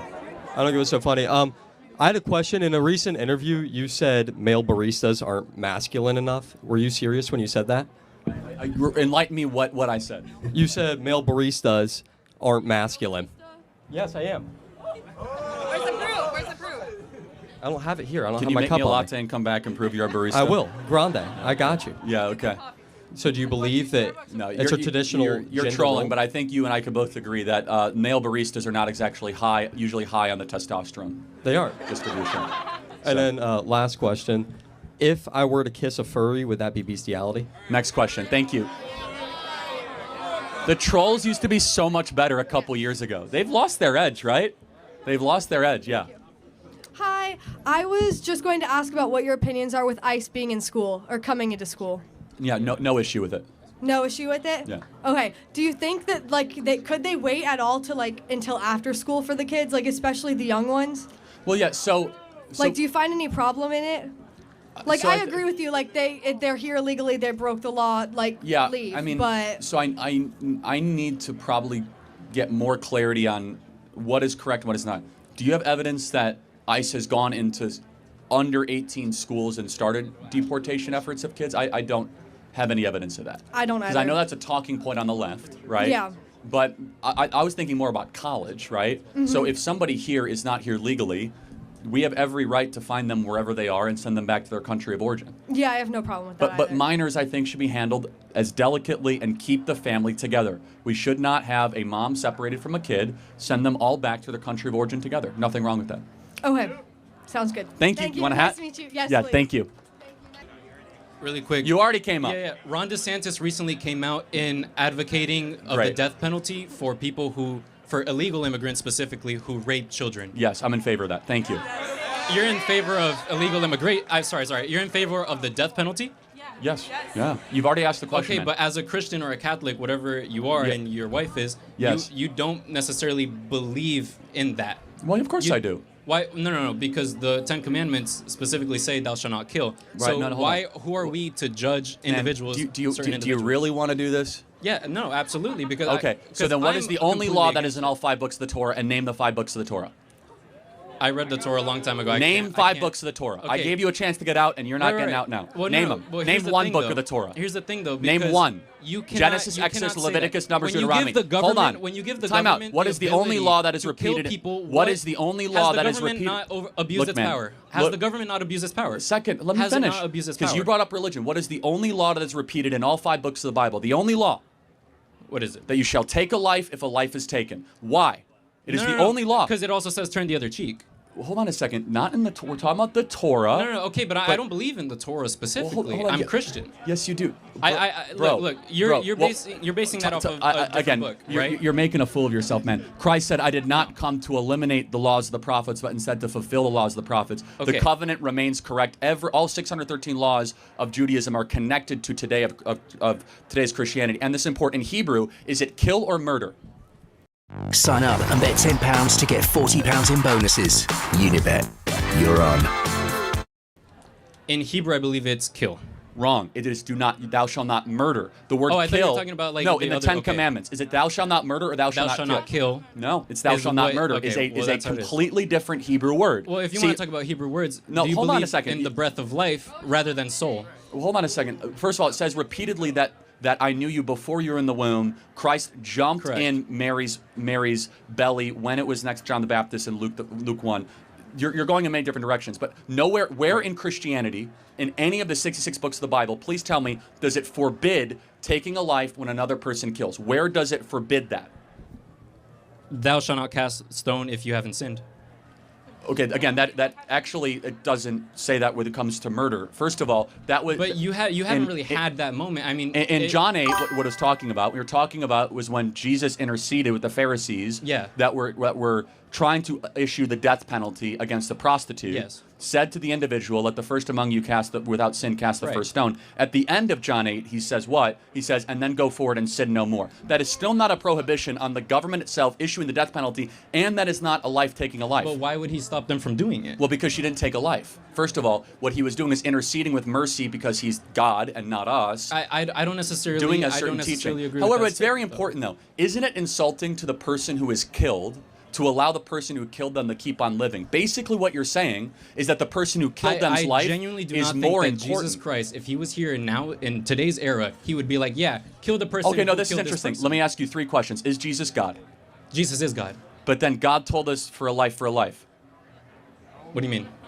Okay, you believe in the Trinity. the Everything Holy God said, Trinity. Jesus said, everything the Spirit said, Jesus said. It's Correct. all one Yeah, it's God, all one right? God, correct. So God said repeatedly, if there is a life taken, you shall take a life. Says it in Genesis, Exodus, Leviticus, Numbers, and Deuteronomy. I'd have to go up on that, but you're No. talking about Hebrew, right? So do you believe in a soul? Yes. Do you believe in this? Okay, so what happens is the Bible specifically says in Hebrew, God gave you the breath of life, not the soul. Right? So do you believe that there's a different thing, or that when we die, we go into the grave, into the ground, and we don't come back out from that? First of all, you're We don't go to quoting heaven. a scripture in Exodus that says that the breath is That's in life. in Genesis. In Exodus. It also says in the book of Leviticus that life is in the blood. It also says in 1 Samuel and also in 2 Kings that I knew you before you were in the womb. I don't want to get too deep in this. We're losing the audience. But I'll just say this. It is of course justifiable from a Christian lens that in a judicial standpoint, a justice standpoint, if someone were to commit murder, that you will receive what you yourself did. But that is called justice. I disagree All right, with so that. let me ask you a question. What should we do then to someone who shoots up a school and kills 20 kids? What is a just punishment I for them? don't think the death penalty, I don't think giving the government the ability to kill somebody is proper, hold on, because but they will abuse it at Interesting. some point. So, but you give the government the ability to lock them up for the rest of their life? Yeah. Why? I think that is fair, That's though. still punishment, though. But you're giving the government the ability to kill people the same way that they could lock you in your house for 2 years when there was COVID and all that. Is the same exact way that they can you use just something said it's against okay this. to lock up a school shooter for the rest of their Yeah, life. but not innocent people who didn't want to take a vaccine. Come on. Well, of Was- course, no, but that's what one you're saying. is convicted by the jury of their peers, and one is the mass Exactly, imprisonment but of you- entire you population. just used- Yeah, that is so fair. we'll get to But another I question. Thank you disagree. very much. Thank you. Thanks. Yes, sir. Yes. No more repeat customers. Yes. How are you doing? Good. How are you? I'm great. I'm great. My question is diversity a strength or a weakness in your point of view? Weakness. And could you explain why that is? Well, yeah, think about it. If you're trying to run a sports team Yeah. and everyone has a different play What that about they're a running. country? Well, it depends. Do you mean intellectual diversity, racial diversity, philosophical diversity, or cultural All diversity? the above. I think racial diversity is irrelevant. I think Okay. that intellectual diversity is interesting and keeps a society vibrant and keeps it on edge. I think cultural diversity can be interesting, but can be a big, big problem. And so I think unity is our strength, not difference as being our strength. But what about unity in us being different? That's a contradiction, actually. How does that work? A bunch of people are different ideologies, however, they agree on a common goal. Oh, so of- that's, you just said agree, so they have unity. Yeah, they do have unity, but they have other things that bring them apart. And having these differing points of view allows us to move forward in Different points of view is fine, but Yeah, the diverse points of view. potentially, but show me when you're trying to do something big. Yeah. Sports team, win a national championship. What about country? military? Yeah. Fine, a military. How can different people be on different pages to achieve a common goal? They have to be on the same common goal of, hey, we want the U.S. to be the best, to better in X, Y, Z. However, having people... So that's unity. We agree. Yeah, there needs to be a unity, but I think having people that have different points of view and have the same underlying unity as well, but they have differing points of view on how to get there, working together in these diverse sets of points of view will actually get us there faster and more effectively. Do you think that that would be true? No. No. We didn't get to the moon or win World War II under those values. So, I mean, what evidence do you have that diversity being a strength has made America a better country, a stronger country? Have we done big, bold, and amazing things? Totally. Because back when America was only white males voting, I think implementing these different amendments that have allowed black people to vote, Well, of women course, to vote, I'm not against that, obviously. having more rights for more people has given a diverse set of people more power, and therefore America has had more power, and the country as a whole has been able to move together. Yeah, I mean, there's no disagreement. I'm talking about...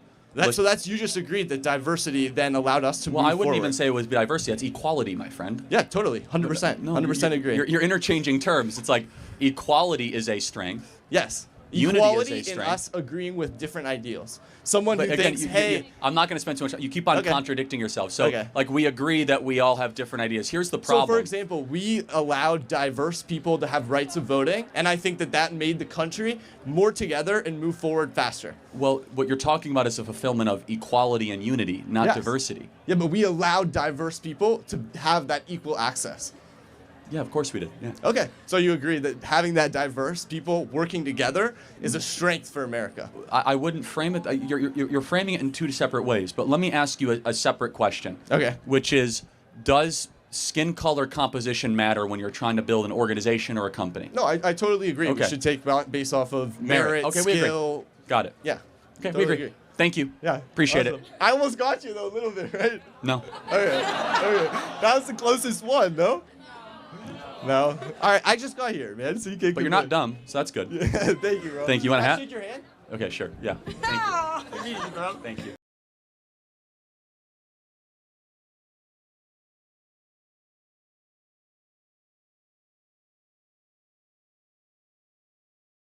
Yeah. All right.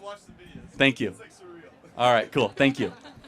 Hello, Mr. Kirk. I am Jackson Chmielewski. I'm associated with the TSC Speech and Debate Program. My question for you today is in terms of your idea of liberal What is TSC? I'm sorry. Tallahassee State College. Thank you. Yeah. Basically, so you've argued in the past that a lot of what comes with teachers in schools is that they're putting on students harmful ideology that's very like left-leaning. But would you argue that Turning Point USA as an organization and many others like it push conservative values over actual like debate and open-ended discussion of politics? No. Okay, well, would you say that you, although I am debating you right now, would you? It's a little bit of a contradiction. We have open mic for 2 hours, right? Well, yeah, I know that, but see, the thing is that a lot of what Turning Point USA is advocating for debate with many different viewpoints, but a lot of what Turning Point USA pushes on its followers is conservative ideology. Yeah, Do you think that it is one and the same in terms of teachers pushing left-leaning ideology, which is not very supported, or would you say like it's No, I mean, first of all, we're a voluntary organization.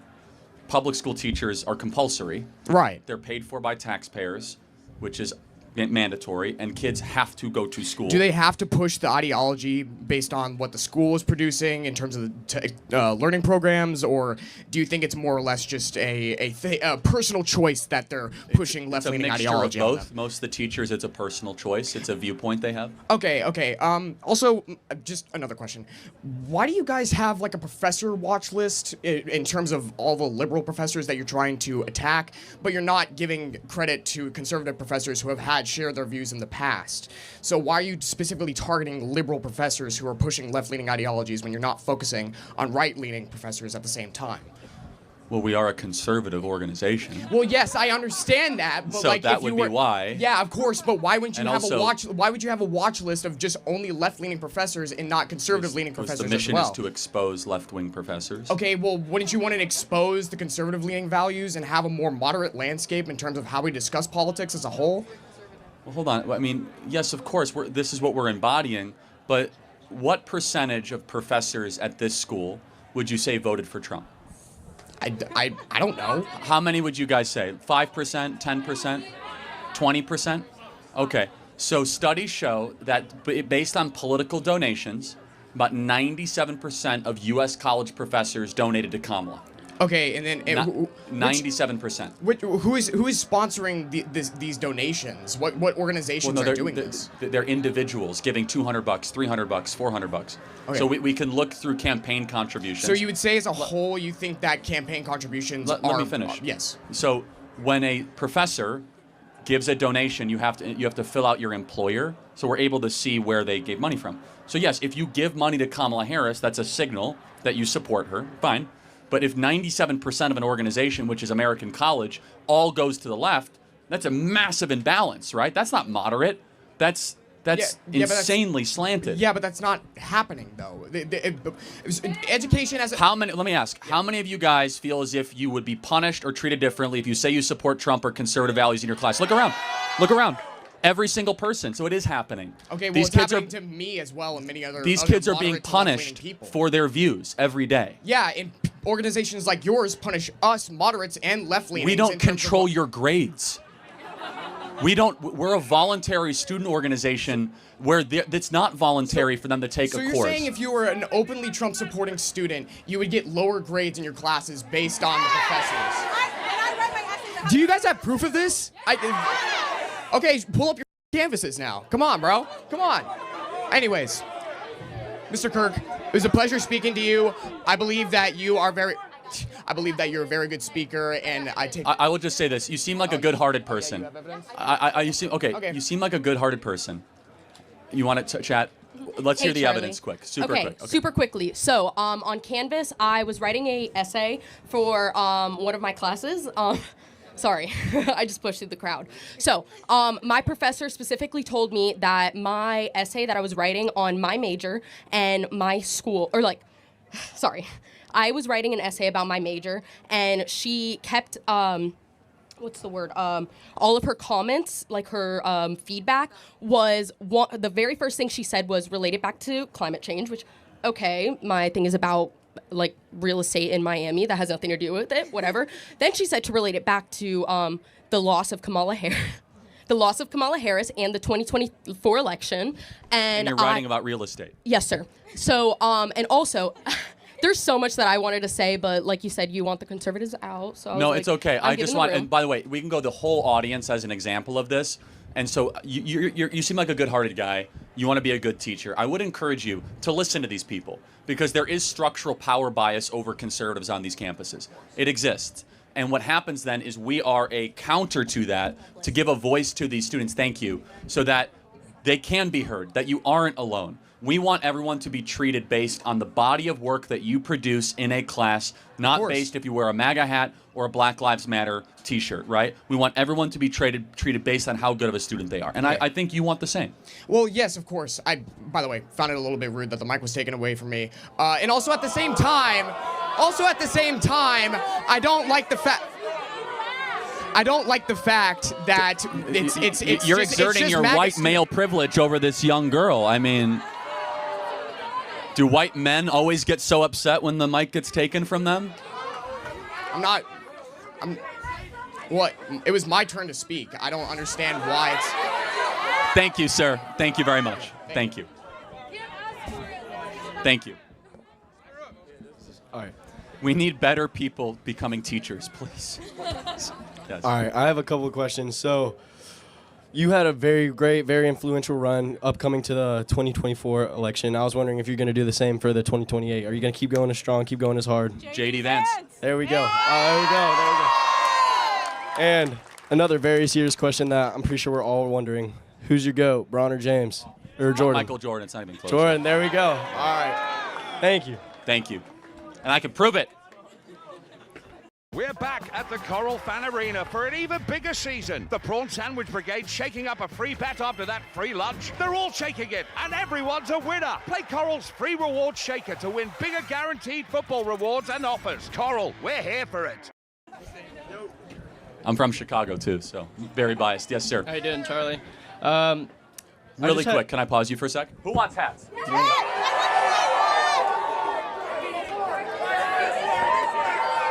Have them go give out hats over there. Go get some hats over there. Go work the line over there.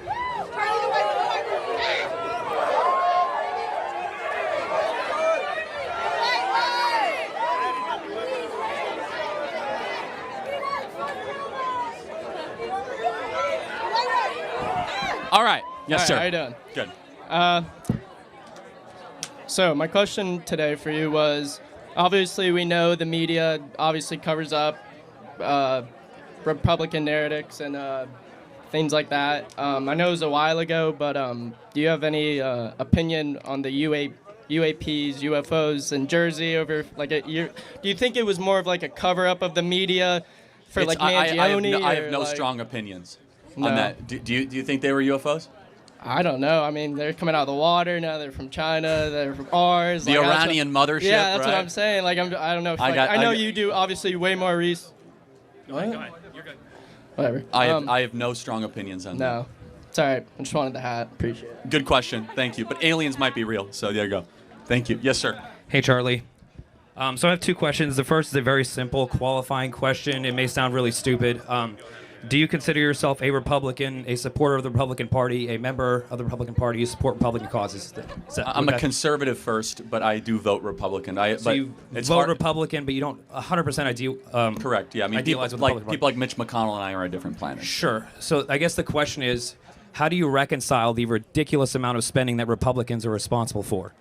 I don't have to reconcile it because I'm not a member, as I say. I vote that way. But look, I think that part of the Trump movement is trying to rein that in. And Doge, I think, is doing a ridiculously good job of cutting spending and getting us closer to a balanced budget. So here's the thing. I agree with Doge. However, I think that if if Congress continues to spend the ridiculous amount of money that it does spend, that there's no reconciliation, that it can't balance itself out, right? So I know, but that's why there's a Doge caucus in Congress too. Hopefully we can get a balanced budget. Sure, but do you ever hold people accountable on the Republican side for their spending? Like that all the time. I never see it. All right, okay. Well, pay him closer attention. Thank you. All right. Next question. We have a beautiful Thank you. Hi, Charlie. Yes. Nice to meet you. I appreciate you coming out and speaking to everybody. I know you already talked about Israel a lot. I had a question. It's not directly about Israel. I think that I'm happy to talk about it, but just for the audience's sake. Yeah, no, I understand. And so I think that Trump has a lot of dictatorial tendencies. And so recently he posted an AI video of himself at the Gaza Lago. And so what's your opinion on that specifically? I think it's hilarious. It's hilarious, but is that not concerning to you that the leader of the supposed free world is posting about an ethnic cleansing of a group of people? I wouldn't use that term first and foremost. I mean, it's the definition of it. Well, ethnic cleansing is the... So, I mean, first of all, you got to take all of that with a little bit of levity and light. Right, but secondly, he's the president. It's not like he's a random person speaking like you. He's also President Trump, so you got to remember a little bit of levity and light. But yeah, I mean, again, I don't want to overanalyze the video, but it did show Gaza being built beautifully into kind of like Hong Kong, right? Singapore right, but he said that he wants to take those people out and remove them from Gaza to then build up the beach resort. That's an interesting... That's the definition of ethnic cleansing. It's removing an ethnic group of people from a specific but let me area. ask you, and I don't know the answer to this, Yeah. what would you say is a reasonable solution to this problem? To Gaza, I think a two-state solution. I think that Israel is committing a genocide against the Palestinian people. So, got it. So, but I don't want to... This is too much Israel stuff, but it's fine. Okay. How did Gaza not have its own government, its own... over the last 15 years? What else more do they want? Well... Israel was not involved in their politics, was not involved in their leadership decision. But they're trying to take it now. Hold on, no, time out. They already had it for 15 years. What happened? So, rephrase that. Israel pulled out of Gaza completely in 2006. Right. Gaza was under its own rule. They were in charge. They had a two-state solution. Yeah. So what happened was we already had a two-state solution. What happened? Hamas happened. But I don't. So they elect. I'm saying, but they were democratically elected. So we got to find a solution. A two-state solution means that people like that will win again. So what is the solution? I think the solution is completely separating the two and having completely separate borders. They destroyed it. Now we're past this solution. They were separate. Israelis were not allowed into Gaza for the last 15 years. So what you're suggesting has been tried for the last nearly 2 decades. But they took it over now and then removed them and killed people. That's not the point. I'm saying you're suggesting something that has already been tried. Did it work? It didn't work there, no. Okay, that's the point. So maybe that's not a solution. But the solution now isn't a solution. Well, I think the solution is that they're probably going to have to go to Egypt or Jordan because what's happening in Gaza is they keep on supporting Hamas. Is that not the definition of ethnic cleansing? I would not use that term. Is it a dramatic move? Without a doubt. Okay. It's a dramatic move. Thank you. Appreciate it. Thanks. Thank you very much. Thank you. Yes, sir. Hello, Charlie. First things first. I've teamed up with Philadelphia and New York Bakery to create a seasonal brunch bagel that's perfect for sharing with friends on a summer's day. I'm calling it the Tuscan one. It starts off with the red onion and chive New York Bakery bagel. This deliciously soft and chewy bagel is full of seasonal veggies and creamy garlic and herb filling. Build your perfect brunch bagel with Philadelphia and New York Bakery.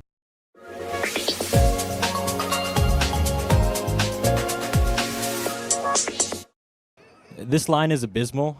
I feel like I'm trying to catch a flight from Kabul right now. So, just cordon off, please.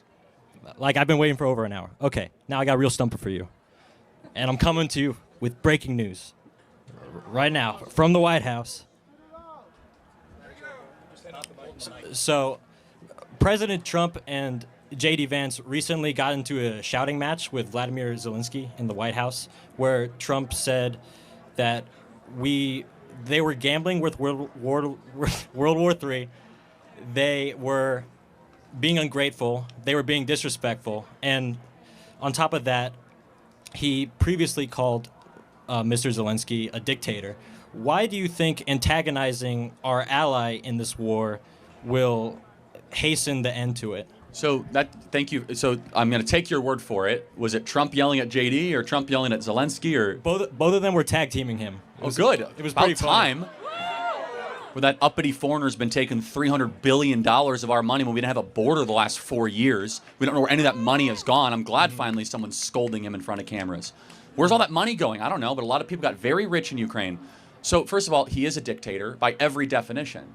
When was the last time they had an election? I agree with that sentiment. Okay, so you agree he's a dictator. I agree he's a and dictator, by the way, but so under what pretext is this guy an ally? I'm not saying he's an enemy, and I don't like Russia, but how do we think of this guy as an ally? What do we get in return? Allies, by definition, have reciprocal amount of agreement. This guy's done nothing but extract your and our money for the last 4 years. For what? There was a deal on the table where if Ukraine would have signed it within a week of the war, they would have had more land now and 1 million people would not have died. I agree with your point about the Minsk Accords, but when it comes to hastening the end to this war, you kind of have to play to both people in the agreement, being Putin, which I see a lot of placation for, and Mr. Zelensky. But understand, I don't know what's going on behind the scenes, and I'll close with this. This is too much of a wonky conversation. But Trump has had to make overtures to get Putin back to the table because this prior administration was so antagonizing Russia. We did not have a back channel. We didn't have meetings. We were sending American missiles to the interior of Russia. We were provoking them towards nuclear war, where Ukraine has been doing nothing but taking our money, and they want to keep this war going. No, we need to put a stop to it. Peace is the only solution in that region. So thank you for the breaking news. I appreciate it. Thank you. Thank you, Charlie. Thank you. Can I please get 2 hats? You can get 1 hat. All right. Thank you. Thanks. Appreciate it. All right. Disagreements, guys. Anybody? Yep. Okay. I don't have it. Can we do a better job of working those guys up? Yep. Hi, Charlie. Hi. What? Hi, Charlie. It's great to meet you. I just want to hear your opinion on something because I want those screaming liberals to hear it in the back. What's your opinion on the liberals' constant denial of the propaganda and bias pushed in the media? Because I've seen that so many of them just deny the news pushed, and they say that everything is reported, everything is right, yet CNN and places like that fail to report things like Trump hosting a Black History Month event and sit there and call him a racist and twist everything. No matter what you present these people, they won't take it or internalize it. Because as I said earlier, this is their purpose in life. This is their reason to being, which is to fight for some abstract justice concept. So I wish them the best. And honestly, I'll say this. I said this before, I say it again. I hope that they start believing in God. You'll be a lot less angry once you believe in God. It is a great rule for life. You'll be a lot less angry once you believe in God. Thank you so much. Thank you so Appreciate much. it. Yes. Can I have a hat? Thank you. Yes. Hey, Charlie. Recently, I've been seeing that like Trump has been wanting to buy Greenland. I went to Greenland. Really? Yeah. Yeah. See, like, I like Trump, but do you think it's like too outlandish of a goal? No. No? We bought Alaska. I mean, yeah. Alaska's great. We Yeah. have Hawaii. Greenland's amazing. It's well, superposition, not a ton of people, great people. I went there and visited. Natural resources, raw earth minerals, oil deposits. It makes perfect sense. Yeah. Awesome. Thank you. Make Greenland great again. Awesome. Can I have a hat? Yes, please? sure. Thank you. Let's get some disagreements, please, guys, okay? Okay, so hello, Mr. Kirk. How you doing? Yeah. So last year you said something about DEI, unqualified black pilots. You see a pilot on a black pilot.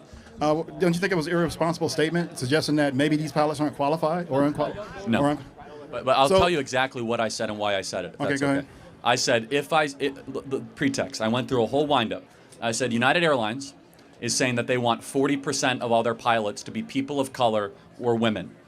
We have learned that we have relaxed standards anytime that we try to reach racial quotas. Anytime we reach racial quotas, we relax the standards. Standards for air traffic control, professors, or college admissions. Therefore, when it comes to pilots or surgeons, if I see somebody who is black, as I said on the show, I'm going to hope. There's a Peugeot SUV for everyone and every need. Sport for choice. I like it. From the compact 2008, the stylish 3008, to the roomy new 5008. Weekend adventures, here we come. Now available on 0% APR with a minimum 20% deposit. Sounds like a 100% match. Book a test drive on Peugeot.co.uk. Offer ends 30th September 2025. Personal contract purchase subject to status and availability. T's and C's 18+, excludes plug-in hybrids. Stellantis Financial Services. That person is qualified. That's what I said, which of course is legitimate because they're begging the question, we're not hiring based on merit anymore. We're hiring based on race. Now, So when you see a black pilot, you wonder, boy, is that person there because they earned it or because they were placed there? That's what DEI does. It makes you ask questions you otherwise would not ask.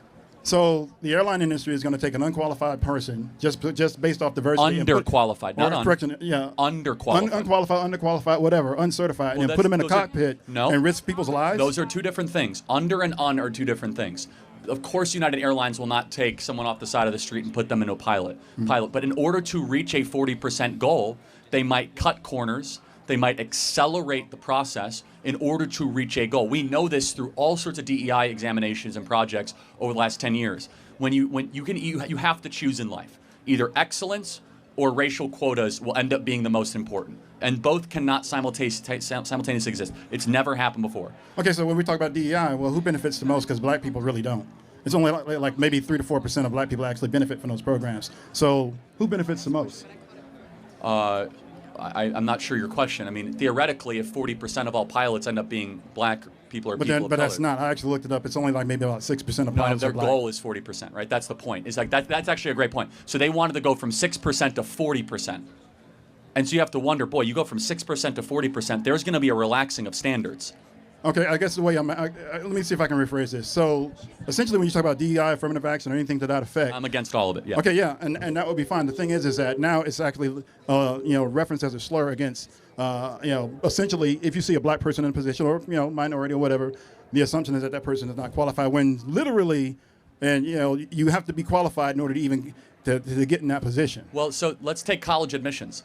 So this is a great example. At Harvard, we learned because of new revealed documents that black students were having test scores that were 30 to 35% lower than their white counterparts. Okay. And so, therefore, if you saw a black kid at Harvard, it's a fact that they were not having the same test standards as their white counterparts. Still doesn't matter. The kid has to get through, he's got to get through the classes, do the tests, do all the research. Well, they actually drop out at a greater rate, too. But the point being is just the idea that they were there, number one, took a spot from an otherwise qualified individual that might be white. And they were not there on the same merits. So what we want is the same rules for everybody. You're making the assumption that they're not qualified in order to get in. In order to even get there, it's not be the assumption. It's the data. So, for example, it's literally at Harvard, you had kids with perfect SAT scores, perfect ACT scores that were white. So that makes a degree from Harvard worthless then. Well, you're exactly right. Yeah, actually, Harvard's degree is becoming more worthless because it's more race-based than merit-based. You're exactly right. Okay, now we talked enough about that. So in the past, you made statements about black privilege. So can you explain that to me and what it is? And yeah, of course. I mean, it's easier for a black person to get into college than a white person. You get with lower test scores. It's called affirmative action. Okay, so that's been so college admissions has been affirmative action for college admissions has been struck down. Thank you. Yeah. So I'll give you another example. What percentage of TV commercials have black people versus white people? I'm not sure about that, but about white 40, people are also in commercials. About 40. Well, this is important. About 40 to 50% of all network TV commercials have a person of color right now. What percentage of America is a person of color? At least for black people, I know we're about 13%. Yeah, it's about so 13% of the population, nearly half of all the TV commercials. White people are still in the commercials. Yes, but underrepresented as proportional, though. The point being, I can give you another example. Easier to get corporate jobs. There are entire departments that are dedicated to just try and expand racial quotas. You know what would really have fixed this from the beginning had you not had, all the... So why do we have DEI in the first place? Because this is the problem that creates. So why was DEI necessary in the first place? Or at least the government thought it was necessary in the first place. Why do I think that it was... No, why would the government... Do you want my well-intentioned explanation or the... Whatever you got.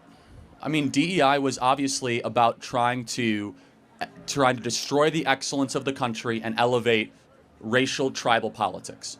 Okay, so if you don't have the racism, right, and then you'll need that program. So you eradicate the racism, and that eliminates the need for any kind of program. No, but if you have excellence, you're going to find the best. That tries to take people and put them in place because they're minorities. You want the best in everything. So let me just ask a final question, okay? If you were about to board a United Airlines flight from Tallahassee to Atlanta, and you find out the airline pilot says, "Hey, everybody, I'm a pilot. I was hired because of diversity. Let's have a great flight." Would that make you feel good or not so good? No, but I know he's still got to be qualified in order to fly that aircraft. But he said, "I was hired because of diversity," and you're like... You still got to meet the standards in order to get into a cockpit. Well, again, we know because air traffic controllers and many others, they relax those standards. When you have a surgeon... You're saying that, but look... You're not. It does not make sense. It's irresponsible, not only to say that, but to actually put unqualified people in and risk lives. But we know that's actually happening every day, and that's why it doesn't make sense. But racial quotas end up mattering more than excellence. When I go in for surgery, I want my surgeon to be the best surgeon. And here's where we can I would agree. agree with that, We yes. want a merit-based society, not a race-based society. I And say we should have started that way from the beginning, but at any rate, then the last thing, I don't want to hog the mic, but I'll just say That's this fine. last thing. So you talked about, black fathers, absentee and all this other stuff and everything else. I actually agree. Okay, more fathers in the home and everything else. That's wonderful stuff. The thing is that you also said, and I'm looking at some of your stuff previous, that there's a system in place that actually incentivizes women to make babies without husbands. It's a right? great society. Take that away. I and agree. then that problem essentially goes away. I agree. Now, I would ask this question also: what percent of black men do you think are abandoning their homes right now? Well, as it relates? we know that. It's actually 60 to 70%. Okay, then you'd actually be wrong because the CDC actually submitted a report in 2023 that says 54% of black men don't even have children. But that's 54%. Those are those are two different numbers, man. I'm talking about those that impregnate. Okay. Well, most black men are actually producing children within the construct of marriage. I'm talking right? about just the kids.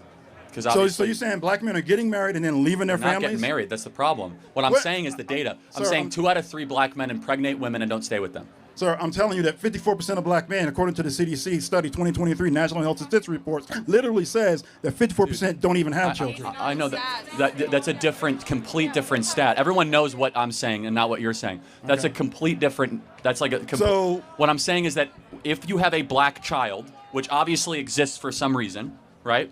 Somebody did something to make that black baby. Okay. 2 out of 3 times, the dad will not be around. Fact. Done. All right. Yeah, it's only out of. Thank you. The statistics are actually out of only those who have kids.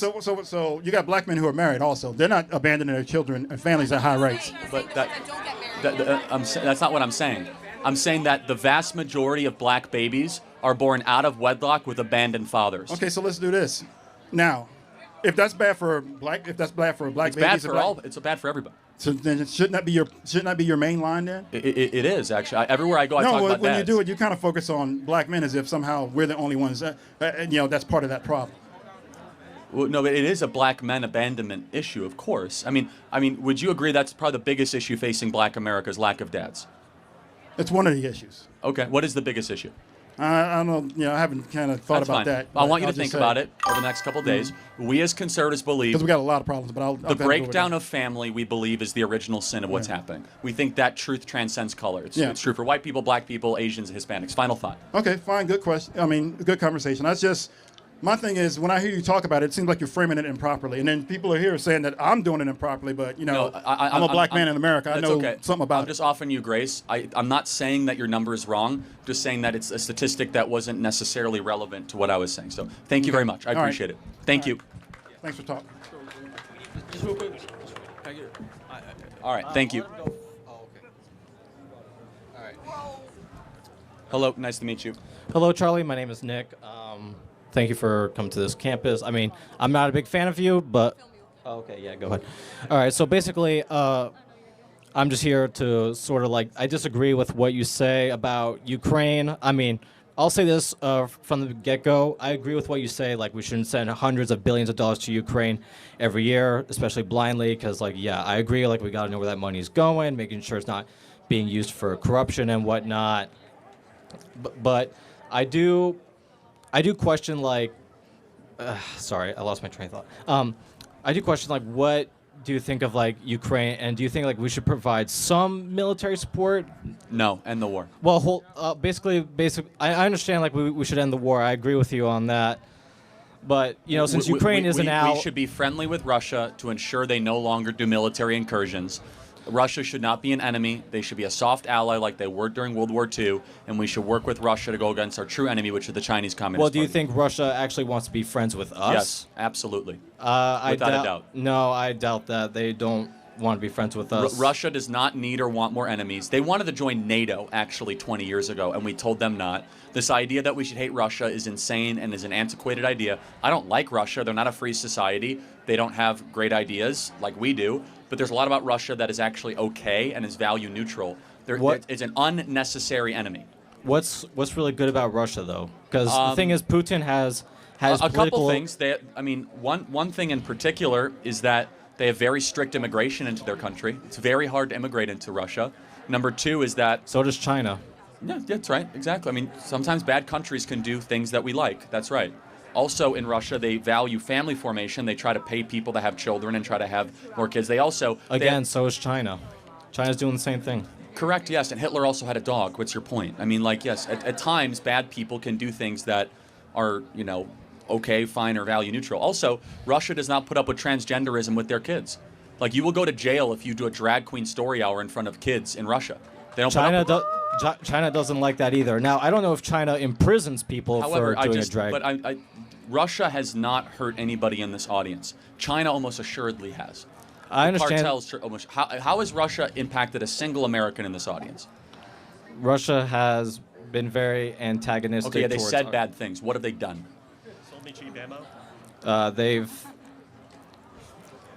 They've attacked our allies in Syria. Well, not really. Syria's not an ally. I mean, so it's like that's a real reach. The point being is we've been told to hate Russia. I don't like Russia. I think they should be an ally to go up against the Chinese Communist Party. I could tell you're well-intentioned. I don't want to keep you here too long. Thank you very much. I understand. Like I'm not trying to pick on you, man. Yeah, Thank I you. understand. Like I'm here in good faith, even though I don't like you, but I am happy to have a All right. discussion with you. All right. Even if we disagree, I'll think about what you said. I may not agree with it, but you know. Thank you. Appreciate it. Thanks. Hey, Charlie. Charlie, give me a white one. Give me a white one. You got it? Got it. Yes, sir. Yeah. Are you as a first generation American and young voter? What country? Brazil. What can you give me like insight? I'm not really wrapped into like political like of America right now. Can you give me something I should look for in the next 4 years that I can focus to make political beliefs off of what's going on? Yeah, I mean, find out what you believe and why you believe it. Ask the question always, what is going to be the best for the country and your livelihood and your generation? And also understand the historic time you're living through, from what Doge is doing, from what Trump is doing with the border.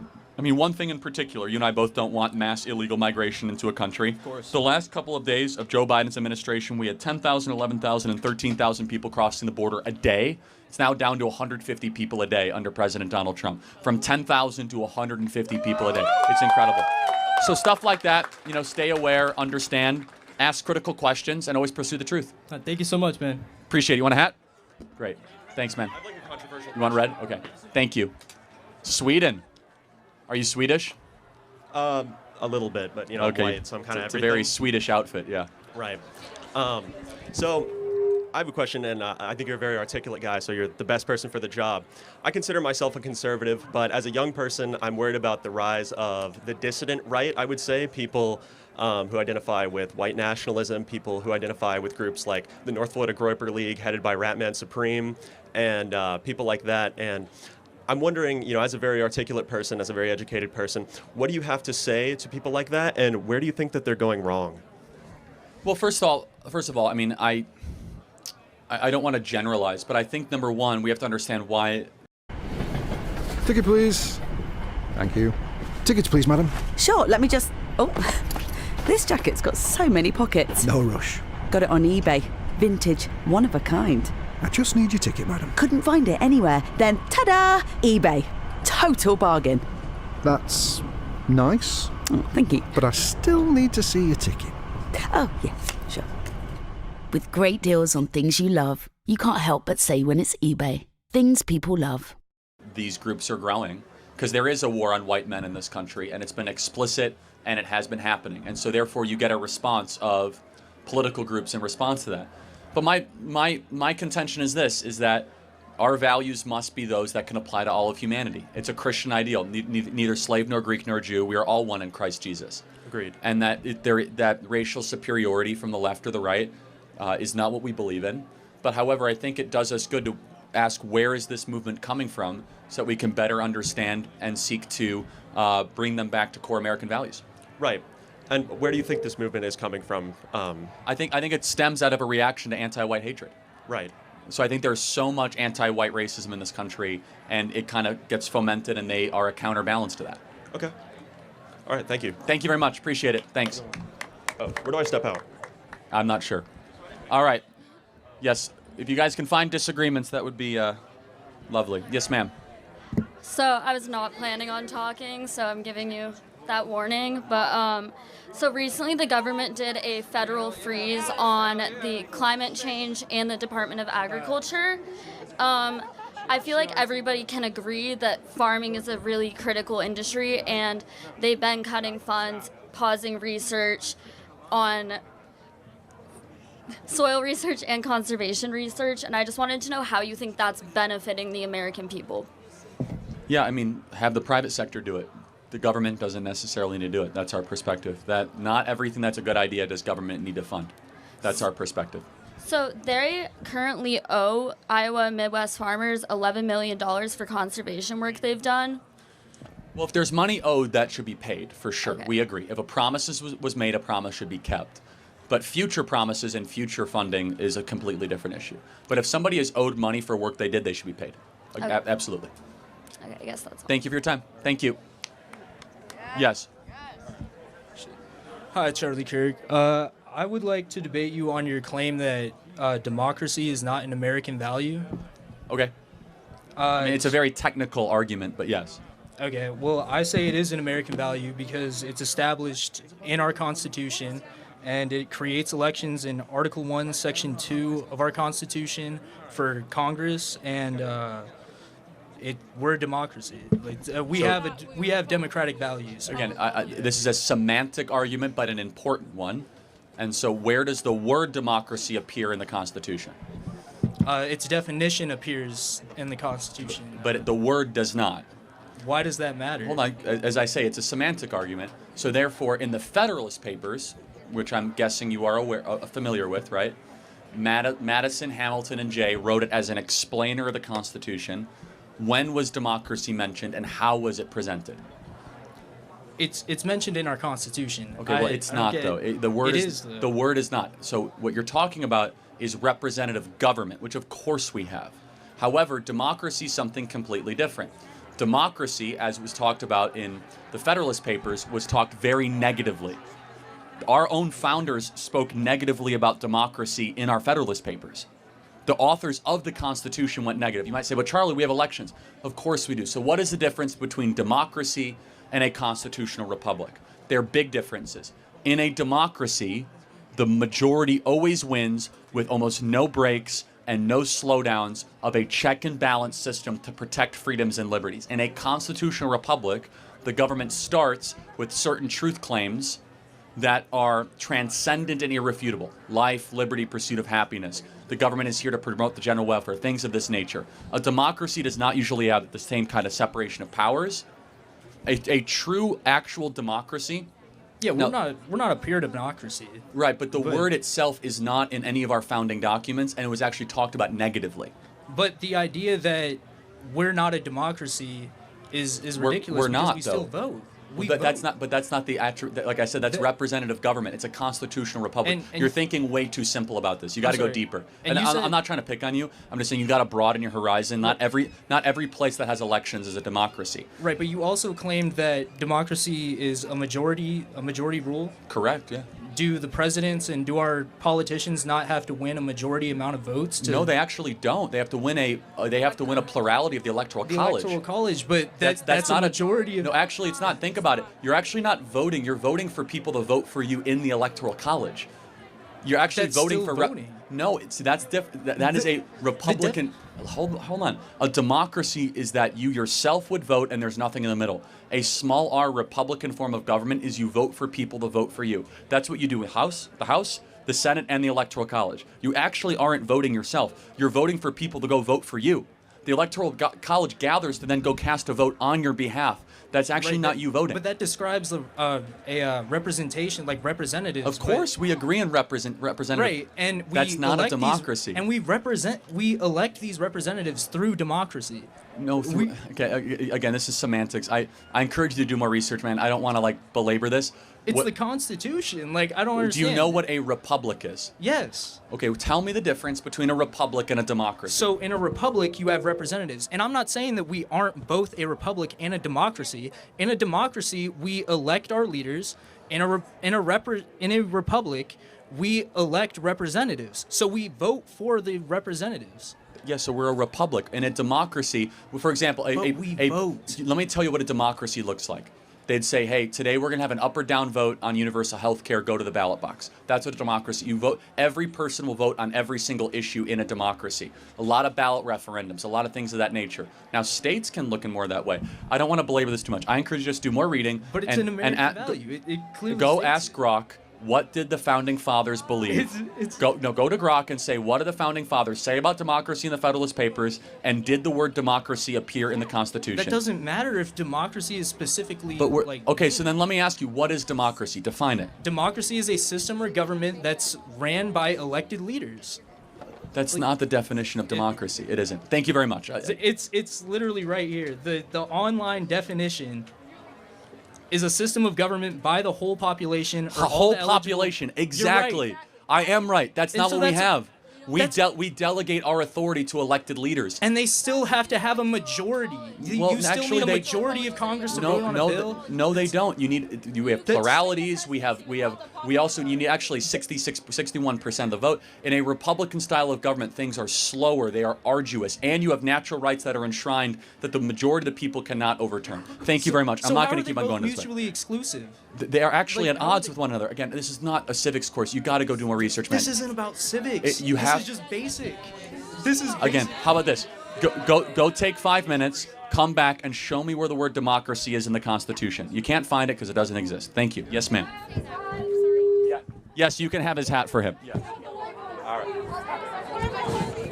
Yes, ma'am. How are you? Hi, thank you, Mr. Kirk, for letting me speak. So I have a question. So Trump promised before he was inaugurated that there would be all hell to pay if the hostages that are being held by Hamas were not released. What is your opinion on them not being still released? Well, unfortunately, some of them came back as dead babies and dead hostages, and so I wouldn't be surprised if Israel goes back into Gaza sometime soon. Okay, thank you. Thank you very much. You want a hat? Yes, please. That was a very simple question. Thank you. All right. Yes. Where are we at? Yep. Hey, good afternoon, sir. How are you doing today? Hey, my name is James. My question's very simple, sir. Trump's tariffs. He's posted the idea that Trump's tariffs could potentially replace federal income. Now, prior to 1913, this was actually the deal. Federal income tax used to be unconstitutional and illegal. Do you believe that Trump's tariffs can replace federal income tax? It's very ambitious. I would love to see it, but it's unlikely to happen in the short term, but it would be terrific. Awesome. All right. Well, I'll just keep it simple. I appreciate your time. Thank you sir. very much. Yeah. Appreciate it. Thank you. Yeah, you got a hat. Yes, sir. All right. Are there any libs at FSU? And where are they? They don't want to get to the mic. Come on. Come on. They're scared? Yeah, okay. Yes. I have a question. So I know that you think that like abortion is not something that should be allowed, but I was wondering if you think there's any time where it should be okay, like if the mother is going to die or if there was a rape or something like that. So not in rape. We could talk about that. If abortion is the only medical option if a mother's life is to be saved, yes. However, most times where they say abortion is necessary, an OBGYN will disregard a cesarean section. That very well might also be an alternative. So almost 90% of the time, not all the time, when a mother's life is in jeopardy, it's post 22 to 24 weeks. And that at that moment, you're right near viability, and the baby can then survive outside of the womb, which then a cesarean section instead of an abortion should at least be attempted. Does that make sense? Yeah. I'm happy to talk more about it if you'd like. So. No, I was just wondering what you think about it. But, and about the rape thing, do you think if someone gets raped, they should be able to get an abortion? Well, should be able to. I believe that universal human rights apply regardless of the method of conception. And let me give everyone my thought process, how I think about this. Number one, somebody in this audience was conceived in rape. Do you know who? I don't either, because it's still a human being. You get human rights regardless of how horrific your method of conception was. Number two, if I had an ultrasound here of a baby conceived in rape or an ultrasound here of a baby in a loving marriage, can you tell which one is which? No. They're still human beings that we believe deserve human rights. So I believe, that abortion should not be allowed in any of those circumstances because the baby's life matters equally as much. Okay, thank you. That makes sense. Thank you. Appreciate it. Thank you. You want a hat? You guys are so patient. You want a hat? You want a red one? All right. Throw the white one in the crowd. These hats are popular, I'll tell you. Yes. Next question. Oh shit! Sorry. Hello, Mr. Kirk. It's a great presence. It's a great. Sorry, I'm trying to collect myself. It's a great time to see you be in your presence, Mr. Kirk. My question is, do the U.S. have a moral right to defend Taiwan from Chinese invasion, or that's a gamble of like World War III? It's a tough question. Yeah. What do you think? I always say no because I don't want to sacrifice millions of lives, like from Chinese or any Asian like countries are willing to fight with the U.S. in this war. Like it's a really tough one. I actually, it's one of the few topics I was thinking yesterday. I don't have. Oh really? I am willing to be open-minded. Okay. Because on one side, we don't want to see the Chinese Communist Party take over the sovereign country Taiwan. Another one is the last thing we need is another Ukraine-Russian conflict where we're pumping a bunch of money into another place that isn't America. No. It's a very difficult question. Okay. But a good one. Okay, thank you so much. Thank you, sir. One last thing. Yes. I want to say thank you so much for being here in FSU, and I would say like you'll be a great presidential, like either for 2028 or 2032. But either way, you got my vote, sir. You got my vote. Thank you. It's all about J.D. Vance. Thanks so much. Thank you. Yeah, do we have any more? Or are we out? That's it. This is my last hat. Okay. So. All right. Yeah, I'll shake your hand. Here. Are we really out? Shake the hand. Shake your hand. Shake his hand. Shake his hand. Sorry. Thanks so much, sir. Thank you so much. We'll do a couple more, guys. Push back, man. Yes. A step back. Like over there. Okay. Right here? Yeah. Push back a little bit more. Okay. Going that way, bro. Yeah, I'll sign them. Will you sign my book? Please. Okay. Careful. Go find some disagreements, guys. I'm happy to see this many conservatives at FSU, though. It's amazing. Yes, ma'am. You ready? Charlie. Hey, I'm not a disagreement, and I wasn't even planning on speaking, but I had to say something about the girl that was just asking about rape. And I hope everyone is listening, especially the ones in the back. And I've never said this publicly, so I'm shaking like a leaf. I was raped when I was 17. It was 1988. Everybody I knew told me to get rid of it. I had my baby. I'm sorry. I had my baby, and he was the greatest thing that ever happened to me. Oh, God. And I just wanted to say, there's other options. And I'm telling you, in '89, there were not many options. But it is. I was shunned by people in my church. I was shunned by family and friends. And I still had it in me. God put it in me. You're having this baby. And so, no, abortion is not the answer at all. What is your message to a young lady right now watching on TikTok or Instagram that might think that abortion is the only option? No, reach out for help. There's so many more options. My son's 35, for God's sakes. And there's so much more help out there. Go to your local church. Go to, there are plenty of... The pregnancy crisis centers in your local neighborhood. Yes, there's 2 of them here in Tallahassee. So your son, who's now 35, yes, I'm sure is living a great life and doing good. Yes. Talk about what your life would be if you would have had that abortion. I probably wouldn't be here because I was doing some stupid crap, but I was raped. And I conceived him during that rape, and he knows that. He's known it his whole life. His biological father has nothing to do with him. He has nothing to do with him. I married the most wonderful man when he was 11. We got married. We had another child. So Praise he God. has his sister, and that completed my family. But never once in my mind did it occur to me to kill him. Never. And Praise the Lord. Thank you for saying that. Thank you. And God bless you for that testimony. Thank you. Because every human being is made in the image of God. Yes, Every single absolutely. human being. God bless you. Thank you, ma'am. Charlie. Thank you. Wonderful. Yeah. Hi, I'm actually a big fan, but I do have a question. I know you support like Trump's tariffs and all of that, and the 25% tariffs he's done like with Canada and Mexico on like our metal imports and exports. Like, I've just been reading about how it's actually like not a good thing because like it's gonna like harm the automobile industry and just all of that. But like I want to know your take, just because from what I've read like over the past like 2 weeks, it just doesn't seem like it's like a good thing. Well, as far as the Canada ones actually haven't gone into effect yet. They're largely a negotiating tool to get Canada to come to the table to stop the flow of illegal immigration. Secondly, though, I've done tariffs a couple times today already. One sec, guys. I would say that tariffs are a forcing function to protect American labor and American workers. That if we want more stuff made here, we need tariffs as a way to try to re-domicile the companies to come here. A lot of what you're reading in the news is companies that are worried they're going to have to open up factories in Tallahassee or Gainesville, Georgia, not Gainesville, Florida, don't worry, or in Louisiana. It's a choice. Do we want more cheap stuff coming in that we don't use and don't value, or would we have less, better stuff made by our fellow countrymen and with it a stronger country? I don't know about you guys. I think we have enough plastic and cheap t-shirts to go around. I actually value better made things that are made, right, by Americans or with more care and with more dexterity than just piles of stuff from Walmart. I think that's the direction the country should go and currently is going. So, All right, well, thank you. Thank you so much. Have a good day. Yes. Charlie, will you sign my dog? Yes, I will. Yes. Who's up? What is this? Oh my Donald God. Duck. Sorry, my backpack is so big. Oh, okay. Yo, hey, what's up, Charlie? Oh, wow. You got, like, very blue eyes. I didn't realize, I watch you on camera all I the time. do not have blue eyes, but that's okay. Oh, you don't have blue eyes? Sorry, I guess I'm colorblind. Do I have blue eyes? I don't think so. I don't know. Well, they're very striking. I just wanted to say. I was curious. Would it be all right? I have some people that were asking me if it was all right if I recorded, just because there's a lot of people that were curious about this. Yeah, I mean, you're probably going to do some stupid troll and fall on your face, but go ahead. Bro, I'm so sorry, but... Okay, yeah, I'm just, like, okay. So, I was talking about this with, like, You got, like, 10 seconds, man. Okay. I apologize. What?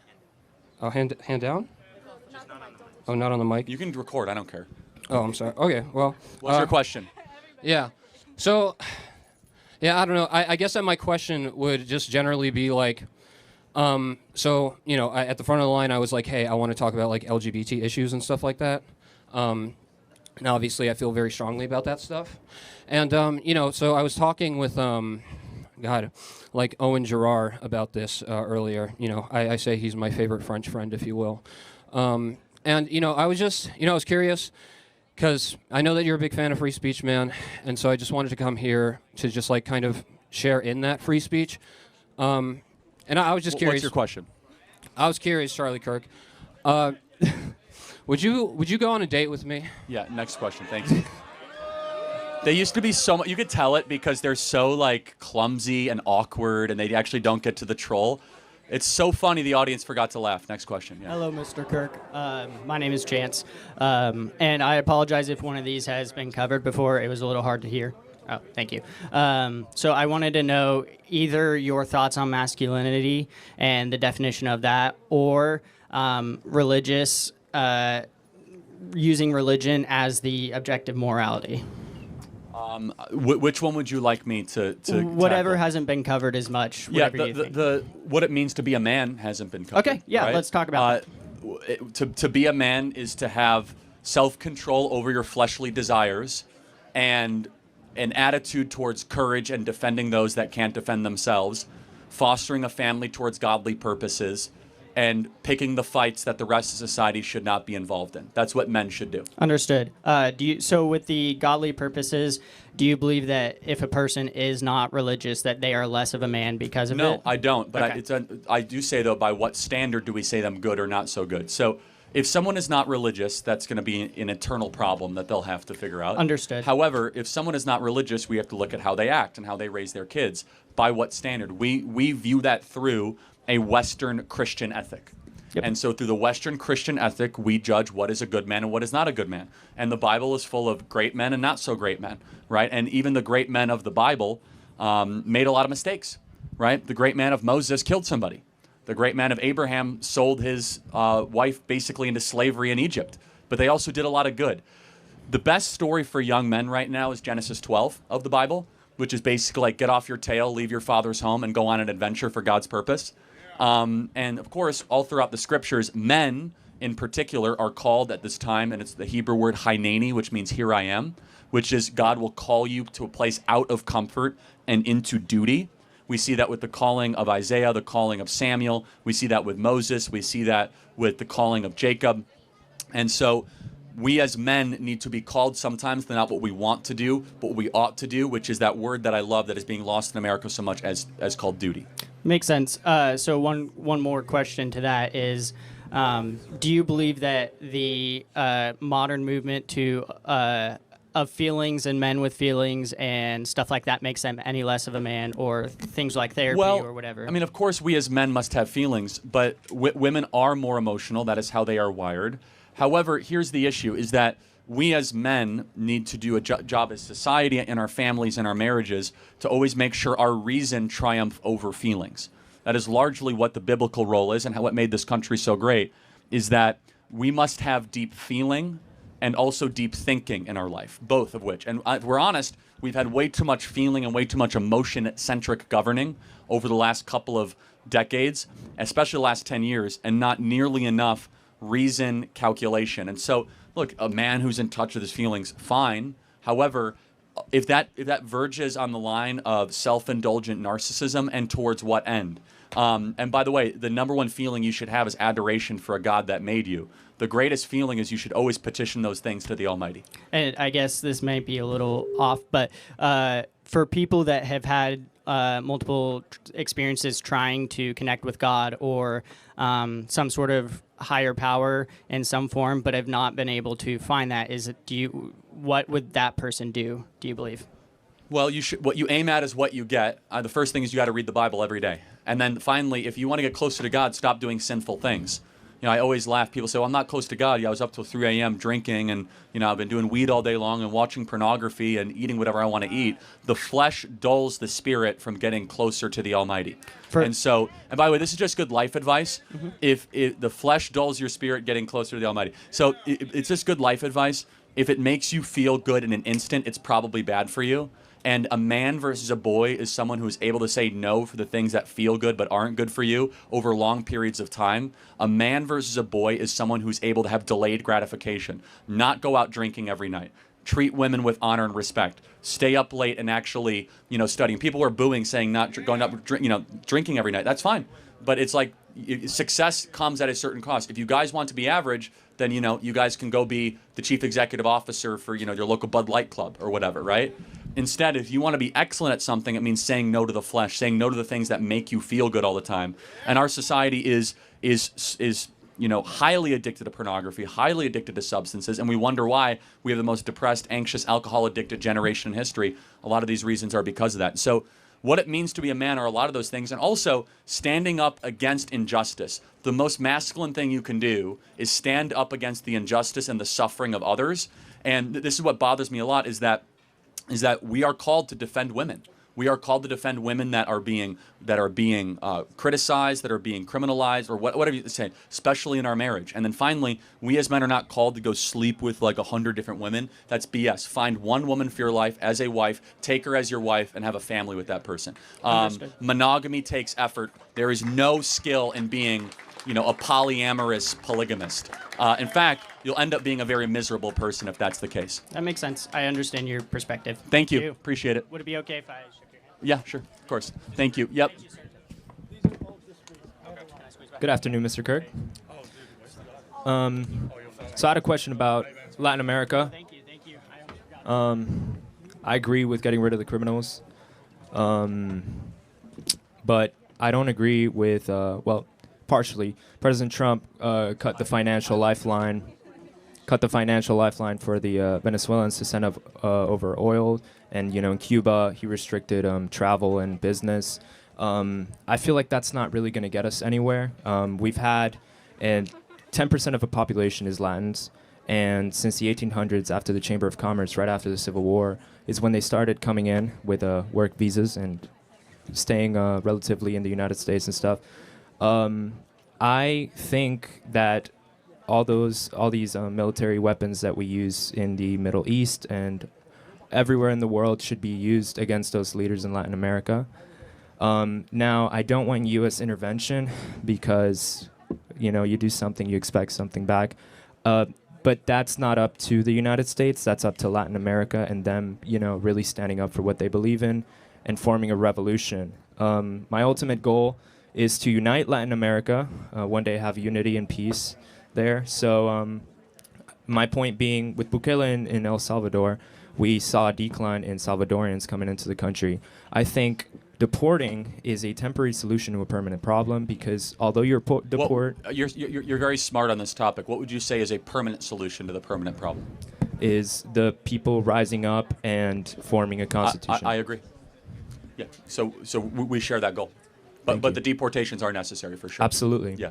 Absolutely. I would love to see Latin America engage self-sovereignty, democratic rule of government, and really understand the values of liberty and freedom. Yes. Thank you very much. Appreciate it. Thank you. Absolutely. Thank you. All right. Any disagreements, guys? Anyone?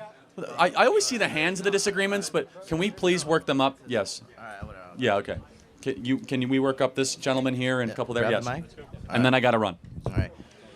Hey, Charlie, it's great to have a chance to speak with you. My name's Joseph. I was just wondering, Trump has been making some pretty bold claims these last couple of weeks. I was wondering, what is your opinion on specifically Trump's plans with Greenland, and are they valid? Been asked that already. Oh, have you? Yeah. I hope we buy it, and we could do a Prove Me Wrong and Nook Greenland in July. So you think the U.S. has, like, they should just be able to buy any, like, property they want with What no do you think issue? about Alaska? I mean, yes, that was true. Or Hawaii, or Guam, or the Channel Islands, or, Right, or but if Puerto Denmark Rico. has no intention to sell Greenland, why should we try to, like, what? The Russians didn't claim want to do sell we have Alaska. to it? Right, but they were forced to. Denmark is not really in a position to sell Greenland to us. Yeah, they are. How come? In what way? They don't have a military, and we pay for their military. We keep Europe safe with hundreds of billions of dollars a year. So because They'll sell. So because they're unable to defend themselves, we just have a right to take like what they've had since. I mean, like, we are the 1700? stronger country, though, right? Right, but and by does the way, that just so mean- you know, the people of Greenland hate the Danes, hate them. So they don't even want to be controlled by them. So Do they actually, like Americans? A lot more than Danes. I went to Greenland. They loved us. We had crowds like this in downtown Nook. Really? So leave it up to a vote. Let's see what they think, and if they want to be sold, we'll buy them. All right, fair enough. Thank you. Thank you. Appreciate it. And since you ran out of hats, could you sign my? I'll sign that. Yes. All right. Disagreements? Anyone? Yes. Yeah, disagree. I'll wait for him. Yeah. Thank you. How's it going, Charlie? Everything's been so polite today. Yeah. Yes. 1 second. Yes, sir. First of all, I just want to say, man, I'm excited to see you. I watch your videos all the time. I disagree heavily, and I originally wanted to come up here and maybe troll, but I actually have a genuine question for you. And my question to that is, why is it that you are in strong support of religious values being instilled as American values and protected by the Constitution when our founding fathers kind of tried to stray away from a instillment of a specific religion on the entire country? Well, I would reject the premise, but let's just kind of let's ask you by what standard do you think we should live by? Standard in the country? Live by? Just as humanity, what should we say is good or evil, and where should we get that from? I think that we should have a set amount of values that come from what we as a society kind of create, and that can be contributed by a mix of different religions and perspectives and opinions, which is why I disagree with the instillment of a specific religion on the entire country. So let's just, I'll tell you what I believe. I believe specifically the 10 Commandments is a great place to start. What would you say are rules for life, and where do we get them from, and why should we believe them? You're asking me? Yeah. I mean, so again, like I said, I think that a lot of things we can point to the Bible, we can point to the 10 Commandments, we can point to a lot of these teachings, and we can say, okay, here's a good set of values that we have that are outlined in the 10 Commandments, in the Bible, and stuff like that. But we can also, what that raises the issues of is what that does for the rest of the country. Because if you flip that logic and you applied it to, let's say, values of Islam, values of Hinduism, values of Buddhism. We and weren't stuff like founded on those values, though. Correct. Right? We were not founded on those values, but also I think that just because we were founded on beneficial values of a specific religion does not mean that we as a country should look to solidify the entire country in religion. And what we're seeing a lot in government is more religious involvement. We're seeing a lot of money. Which we should. We should have a ton more religious involvement. And the reason primarily being is if America goes secular, it will lose its mind. Would you agree then? And we're seeing that. Would you agree with if the president elected was Muslim or had a different religion than you? Would you also? Well, let's take Vivek. I mean, Vivek has a worldview that I share. Vivek is a Hindu. But how would you feel with those values as a whole being? I mean, Vivek is a Hindu, but Vivek would come up here and say the 10 Commandments is one of the greatest moral breakthroughs ever. The point being, and this is what I'm getting at, is that Christianity is the greatest ethic that humanity has ever had to live under. Hold on a second. Sorry. Christianity, as we know it, is the greatest moral ethic, and these are things you agree with. You know, love the stranger. You know, help others. Have justice. Love thy neighbor. Yeah, love thy neighbor as yourself, like Leviticus 19, right? These are beautiful teachings. In fact, they're so beautiful that you think that they're common, when in reality the rest of the world doesn't always have them. Even freedom of speech and natural rights and charity to the lesser, these are all Christian values. So what I'm getting at, though, is if we remove Christian values, which you may or may not be suggesting, what do we replace them with? I guess my question is more centered around using taxpayer dollars. Well, I guess I can lead with a question. How do you feel about taxpayer dollars using to fund things like Bible teachings in public schools? Yeah, I totally support that. The Bible is a historical document. And so my question again is, how would you feel about taxpayer dollars going towards teachings of the Quran? Well, they actually do that already. And are you in support of it? Hold on a second. Pause. We do have a religious texts of a lot of public schools. Yes, we should look at all religious texts of great faiths and learn and examine them. You know, okay, what does the Quran say? What does the Bible say? If it's in a public school. But I think you know what I'm getting, pointing at. Sort of. But it's important to understand, though, that only one of those texts was believed and continued this country moving forward, which, of course, is the Holy Bible. And the teachings of the Bible were at 55 out of 56 of the signers of the Constitution were Bible-believing, church-attending Christians. God is mentioned 4 times in the Declaration of Independence, right? We were an explicitly Christian country. In fact, John Adams said that the Constitution was written wholly for a moral and religious people. It's wholly inadequate for the people of any other. I might not convince you on this. What I might convince you on, though, is that if you say Christianity should not be involved in our government, fine. You got to replace it with something. And if you say it's neutral, there's no such thing as a neutral public square. It doesn't exist. Yeah, I'm not necessarily saying that, and I'll be quick because I know there's other people I want to talk to. But what I'm saying is, I would say that I disagree strictly with a certain teaching, a certain religion being the basis of what we take all beneficial teachings that we apply to the United States. Fine, but then who chooses the moral code? I think that the people as a whole who can represent different religions, how do we who do can that? represent different beliefs and opinions. It shouldn't have to come from a specific religion, because what does that one religion teach that the other opposing viewpoints or atheism can't teach? Hold on a second. No, that's an interesting question. What does Christianity teach that others do not? A lot. A lot. For example, in Christianity explicitly, there are beliefs that are not found in Buddhism or Hinduism. And again, just look at the fruit. The West is a Christian project. So why would we cut the fruit from its vine? Why would we cut the flower from its roots? Yeah, and my question is because I think that there's a lot of disagreeing points of view that conflict that, right? Abortion rights. I know that it is a largely Christian value to not be in support of a woman's right to choose whether or not she has an abortion. To protect and I know innocent that life, you for are sure. also anti-democracy, and you know Well, I'm pro-elections, but yeah. Yes, and you're opposed to just the majority ruling over the rest of people, right? And so why is it that you are in support of people that make up the slight majority having power to instill legislation and rules and laws that their religion teaches on the rest of the society? Again, is what I'm saying. First of all, you can't have a free society without having some sort of a belief in God. So then why should we use Christian teachings to apply that to the rest of society when they disagree with them? First of all, it's the best. Show me a better alternative. No, seriously, I mean, you can laugh at it. Show me a society that has gone away from Christianity and has improved itself. What I'm No, it's important. Okay. I believe that America should remain Christian. Show me a formerly Christian country in Europe that has gone away from Christianity and has become a better, stronger, better. What I would point you to is probably towards a country that does not apply those values to things like abortion rights. So I'll probably point you to I'll probably point to Norway. I'll probably point you to a lot of the places like that because they're not having people die from lack of access to abortion. And this is where we just have disagreement. I think Europe is a disaster right now. Okay. I think Europe is a husk of its former self. What I'm arguing is that I'm saying in the specific areas of that there's not people literally dying because they're forced to give birth to a human that they don't want to carry and they don't have proper access to abortion, and those are Christian teachings that are not. Yeah, in this country we have babies literally dying in the womb every single day. Yeah. I mean, 3,000 abortions a day. I mean, I think that's a big deal, but I also at the same time, there are those same Christian teachings. I would just ask again. You don't have to answer it. This is an interesting question for you, and I want you to think about this for the next week or two. Okay. The most important book in my life, of which all truth stems from, is the Bible. Correct. What is your most important book? The Right-Wing Revolution by Charlie Kirk. Without the troll, though, but it's important because at some point you have to appeal to something. You have to have a rule book. Every species, all human beings need a rule book for life. We tell you what our rule book is. I know it's like putting you on the spot, but think about it. Yeah. And if you don't have a rule book, you're lying to yourself. Everybody has a rule book you live by. You just got to tell us what it is. Fair enough. All right, Thank cool. you. Thank you, man. Think about that, okay? Can I get a hat? Yes. I ran out. Damn it. Yeah. Okay. Think about your rule book. Yep. How we doing? Charlie, my guy. What's up, guy? Oh, can you hear me? Oh, my bad. I'm sorry. What's up, Charlie? So I am a second-year master's student in student affairs, and I see you got an anti-DEI shirt on, so this is about to get good.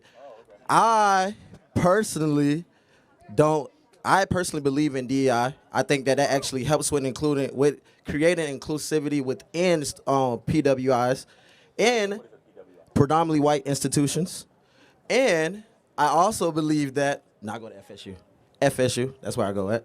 But I also believe that this is the reason why I wanted to get into student affairs, because I believe that with the DEI being present within our campuses, we actually are able to build inclusivity for students who are first gen, for minoritized students, for veteran students who are coming onto these campuses and actually being able to feel like they have somewhere for them on campus. As well, I understand the counter argument, but I'm gonna let you go first. I'm sorry. Well, instead of debating DEI, why don't you define it further so we can make sure we're talking about the same thing? Got you. So diversity, equity, and inclusion. I know what that means. Okay, my fault. I would say DEI stands for didn't earn it, but that's a separate issue. Ooh, didn't earn it. You been working on that? Type. So yes, a lot of people think that, and in that regards, which is a counter argument to it. But I honestly believe that the fact that you got to this point where you was already unrepresented on these campuses already shows that you did actually earn to get those fundings, did actually earn to get that exclusivity tailored to you. Because the fact that you even made it to the campus where a lot of people in disproportionate communities don't make it a lot out of, at least you can have is a place on campus where you feel included at. That would be my argument. Yeah, so I don't know what DEI looks like on this campus. So, yeah, so I can't speak to that. Let's try to find some common ground. Okay. Do you think people should be hired based on their race or their competency? I don't think that. I think they should be race. Which one? My fault. I'm sorry. My fault. I think that they should be hired based off their competency, not their race. We totally agree, right? Okay. So what DEI does in practice, not in theory, is it focuses on race more than competency. And Okay. That is our concern. Okay. And so what I want, and you seem, very passionate about a lot of things, and you obviously have skills. For your life, I want you always to be judged on the content of your character, not the color of your skin, which is actually, as you know, Martin Luther King gave this big speech, and I know, but he is an ideal. I agree with this sentence for sure, where DEI says no, we're actually going to care more about skin color than competency. Mm-hmm. And so what we want is an America based on merit, America based on how hard you work, an America based on what you bring to the table, not just what you look like. I got you, and I understand that as very well, and I think that that's a profound position to have with it. And no, you're good. Yeah. And I know you gotta go, so no, you're good. Keep going. Okay. So my last thing is, and I'll make it short because we aren't going to agree on that, but agree on the whole anti-DEI act movement. But I will say that Drake or Kendrick Lamar, who won? Oh, I like Kendrick Lamar. I'm not a rapper guy, but I would say at least the only thing I know about this is the anti-pedophile thing, which I support completely. Okay. So the fact he goes after Drake for being... No, you can't say that. Sexy songs for you, baby. You know what I'm saying? Go Drake. I don't know a single song between either of them. All I know is that if you even engage in pedophile stuff, you're no-go. Type shit. But can we both agree, though, that the less we talk about race as a country, probably better? That if we look at people as human beings first and not race. I agree with that. Okay. We can agree. Thank you, man. God bless you. Thank you. Disagree. Hey, Charlie, thank you for being here. My question to you, and I just want to confirm your position on something. You are anti-death penalty, is that correct? Pro. You're pro-death penalty. I've done this once already, but yes, correct. Okay. I used to be anti, but yes, fine. I just want to ask about consistency. So, consistency. One thing that irritates me about liberals is they'll say things like, yeah, we're pro-choice. But then when it comes to like vaccinations and my body, my choice, suddenly they're not so pro-choice anymore. I feel like conservatives do the same thing, but on the pro-life side. So can you Come can on, you man, defend? you seem so much smarter than that. What do you think my answer is? I don't, because they did something bad. Well, yeah. But if life is invaluable, then why do you not consider it valuable throughout the whole lifespan, not just the beginning? Because you believe in putting criminals in jail, right?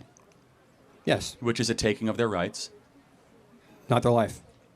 Well, again, but their whole life is completely changed.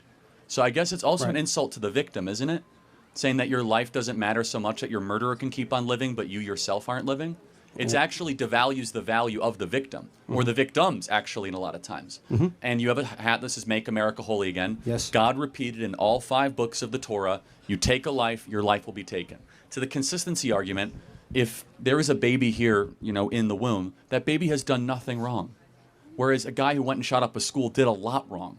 And so the only answer is to say, we value human life so much that you don't get to keep on living if you take a precious human life. It's actually an explicitly pro-life position because it's honoring the dead and honoring the victim so much that it's not just one to be discarded. It's not just a clump of cells. You see, to be against the death penalty is actually consistent for the left because they're like, it's just a bunch of clump of cells that got shot up at a school. It doesn't really matter. Go put him in a jail. Where we say, no, that's a life you took, and you don't get to keep on having breath if you go take another precious human life. Does that make sense? It makes sense. And how do you defend, there's a flat-out commandment. It doesn't get much clearer. Thou shalt not kill. We did this earlier. I can't hear anything on the other That's side. all right. I'm sorry. Okay, it says, thou shalt not kill, thou shalt not murder, not thou shalt not kill. So killing and murder are 2 different words in Hebrew. It says, thou shalt not murder, not kill. Again, I could repeat this repeated, just over on ad nauseum. God has a law in the scriptures. If you are to take a life, your life shall be taken from you. Why is that? God went and explained in the Torah, it's because human life is so precious, you shall not be able to continue. The only punishment is that your life should also be taken from you. Okay, thank you. Thank you very much. I'm not trying to debate. I just want to hear your No explanation. worries. It's fine. Thank you. Yep. Thank you so much. We'll do a couple more. Thank you. Yep. I think it's good enough. Oh, good enough. Yeah. All right. Okay. So, basically, my question is: throughout this whole thing, I've heard you speak pretty in length about, upholding the Constitution, which I think is a good thing. I think that's a great thing. I think that you talk about the founding fathers, who I think, while flawed, overall had very good ideas. My issue is that, and I know it's not October, but currently, you can spin it however you want. I personally do think that Trump, has done a lot to really ruin the Constitution. I think when you look at January 6th, yes, January 6th. This is such an October question, bro. I know, but then answer it. But answer what? Why is the Constitution suddenly flimsy when it comes to things that are currently happening? But it's not flimsy when it comes to. That was 5 years ago. And here's my best argument is the American. So it doesn't matter. Well, hold on, the American people were presented with this and they didn't believe the media's premise. So you tell me how Donald Trump was against the Constitution. What? By trying to overthrow it on January 6th. Okay, he didn't. Oh, he didn't. Yeah, he didn't. You know what he did do? He did win in November because you guys couldn't stop talking about that for the last 4 years, okay? Hold on. Because all you guys did is you lied, you kept the border wide open, you guys sent money to Ukraine unnecessarily. His own VP not validated? We had hyperinflation, and all you guys did was lie endlessly about January 6th, which of course was 99% of people that peacefully went into the Capitol to go pray and go look at the people's house. There were only 15 people that actually committed violent actions against police officers. And so we look at all this together. You're like, oh, he's against the Constitution. Wait a second. You know who's against the Constitution? The Democrat Party that tried to kick him off the ballot. The Democrat Party that tried to say, you're not allowed on a ballot. You know that there were 5 Democrat states, Maine, Colorado, and California being 3 of them, that said, you're not allowed to be on the ballot, Donald Trump, because you're an insurrectionist. That's a threat to democracy and to the Constitution. It's a threat to our democratic norms. And so I'm not going to relitigate this too much because, honestly, I don't have to. Because we won, and you didn't. And we're in power. And so it's like...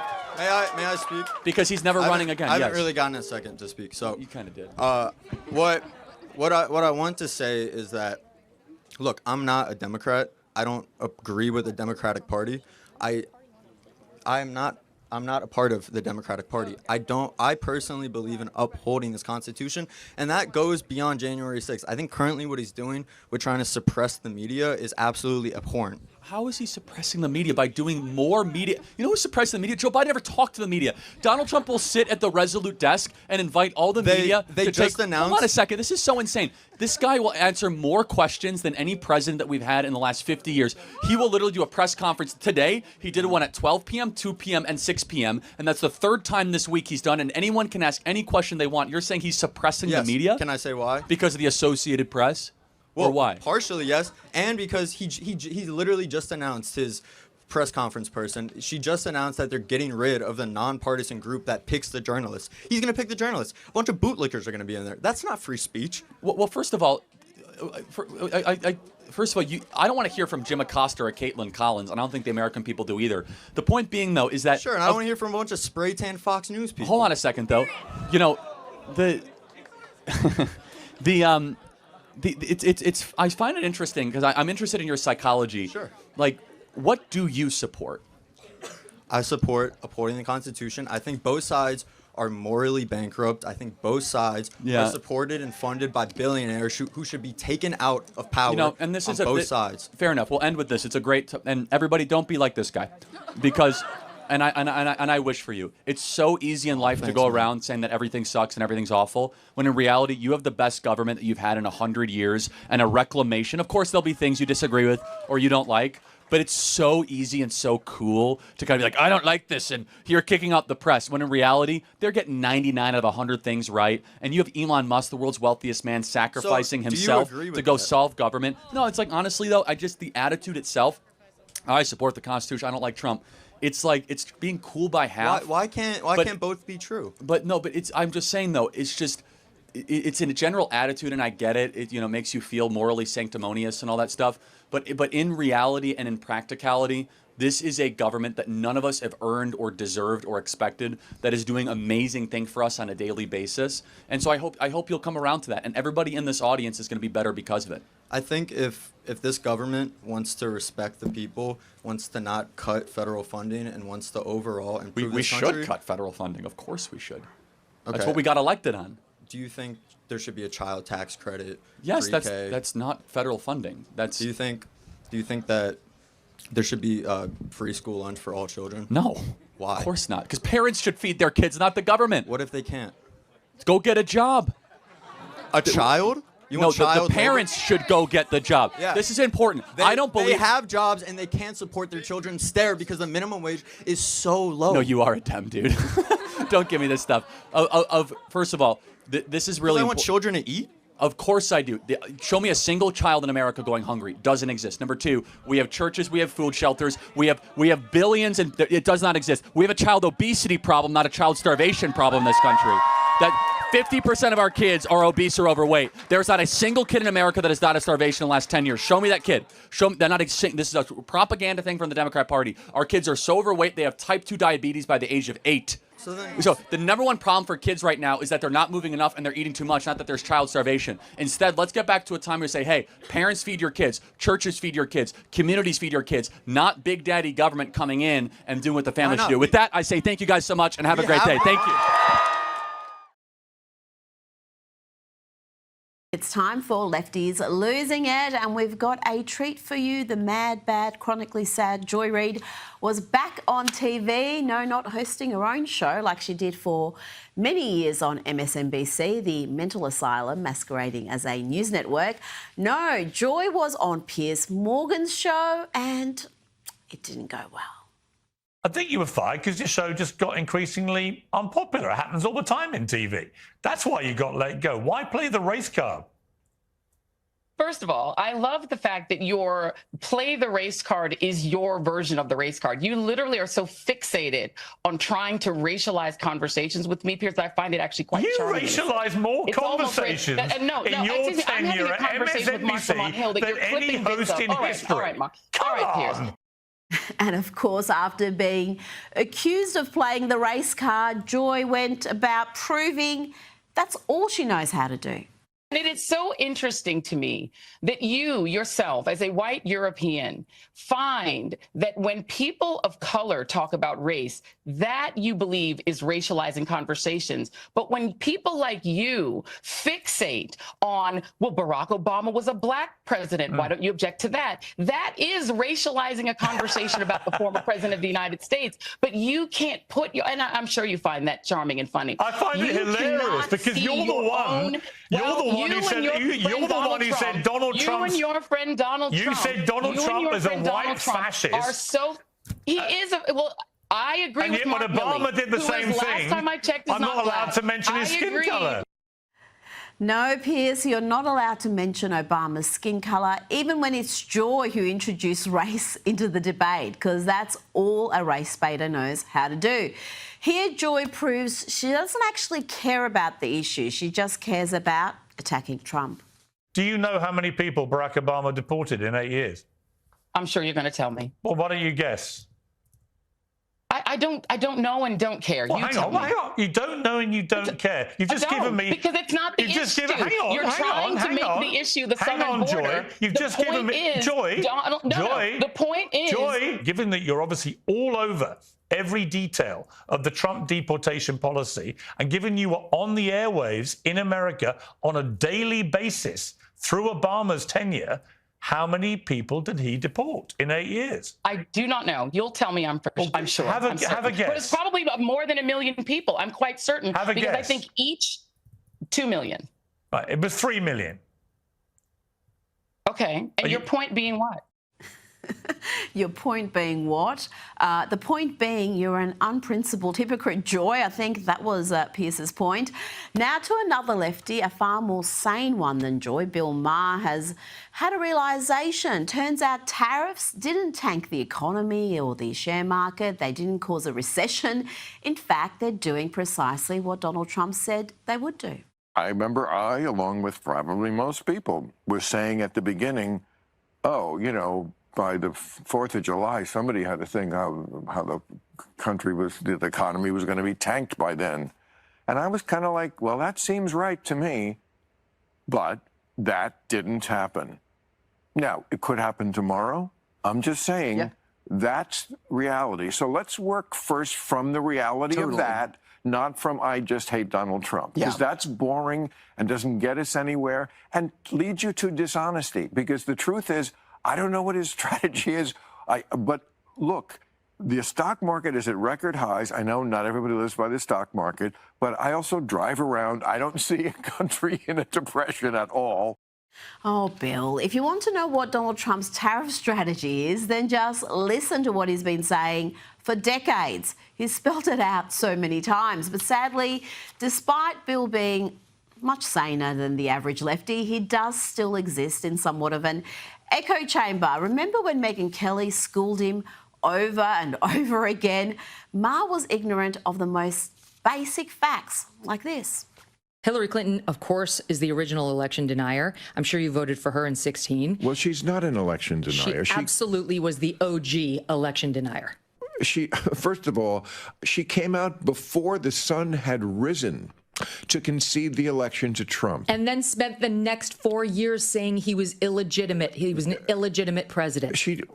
Okay, well, first of all, she didn't say he was an illegitimate. Yes, she did. You tell me exactly what she said. She said those exact words repeatedly. I believe he knows he's an illegitimate president. You can run the best campaign. You can even become the nominee. And you can have the election stolen from you. Now, this next clip is delicious. Here is Steve Bannon calling out the activist journalists of PBS on PBS. And the rhetoric about the judge, because a lot of lawyers say, you know, all of the rhetoric, calling for impeachment, the radical left lunatic, that this rhetoric that's not the type of thing the president should say. He should appeal. He should abide by the court ruling and not. Listen, by the way, was there any complaint from PBS or was there any complaint by the Democrats on the rhetoric used against the judges when the Roe v. Wade decision came out and they had to have police protection at their houses? I don't remember anything about the rhetoric being too high. You guys are so phony on the face of it. This is why we're defeating the left. The American people, as they see this, they go, these guys are a bunch of lying scumbags, which you are, a bunch of lying scumbags. You try to terrorize Supreme Court justices over a decision that didn't go your way. I told you it was delicious. And talking about scumbags, here is Democrat Congresswoman Rashida Tlaib. This might be a new low for the squad. Halcyon people, this is all for you.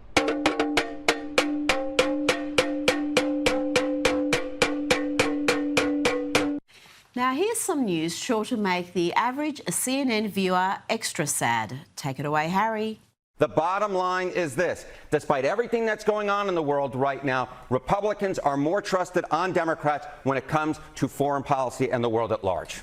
And the figures show the American people, despite the relentless media campaign against the Trump administration and its foreign policy decisions, well, the American people have more faith in Trump and the GOP than the Democrats. When it comes to the issue of foreign policy, again, what you see is, in the American voters' minds, Democrats simply put can't hack it. More voters trust Republicans on foreign policy, very much like they did back during the 2024 campaign. What about the strikes on Iran? Because while they were being contemplated, they were not universally popular. No, they were not universally popular. And in the immediate aftermath, they were not universally popular. Look at this. Net approval rating, U.S. airstrikes on Iran. In late June, the net approval rating, look at that. -8 points underwater. But as the American people learned more and more about it, look at this. A 10-point rise. Now it's in the positive. The American people like the move that Donald Trump put on Iran, the U.S. airstrikes in Iran. Let's bring in Sky News contributor Kosha Gator. Kosha, the data on the airstrikes is particularly interesting because CNN was at the forefront of running that anonymous, low-level conjecture that the airstrikes didn't actually do much damage, but that narrative seems to have not had long-lasting impact. Indeed. I think ultimately polling does reflect reality. It may be delayed because it's always swimming against the current of the mainstream media narrative engineering. Sometimes it may be delayed by years or even decades, sadly and frustratingly, but eventually truth does tend to prevail. And that one, it was not only a criticism of Trump, which was the genesis of why they were putting that out there, but it was also a criticism of American military might, the technological capability. And that, I don't think it sits very well with the American public because just the nature of those bunker-busting bombs, it's technology nobody else has in the world. The visuals of how they're like rockets that go deep into the ground was quite amazing. And it just wasn't going to fly, I think, the way they were constructing that narrative. The polling also probably improved because it was a controversial move.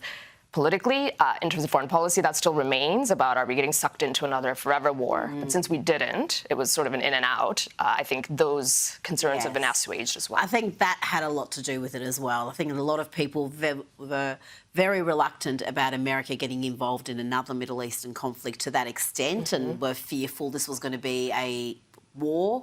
When it was just a one-off strike, then I think they relaxed somewhat. Now, this is rather wonderful footage. Watch here as Keir Starmer squirms like the ineffectual faux leader that he is as Donald Trump talks about Europe's illegal immigration crisis and the rise in crime. Europe is a much different place than it was just 5 years ago, 10 years ago. And they've got to get their act together. If they don't, you're not going to have Europe anymore as you know it, and you can't do that. This is a magnificent part of the world, and you cannot ruin it. You cannot let people come in here illegally. And what happens is there'll be murderers, there'll be drug dealers, there'll be all sorts of things that other countries don't want.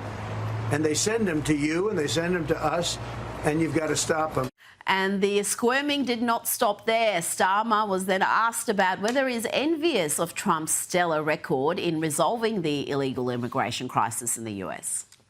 The president makes it look easy dealing with illegal migration. You must be envious of his record in such a short period of time. Well, I think we've been discussing irregular, illegal migration is a huge issue in both of our countries. In the United Kingdom, it is a real cause for concern, and that's why we must bear down on it in all its aspects, upstream, across Europe, where a lot of ours comes into through northern France, across the Channel.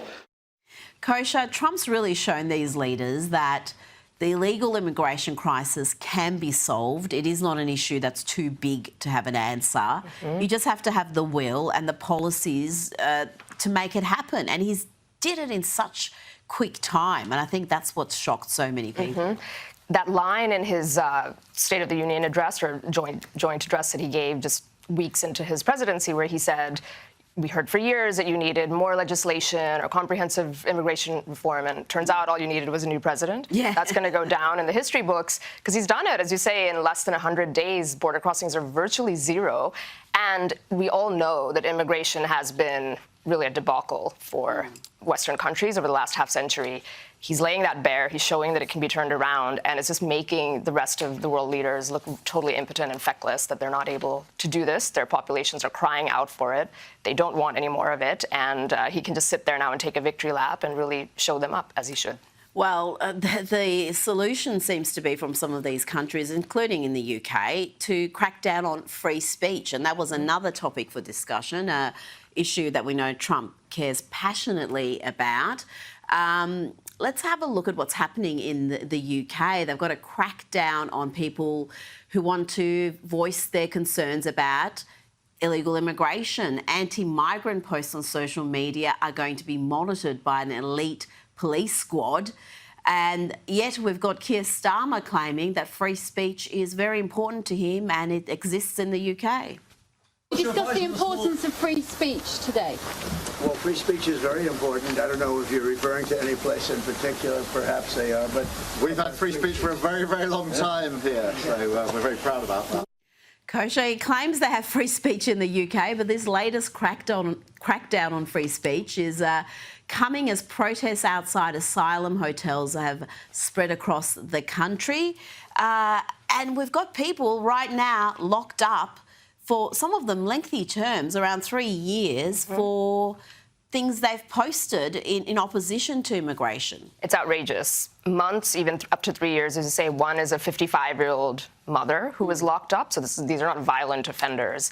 And this whole concept of hate speech or bigoted speech leading to these task forces for immigration. They also did it for COVID in 2020, 2021. They had a secret sort of investigative unit that was looking to combat disinformation around various COVID measures that potentially could lead to prosecutions or arrests, and I think did in some cases. So Keir Starmer is right in that there is a long history of free speech in the UK, going all the way back to the Magna Carta in 1215. That's where it all germinated out of. That's what makes it even more shameful and sad that they're doing this. Exactly. It has to be defended. And this issue is only going to brew. It's headed towards a collision course because in addition to arresting their own citizens like they have, they're doing things like putting these huge fines against American big tech companies who are not without sin, those big tech players. However, they're appealing all of them, and these other governments coming in and trying to find 6, 8, 10% of global revenues is going to come into Trump trade deals and other negotiations as well. So this fight is just getting started. It's crazy. I've been seeing screen grabs that people have posted from the UK where just posts about immigration are completely blanked out. You can see them elsewhere in the world, but you can't see them in the UK. And we've got people who have been accused of incitement via their tweets, serving longer jail terms, some of them, than people involved in the grooming gang scandal. I mean, it's just absolutely crazy. We've got more squirming from the UK Prime Minister here. Trump's asked about whether he's going to go to London, and he can't help mentioning Sadiq Khan, the mayor, and how terrible he is. You visit London during the state visit? I will. I'm not a fan of your mayor. Why not? I think he's done a terrible job, the mayor of London. But the nasty person, I think he's done. I think he's a friend of mine, right? No, I think he's done a terrible job. But I would certainly visit London. Yeah. I love how Trump just ignored what Keir Starmer said there and just reiterated, yes, Sadiq Khan is doing a terrible job. He's a nasty person. It's so funny because he says he's doing a terrible job, which is true if you want to defend that. Crime has been up, basically knife crime, violent crime, sexual assault. They call it something like there's a rape reported per hour now in London, even shoplifting and all these things. And not all of that is at his feet. There are other upstream reasons for it, but that's not a good record, even though it does bear saying that he's the only mayor who's been reelected 3 times. So he does keep getting reelected despite that. That is true. But I love how Trump added that extra personal layer. He's doing a terrible job as mayor and he's nasty. And that's when Keir Starmer felt the need to come in and defend him, and he just swatted it away. Nope, he's doing a bad job. Ignored it, just kept talking. Now, a warning to our viewers, this next story does have some distressing content. It's a horrible story. What looks like race-based violence from Cincinnati received scant coverage until the Vice President talked about them. The scenes are horrific, but when I went to Google yesterday looking for news coverage, the mainstream media were missing in action. Indeed, the first news story that popped up was about Ice Cube's surprise appearance at the Cincinnati Music Festival. But that has all changed now because the Vice President was asked about this issue and he had this to say. What I saw is a mob of lawless thugs beating up on an innocent person, and it's disgusting. And I hope every single one of those people who engage in violence is prosecuted to the full extent of the law.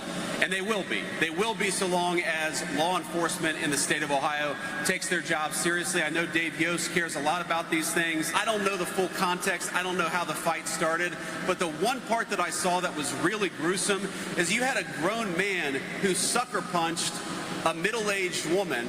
And where I come from, at least, when you have a grown man who sucker punches a middle-aged woman, that person ought to go to jail for a very long time. And frankly, he's lucky there weren't some better people around because they would have handled it themselves. But if they're not going to handle it, the cops in Cincinnati, the law enforcement, you've got to prosecute people.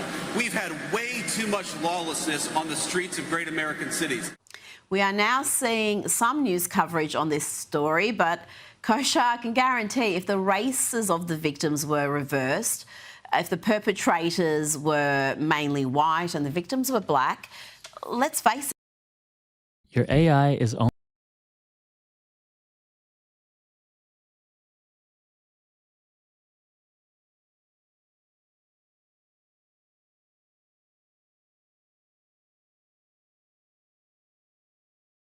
I've talked about Patriot Mobile's commitment to faith, family, and freedom. Have you made the switch yet? Support your values with your cell phone without sacrificing quality or service. Are you worried about coverage? Don't be. Patriot Mobile uses all... No small part due to his stance on mass deportation and border security. And on the left, I feel that there should be more consensus on border security. I think it's essential to national security. But my disagreement comes with mass deportation. I examine policy in terms of costs and benefits, and when I look at mass deportation, I see massive costs, and I see very few benefits. So my question to you is, what benefits can the American people see from mass deportation campaign? Sure, very fair question. Thank you, and thank you for having the position that border security is important, because not everyone in the Democrat Party does. Why don't you outline some of the one or two costs? I would imagine economic or maybe cultural. Let's lay out two of the most pressing costs that you would see in your research. So from my point of view, I see that it will likely decrease jobs for Americans. I think you look at the Secure Communities Initiative under Barack Obama and the effects of that. The studies of that showed that for every 1 million unauthorized workers that are deported, that's 88,000 American citizens who are forced into unemployment.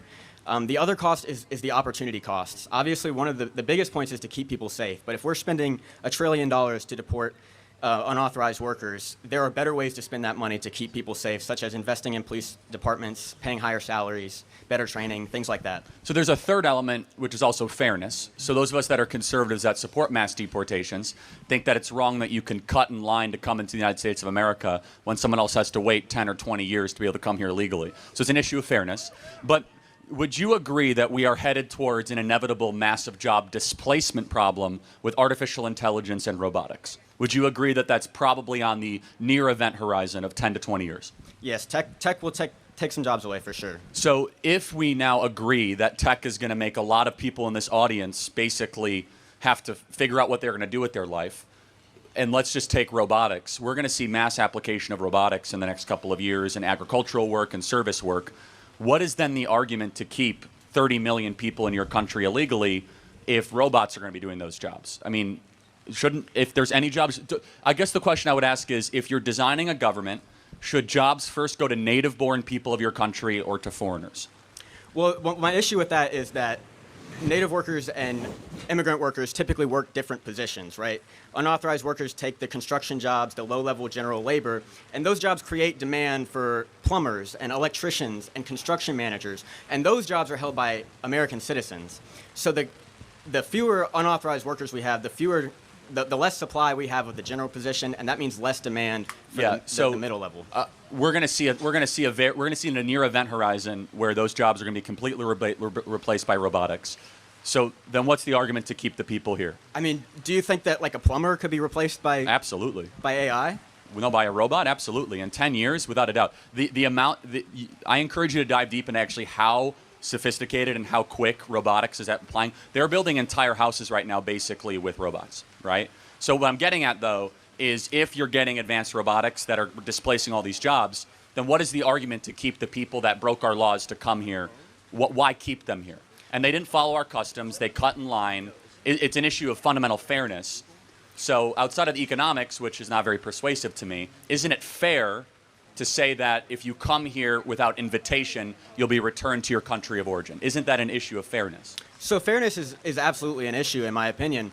But it makes no sense to then uproot those people. Many of them have been here for 10 plus years. That's the thing. So pulling them up out of their roots is damaging to the rest of society. So How is it damaging to someone? Let's just say if a native-born American plumber has to compete for wage growth against someone who came here illegally, wouldn't it actually be better for Americans that their wages would go up? Well, their wages wouldn't go up because there'd be less demand for plumbers. No, the demand stays the same. How does the demand stay the same? Well, because the demand side, you're talking about the supply side, not the demand side, right? So demand is people want something, customers, and if there's less people that are doing the plumbing job itself, the supply will actually decrease and wages will increase. Right, but there wouldn't be less people doing the plumbing jobs because the unauthorized workers are working the low level, the general construction positions. Well, and that creates the demand for the plumbers, does it not? That, again, I have a much different view of the labor market. I think that if we had a slight wage adjustment, Americans would do those jobs and can do those jobs.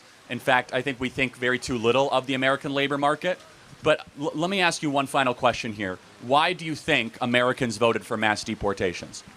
Well, I think it is a thought of fairness. I think we have a uniquely punitive society. I mean, we see that with our sentencing.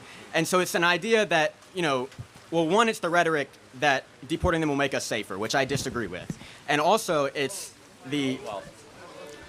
a lot of hype around this new plugin. It's called Co-Producer from Output. This plugin also got placed in the top 2025 plugins by Music Radar. Co-Producer will listen to what we just made. It will find samples for us. So I just added Co-Producer right here. We just press record, press play. We got to describe the vibe we want to go for. You can have a lot of fun with this. It works in any DAW with no credits and stuff. Ambient bell. This pad is insane. It's like literally like just a pocket sample library. Oh, I need some strings, or I need some guitars. And you can try it out today for free. We can create like infinite variations. If you click reimagine right here, I love this. A pad, melody, that's ambient.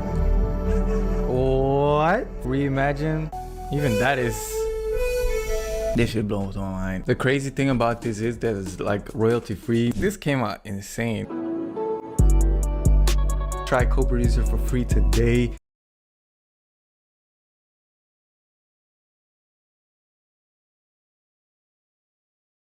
We have got to the point where literally anybody can build a fully working app without knowing how to code. This is Base 44.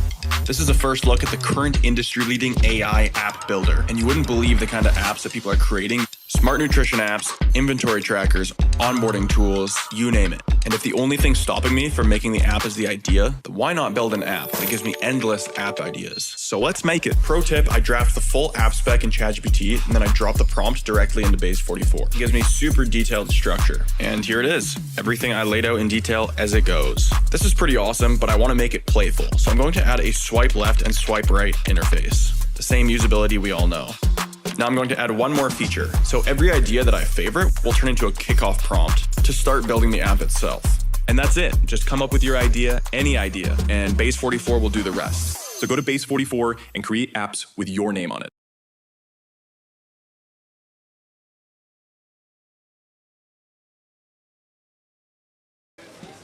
Oh, okay. I mean, wasn't there just a student here that got killed by an illegal alien? Absolutely.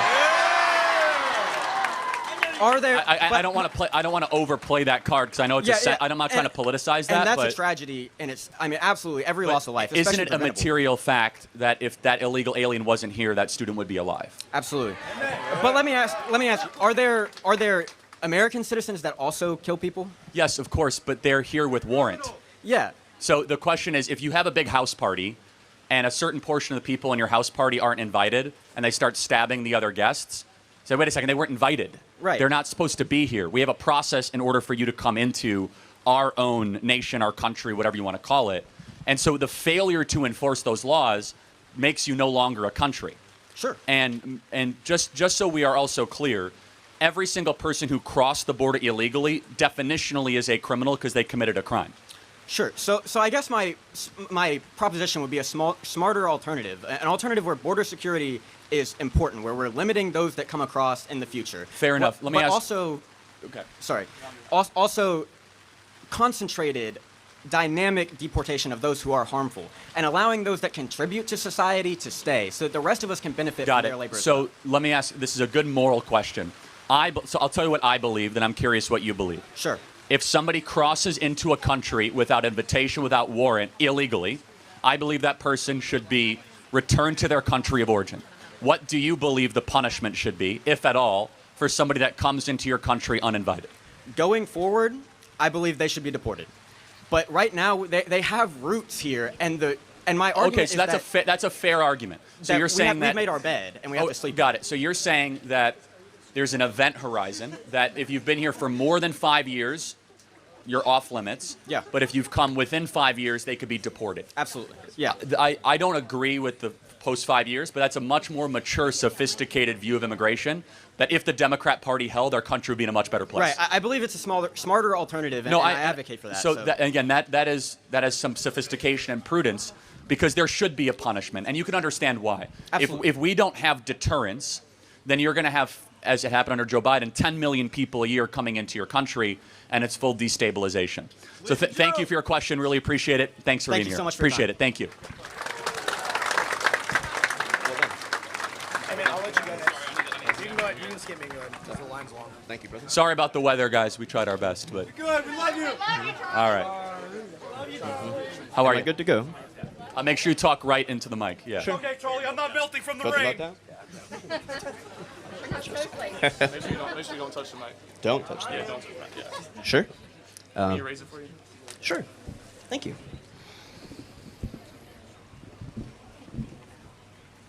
Nice. 1, 2, 3.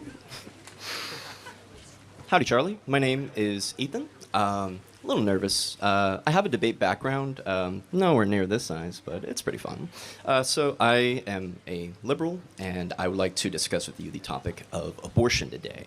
I know. Yeah.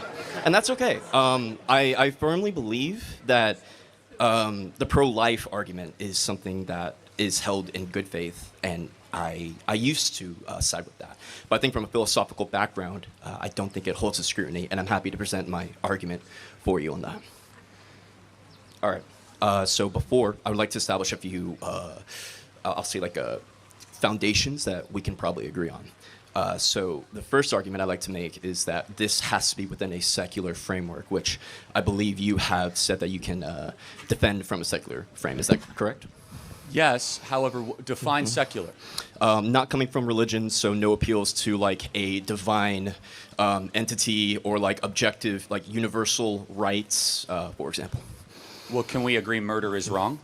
Yes. Is that an objective truth? Not necessarily, because you could ask the question, wow. Wait, listen, I can answer that. Murder, by definition, is wrong because it is the unjust killing. So you would have to make the argument, is killing objectively wrong, which obviously in cases of self-defense is not. So that is my statement. Was Hitler objectively evil? It depends on who you ask. If you ask a Nazi, he's going to say no. If you ask a Nazi, to me, of course he was, but I'm not a Nazi. Was the Holocaust objectively evil?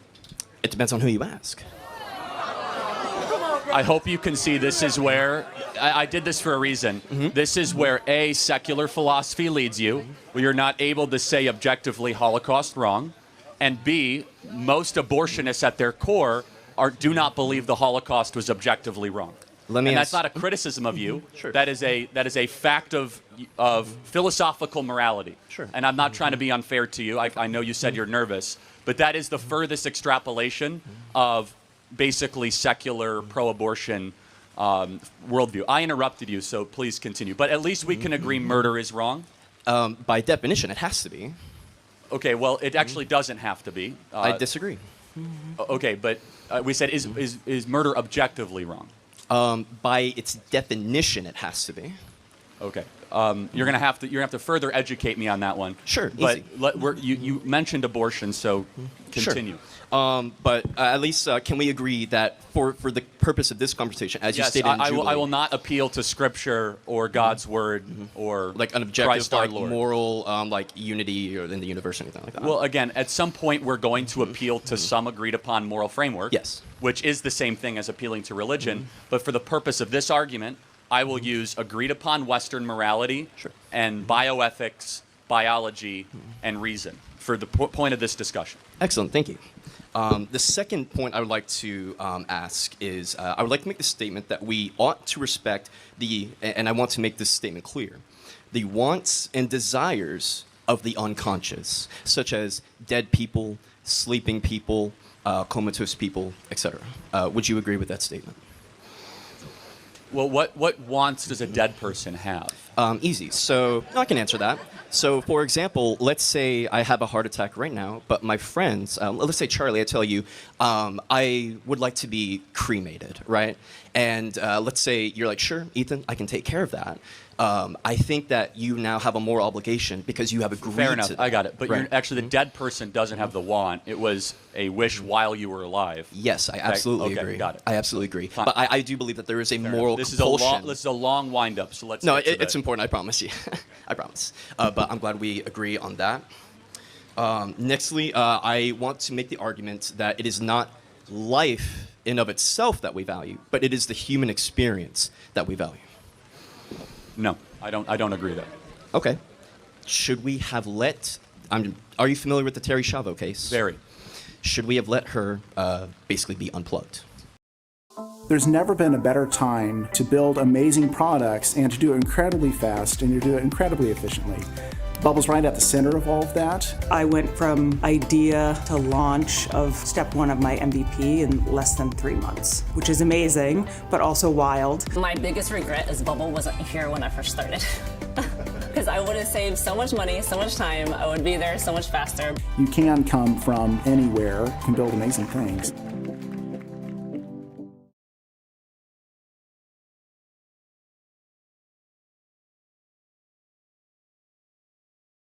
Can your actions keep up with the pace of retail media on Amazon in real time? In food, timing is crucial. Campaigns must be agile, respond instantly, not wait for weekly analysis. Epinium's AI is your strategic co-pilot in Amazon retail media. Ask it, what's failing? Where should I shift budget? And get clear, data-driven actions instantly, no guesswork. It's having a retail media strategist in your pocket 24/7, ensuring you never miss an opportunity due to slowness on Amazon. Gain agility in retail media on Amazon. Try it yourself.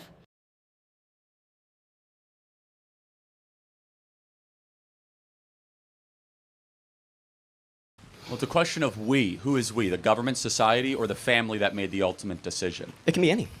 Well, no, it actually matters. So which we are we talking about? The doctors, the medical professionals, the county, the state of Florida, right? I mean, there's like 9 different layers involved in this. But so let me just educate the audience. The Terry Schiavo case is the most high-profile, quote-unquote, brain-dead case of this modern era. Beautiful young woman goes into basically a coma, and what ensued was a series of lawsuits where some people in the family wanted to keep her on life support, and some people wanted to basically pull the plug. The government intervened. However, someone who is, quote-unquote, brain-dead is actually far more alive than you might realize. Did you know that someone that is brain dead, a woman, for example, she still goes through her menstrual cycle? So if a woman is brain dead, how is she still menstruating and ovulating? Maybe we are more than just our brain activity. Maybe there's a lot that happens in our being beyond just what we can detect on a SPECT scan. Secondly, a brain dead person, because I understand where you're going towards this. Sure. A brain dead individual, quote-unquote brain dead, there have been instances, albeit very rare, where people that have no detectable brain activity actually come out of that and they have full consciousness. Very, very rare, but those are documented cases. Did you know that someone that is brain dead, if you happen to, let's just say, put a knife in their knee, their norepinephrine and their adrenaline increases, even though they are brain dead, their immediate adrenaline response goes up. And so what you consider as brain dead, they're actually very much alive. Let me make one final point. To the menstruation part, a brain dead woman can get pregnant and deliver a child. She's not dead. It's just that her brain waves have decreased significantly. May I respond? Yeah, sure. Excellent. So there was a lot to unpack there, and because there's so much, and we only have so much time, I'm going to address the first thing that you said between who is we, and to that I would probably, I'm not going to make a hard standing on this, but at least at a first thought, I would argue that it is between the loved ones of Terry Schiavo and the doctors who are taking care of them. I think that's a question that's between the person who is injured, the people taking care of them, and the doctors. So let's fast forward this to abortion, and I can kind of cut to the essence of it. When does life begin? Conception. Oh, it does begin at conception. I agree. Okay. So then should every life be protected post-conception? I believe that every conscious experience that the human body has should be protected. Not necessarily life in of itself, as I personally, and as many people in the audience would agree. If I became brain dead, if I or you became brain dead, and there was no chance of you ever waking up, you probably would want them to pull the plug. And if you disagree, that's okay, but I don't think that's the case. Hold on, but a 4-week-old baby left uninterrupted and properly nourished does wake up and have full consciousness and brain waves. Correct. So it's a completely different thing. You're talking about someone that has very little likelihood of brain activity reemerging versus a unborn baby in utero who inevitably will almost certainly have brain activity. So interrupting one actually prevents the development of consciousness, where interrupting the other actually does not. May I respond? The issue I have with this is the conscious experience hasn't begun yet. For example, let's say this person right here to my left, if I punch him really hard, there is a person who we give moral consideration to that I have enacted violence upon. And we can make a objective statement on that, or he obviously has a conscience, we can agree on that. We can make an objective statement that I have violated what he wants. But the thing is, a fetus prior to approximately 20 weeks, or at least that's what I've read, does not have a conscious experience. Therefore, it cannot care about what Brain waves happens. start a lot earlier than that. They start around 8 to 10 weeks. But brain waves and consciousness are not necessarily the same thing, right? Correct. So this is where we differ. Yes. We believe that the human experience is more than just brain waves. And I've proven it to you that your body still continues to function even though your brain is brain dead, menstruate, adrenaline spike, so on and so forth. There is evidence to show that there's a lot more going on here than just the material between both of your ears. I suppose the question that I would ask, though, is do we have a moral right to protect humans along the stage of development, regardless of whether or not they can feel or sense experience at that period of time? Do you mind if I rewind back to Terry Schiavo? Because I don't think you gave an objective answer to this. Should we have unplugged Terry Schiavo, who would have never waken up? That wasn't my family member. It's a very difficult... Let's say you were. The answer is I don't know. If you had to guess, or let's say you do have a family member, and it does happen. The answer, we can do a trial. It depends on the patient's wishes, first and foremost. Let's say you don't know. Yeah, it's a very subjective thing. I tend to go towards life. I tend towards the continuation of life. Okay, so then you, let's say you have a very close relative, and that person would not ever wake up from a persistent vegetative state, then you would not allow that person, effectively like euthanasia. So, yes. It's too much of a hypothetical. I don't know because it depends on circumstances. There's a lot of difficulties and complexities. It depends on their age, depends on their case history. It depends on whether or not they're responding to people's voices, all sorts of different things. However, you are conflating two separate things. You're talking about one that is highly likely to stay in a vegetative state versus a being that is Can the crowd be quiet, please? I'm trying to listen. Is alongside a process of human development. Can all be quiet, please? So again, we have a fundamental difference of what we believe a human being is. We believe a human being is far more than just consciousness and reason.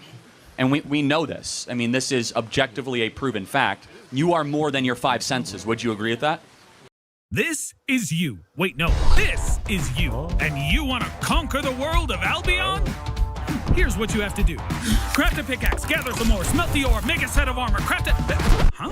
No, now's not the time for fishing. Go and craft a sword already. Now that you're all geared up, find a dungeon, kill the boss, get some loot, go to the city, enlist into a faction, conquer an outpost. Well, stop petting your enemy's wolf. Get back into the fight. You might learn some discipline by joining that guild. Follow the orders of the wise and noble guild leader. Perhaps it's better to create your own guild. Recruit players, go into the Outlands. Recruit more players, build a hideout. Recruit even more players, prepare everyone for battle, and conquer a castle. See? It's that simple. Now go out there, brave warrior, and conquer the world. Ooh, I suppose it wasn't meant to be. But perhaps you, loyal viewer, will do better. So download today and conquer the world of Albion Online.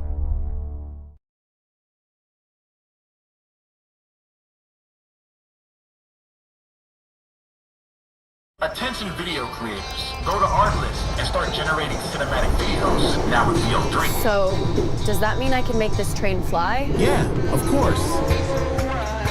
And there's no risk? Nope. The license covers all your creative needs. Can I interview this caterpillar? Yeah, what you want to know? Can I move that tree a little to the right? Here you go. Your experience comes first. Marvelous. Can this pizza understand the meaning of life? Live, laugh, love. So now we can do whatever we want? No limits. Just go to Artlist and start generating cinematic videos now with VO3.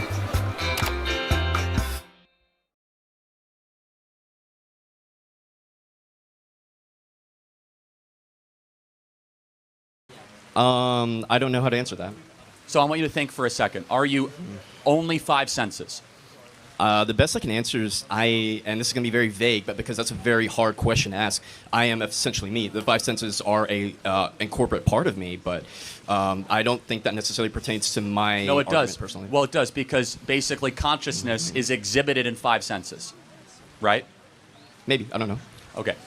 It is. So, but the point being is, which one of your 5 senses tells you there's only 5? There's something above just your 5 senses that transcend it. This sounds kind of like a non-secular argument when you make this like ascension like thing, and we have to keep. No, I mean you can be a secularist and still believe in a soul. You can believe an idea that there is a being within you that is above reason. So anyway, we're just going to disagree. Let me ask you just one final question. Oh, wait, because I'm approaching you, can I ask this yeah, sure. I mean, it has been a little... Yeah, sure. I've given you a fair amount. But the ultimate crux of my argument is that because there is no sentience, right? In the same way, like, if I were to punch a person, there's a person with a clear consciousness that I am... enacting violence upon, and this is a bad thing. But because there was never consciousness to ever experience, I don't understand how we can have harm or suffering in that moral system, since nothing was ever negatively acted upon. Great question. Yeah. If I go under general anesthesia, do you have a right to kill me? You already agreed with me that we need to value the rights of people who are unconscious. You already agreed. No, I know, but if I'm under general anesthesia. Yes, and you're unconscious. Okay, so but explain to me the difference between unconsciousness and then the Terry Schiavo case, because people come out of brain dead all the time. You just said it was extremely rare, and also we have very great methods of determining whether someone's going to be in a persistent vegetative state. So we do have the tools to be able to tell when a person is going to come back. I keep going back to this, but is a 6-week-old baby going to stay in a persistent vegetative state? No, but it doesn't have an experience to begin with, and therefore, why is it granted moral consideration? Got it. Because we believe that all human life is equal, regardless of its size, level of development, environment, or its degree of dependency. But then people who say that they would pull the plug on Terry Schiavo are now violating that principle, no? Not necessarily. Again, the Schiavo case has a lot more complexities. And again, to conflate a brain-dead individual with a fetus that is struggling to develop and alive, or a baby, they're two completely different things. No, yeah, you're right, and that's why one has an entire life ahead of it. So, one likely does not. So, I'm sorry, I'm getting excited. The thing with Terry Schiavo is that she would never have a human experience whatsoever ever again. I do want to get to the next question, but let me just ask one final thing. Would you like to see less abortions in America? It depends on the context. Okay. Yeah. As long as no moral harm is done to a person that we give moral consideration. Are you glad you were not aborted? If I was aborted, I wouldn't care. Because you wouldn't exist. You wouldn't care. And that's a fact.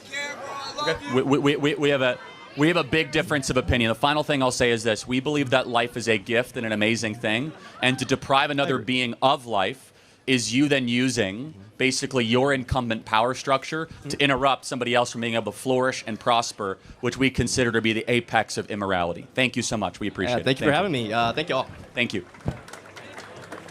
Augment Code is the best AI coding tool for professional software engineers. They've put a lot of time and effort making a real-time index for your code base and optimizing it to make it super fast for code bases over 100 million lines. They have amazing integrations with all the popular tools, and you can also install other MCPs for anything else you need. They were one of the first tools to deploy production-ready remote agents that can work in parallel in the background while you do other things. They have a free tier, and you can also try their pro tier for 14 days.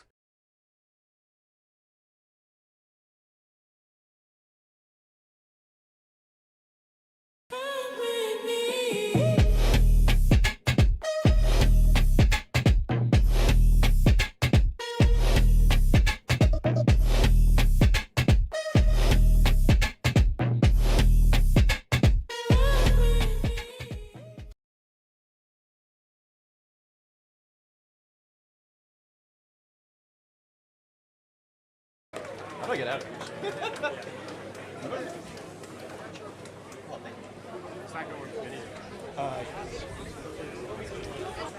All right, can you do it on your phone? Hey, Charlie.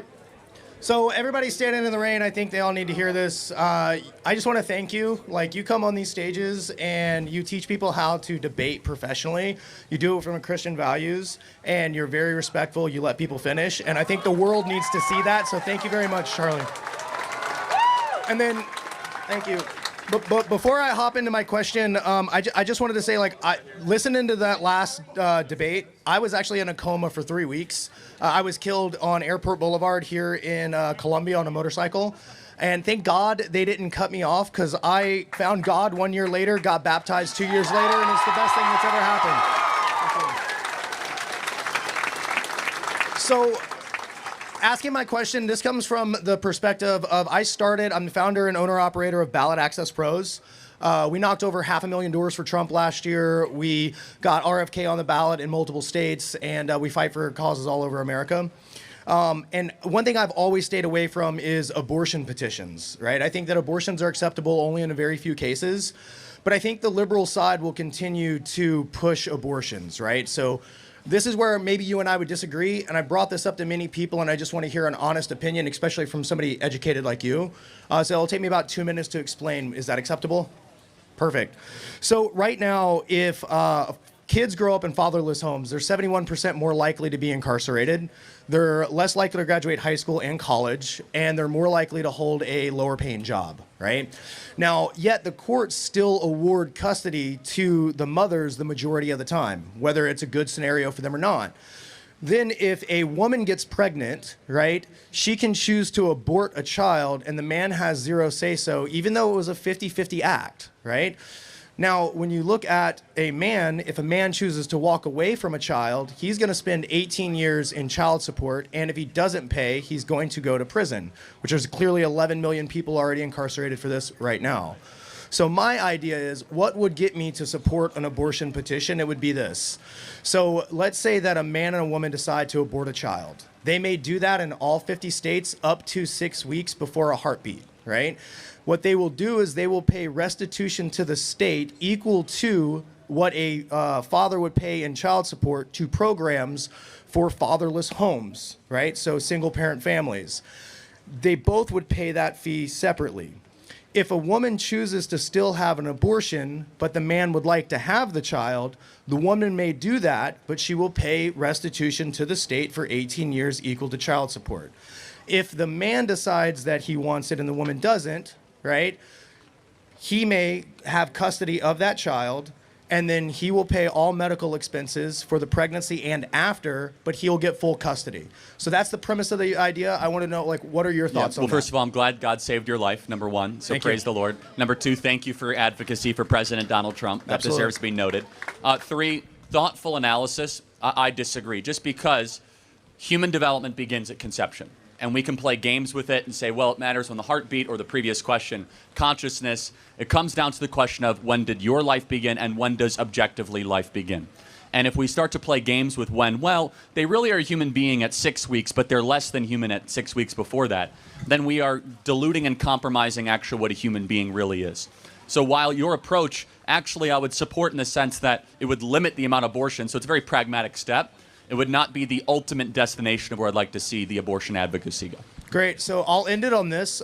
One, because I have over 130 employees with ballot access work, I would love to partner with you and work with you in the future. So maybe after the event, I can grab your number. I've heard great stuff about you, so I'm happy to talk. Thank you. You got a great reputation. Thank you, man. Appreciate you. Appreciate it. God bless you. Thank you. Disagreements can walk on up or whoever's up. Thank you, sir. Build a website you love with Wix. For your words, create your brand, your opportunity, your breakthrough. Feeling a vibe? Run with it. From can't look away to gotta have it. Make every detail yours. Bring out what's hot. Remove what's not. Crystallize it. Instantly set a tone that speaks in your voice to your audience. Keep moving. Your site grows with you. Add solutions that meet you where you are and take you where you want to go. Smooth to make, easy to love.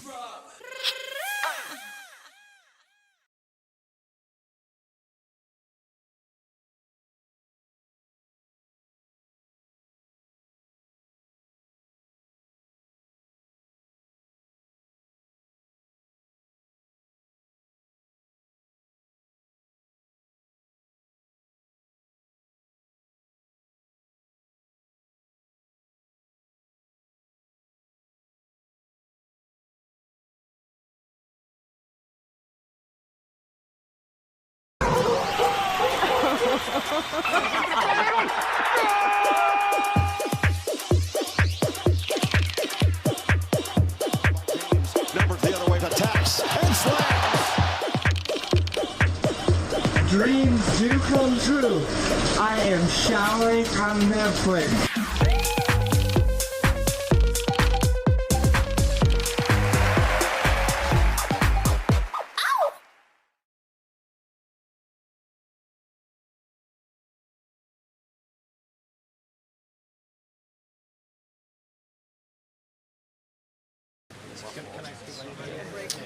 Hey, Charlie. Is it good? Make sure you don't touch the mic. Hey, as someone who has experienced the power that is in the name of Jesus, I have a testimony for him. About a year and a half ago, I was diagnosed with brain cancer, and in a matter of days, with prayer in the name of Jesus, he took them out of my head, just like that. And so I have a testimony that is super powerful for him, and I'd love to hear yours. Also, my question is, why do you believe the Bible, being as the inerrant word of God, why do you believe that should be the forefront of this nation, and what do you believe the effects of that will be on this nation? First of all, again, praise the Lord that God saved your life. That's the second one today. It's amazing. Yeah, praise Jesus. Praise Jesus. I do not have a testimony nearly as compelling as yours. Very simple. I was a 5th grader at Christian Heritage Academy. My teacher taught about sin. Sin terrifies you and then brings you to Jesus, because when you realize the nature of sin, you realize you need a Savior.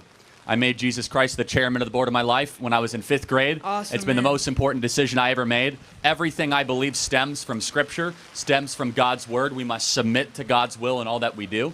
It's okay to wrestle with God. That's literally what Israel means, to wrestle with God, to question and have tension with what God wants out of us. And so why do I believe the Bible? Well, I could give a whole speech on this, but from a historical text standpoint, the Bible is one of the most, is the most original source document, historically verified historical documents in history, essentially. I could go on at length about it. I want to hear more about your story. Tell us more about it. Yeah, so about a year and a half ago, I went down spring break to Amarillo, Texas to visit my grandma, but there I was diagnosed with brain cancer, and the doctor came in and said, "Hey man, I'm really sorry, but you have cancer." And in that moment, it was just like, never thought I would be here, but God, like I'd known God for most of my life, grown up in a church, and it's like, God, how could this be your good, pleasing, and perfect will for my life? Like, how are you going to work this for your good? And from then on, I got airlifted back to Denver in my home, and God moved in miraculous ways. You just talked about wrestling. There was a night where I felt like I was physically wrestling with God in my bed, like Jacob wrestled with God in the Fort of Jabbok in Israel, which means to press down, to squeeze. And that's what the Lord was doing on my heart. He squeezed me. But from then on, when I finally submitted my life to Christ, I was able to see him move in more miraculous ways than I could have ever imagined. And he has been the forefront of my life. And if I could say anything about Jesus right now, is, guys, his return is coming soon. Amen. His return is coming soon. If you look at Israel, if you look at all of the prophecy that's going on, if you look at Israel wanting to build a third temple, they have red heifers ready to sacrifice. If you look at all the AI and all this stuff leading towards Christ, right? He's coming back. And if your heart is not with Christ during that time, what's going to happen because of that is you're going to go to hell. It's just what's going to happen. Jesus is the way, the truth, and the life, and there is no way to the Father except through him. God bless you, man. Thank you so much. Thank you. Beautiful testimony. Thank you. Ooh, we're making the next sandstorm, bro. We're on the clock.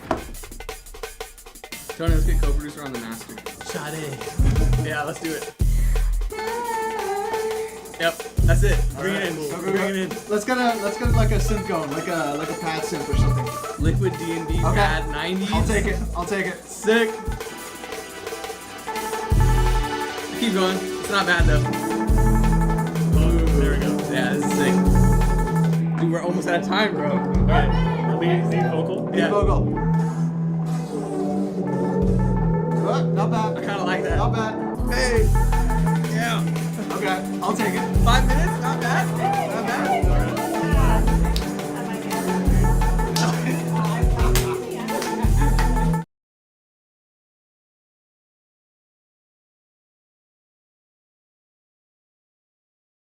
Will you choose the warrior, the mage, or the hunter? Well, in Albion Online, you don't have to choose. There are no classes. Plate armor with a magic staff and a shield? Why not? Fancy robes with a crossbow in one hand and a drink in the other?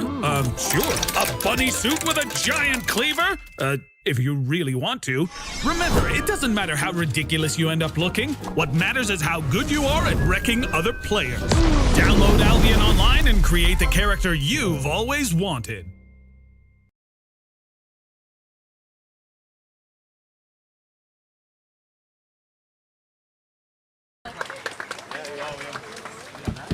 Oh, yeah, thank you.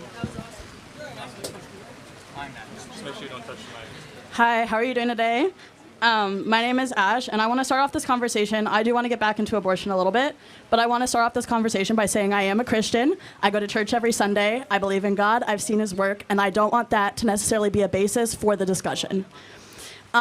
So we can both agree that a fetus has viability outside of the womb at 20 weeks. We've seen it happen.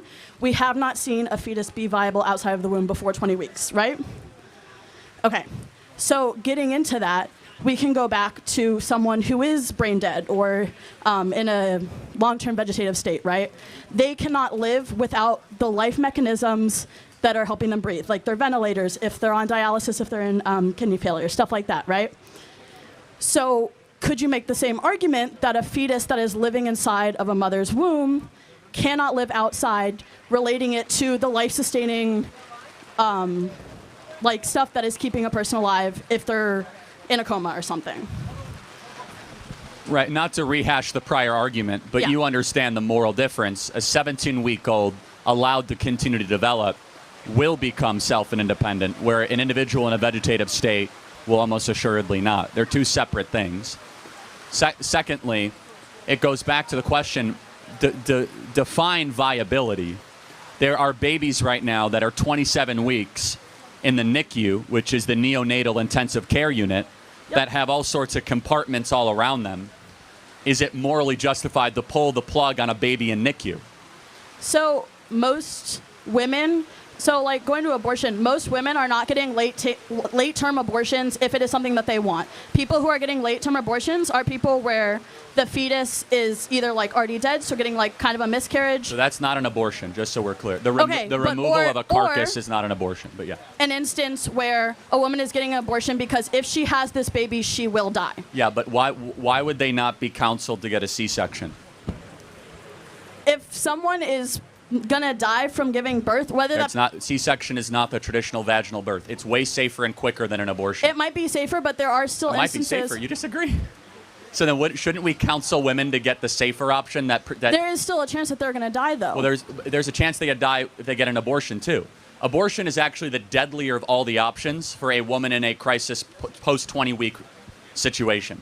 But the abortionists make more money, and it's easier to just terminate the life. For example, if you have the uterine wall break at 28 weeks, serious problem, you have an option. Go get an abortion or go get a C-section. Which one is actually quicker? An abortion, but No. C-section's way quicker. But what like, I'm you saying could go is right now to Columbia General, and you could get a C-section in like 15 minutes. They're primed for an abortion. Is actually like a 9-hour prep procedure. The point being is that you're talking about a very isolated set of cases. However, even with those isolated set of cases, we are led to believe that abortion will save the mother's life when there's an alternative cesarean section on the table that these moms are almost never told about. So then the issue is educating women on their options. So here's my thing. Which OBs should be doing, but they're not. If there's a woman who, like you said, 27 weeks, uterine wall breaks, most likely that woman wants to have this baby. They have carried it to 27 weeks. They didn't get an early term abortion before the fetus was viable. They want to have this child.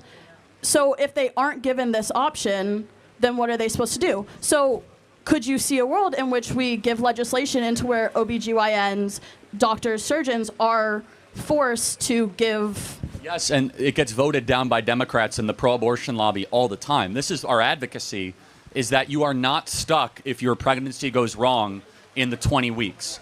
In fact, a C-section is safer for you and safer for the baby, like 99.9% out of 100 times when that terrible situation happens. The problem is that the OBGYN industry will present abortion as a much more viable option when it just isn't, because also they don't even factor in the baby's life. It's like, okay, it's just a disposable component here, where our perspective, and I know you might disagree, we should seek to save both lives, both the mother and the child, where the OBGYN, and this is how they're medically trained, is first and foremost the doctor for the mother and then the baby second. Does that make sense? Yes. And I can find middle ground here. I can agree with that. And because, again, I don't think that any woman who's carrying to 27, 28 weeks is wanting to have an abortion. So those options should be, like, educated, and people should be given options. Fair enough. I agree. Can we move to early term abortion a little bit? Sure. Okay. So is there any instance, whether rape, incest, anything like that, where you would agree with an early term abortion? No. Not a single instance. So, like, a 13-year-old who was raped has no financial stability, can't even get a job because you can't get a job until 14, 15, 16 in the U.S., who cannot support that baby. If it was her father, then she has no support from her parents. What is she supposed to do in that situation? You could put the baby up for adoption. But outside of going into the extreme specifics of your case, which does happen, it goes down to the fundamental question. Is it a baby that she is helping develop in her womb, or is it something else? If it's a baby, then you must have universal human rights applied to that baby, definitionally. Can you claim a fetus on your taxes? No, you can't. You can claim a 1-year-old. You can claim a 9-month-old. Actually, that's a great idea. We should actually have child support starting 9 months earlier. So you won me over. There we go. But if your point is that our federal tax code reflects abortion laws, then you've made the point. But I guess my question for you, when does life begin?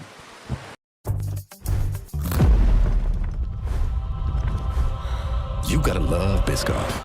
This PC is powered by Snapdragon X Series platforms. That PC isn't. What's the difference?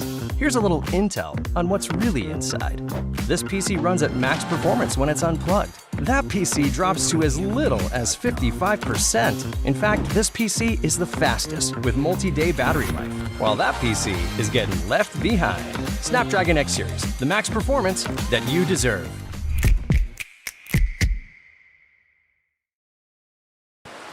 I think that life begins at birth, and I know you're going to disagree with me on there, but I also believe that like once the fetus is viable, if the birth happens at 20 weeks, 21 weeks, then that is a child. But before that, when it does not have like all of its functionality to be able to live outside the womb, even in like the NICU, then it is not alive. It's so not it's a not child. Babies in the NICU are not alive?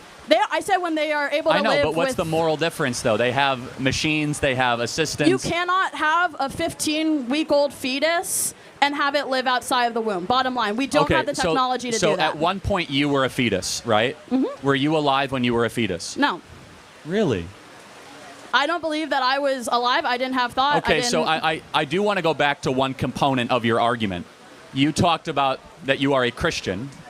So in the book of Luke, it says that John the Baptist leapt in the womb when it came near Jesus Christ. It's the word brephos for baby.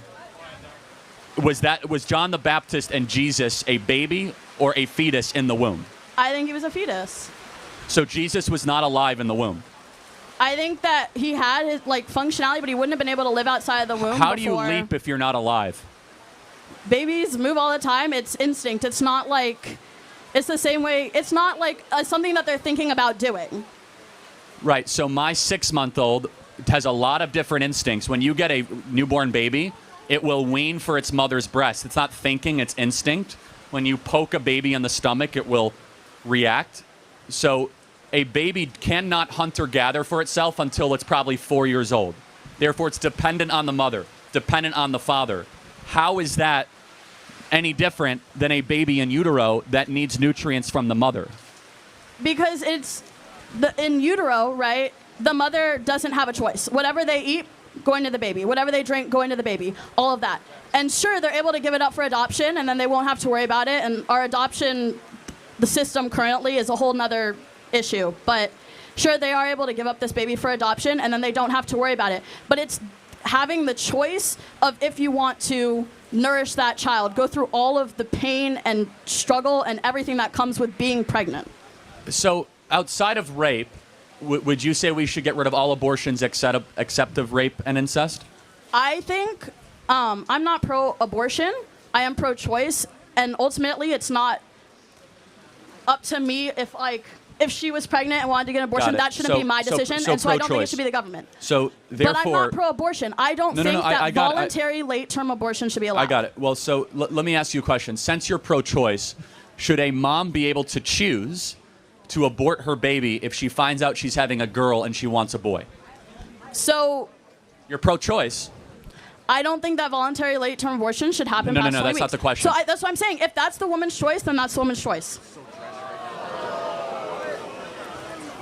And a lot of times that's going to be a discussion. Wait, hold but on. the thing is, So- you're saying this, but people don't do that. Oh, no, they do it all the time. It's actually illegal in America to do it. In fact, they do it so much they had to pass a law where people would get genetics tests around 12 to 14 weeks. They would find out they were having a girl, and the incident rate of abortion would spike. It is illegal in America to have sex-selective abortion. So your view of basically developing a child is no different than like customizing a Ford Explorer. It's like, I like this characteristic, but not this characteristic.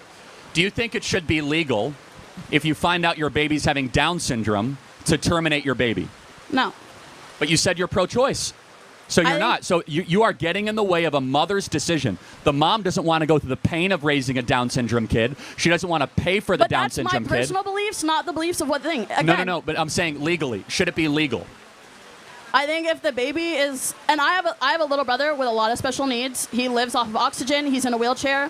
I have grown up around kids with special needs, and so I understand that it is it is so hard for parents, for siblings, for grandparents to go through that. If somebody doesn't think that they're in the financial stability, because children with special needs are a lot of money and they don't get as much support from the government as they should for them. They're a lot of work, they're a lot of time. So if somebody doesn't So knowing all that, you're actually uniquely positioned to answer the question. So if somebody doesn't think that they are in the financial position to be able to give this child the best possible life that they could have, if like they are poor, if it was a thing of incest or rape and they don't have support from a partner, I do think that like in those instances, I would agree more with giving up for adoption. But again, the adoption, like foster care adoption systems aren't built to support children with special needs. They aren't. It is so difficult for children with special needs to get out of the adoption system. And so in instances like that, again, I believe it's up to the mother's choice of what she wants to do. How is your view of up to the mother's choice any different than eugenics? I don't believe that you should abort based off of, like, my personal beliefs, right? No, I know, from but your indifference, the lack of a law, or you advocating for a law, is you basically giving a tacit level of support of it. Because it does happen and it will happen. So we have laws that are a reflection of morality. That's why we have murder laws and, you know, can't steal and you can't commit arson. So we actually have a law where it's illegal to abort your baby based on Down syndrome. It's a law. Mm-hmm. You would support getting rid of that, basically. I wouldn't support getting rid of it if it's already in place. My thing is when we had Roe v. Wade, which gave women reproductive freedom to have abortions, especially if they were deemed medically necessary, if it were in cases of rape or incest, and we moved back on those to get rid of them. We didn't have them, and then we had them, and then they were taken away. Do you think an abortion is a tragedy? It depends on the person.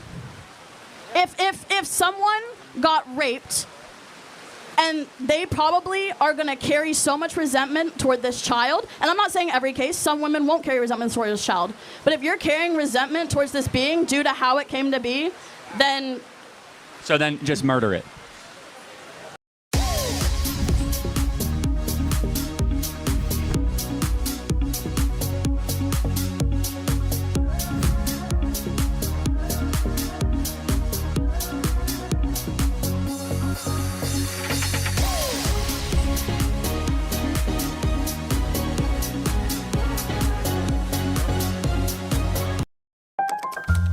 University? At your age?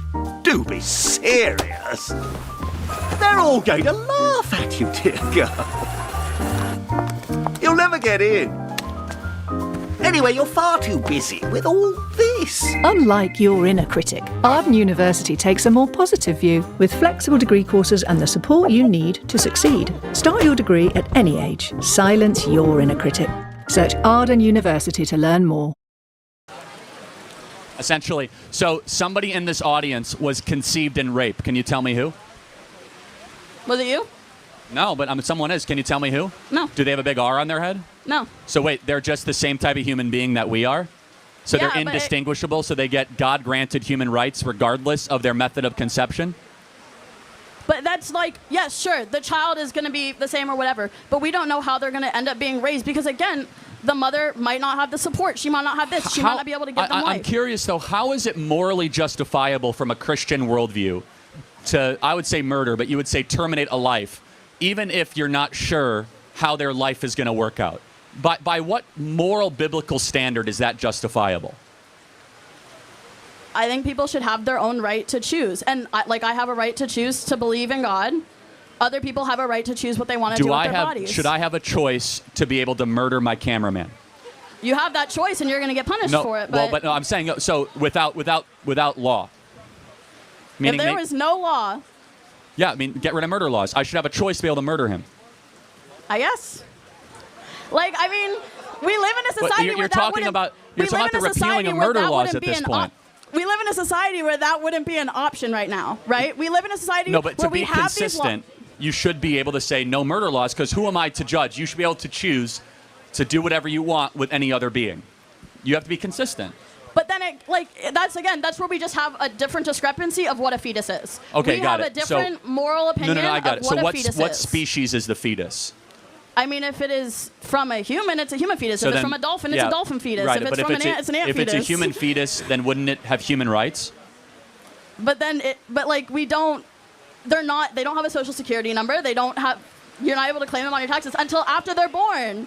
So that's what I'm saying. They don't have the same rights as humans. They don't have the same stuff as. My 6-month-old can't buy a firearm. I don't understand your point. Because it's illegal. My 3-month-old didn't vote for Trump. She wanted to, but I don't understand. Because we have age limits on those things. No, but again, yes, I'm saying your 3-month-old or 3-year-old has a social security number, right? You're able to claim them as a dependent on their taxes because they are alive and breathing and are recognized by the U.S. government as being so. Right. Again, if your argument is that our U.S. laws are reflective of abortion ethics, you are correct.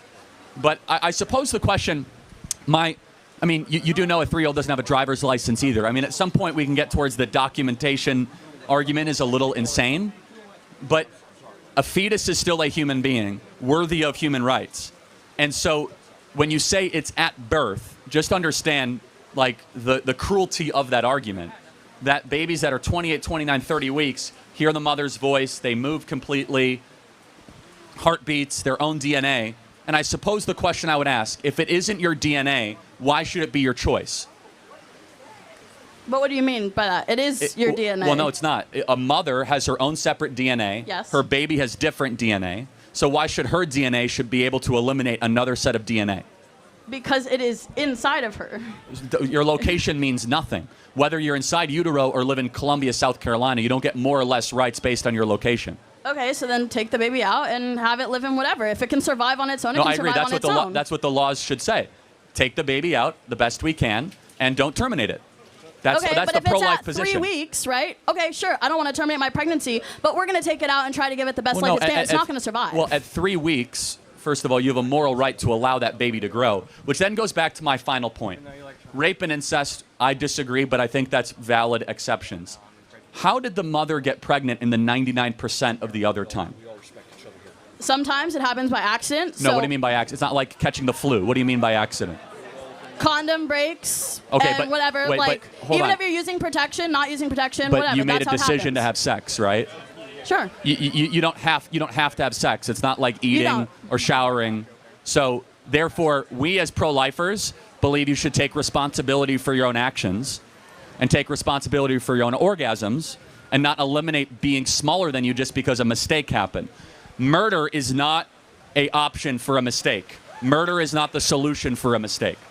Does that make sense? That's probably where we're going to disagree here. So. Yeah, but again, the idea that you should be able to eliminate another human being because something happened that you don't like, I find to be wrong. Thank you for your time. Appreciate it. Thank you.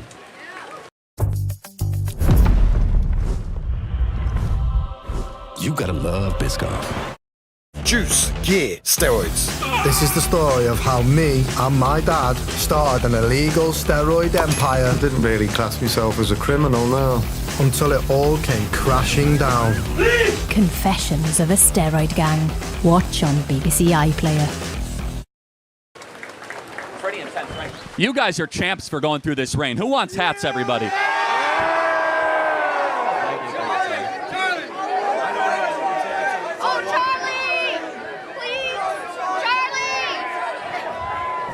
Yes.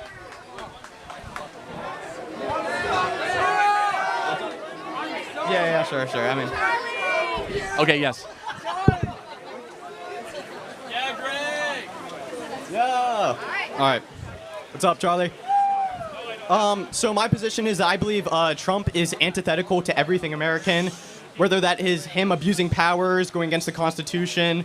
I mean, mainly those two things. His foreign policy, national policy is obviously all pretty atrocious. But if you want to talk about him abusing executive powers, I'd like to talk about that. Specifically in reference to the Mayor Adams case, where he's dropping the charges without prejudice. Go ahead. Is that not a blatant form of corruption that he's extorting? How is dropping a charge without prejudice on a mayor that got federally indicted not corrupt? It happens all the time. I mean, it can corrupt things. But, I mean, the charges were political in nature. President Trump got targeted by the Department of Justice. He goes out of his way to also show lawfare, goes after both parties, and drops the charges against a Democrat mayor, Eric Adams.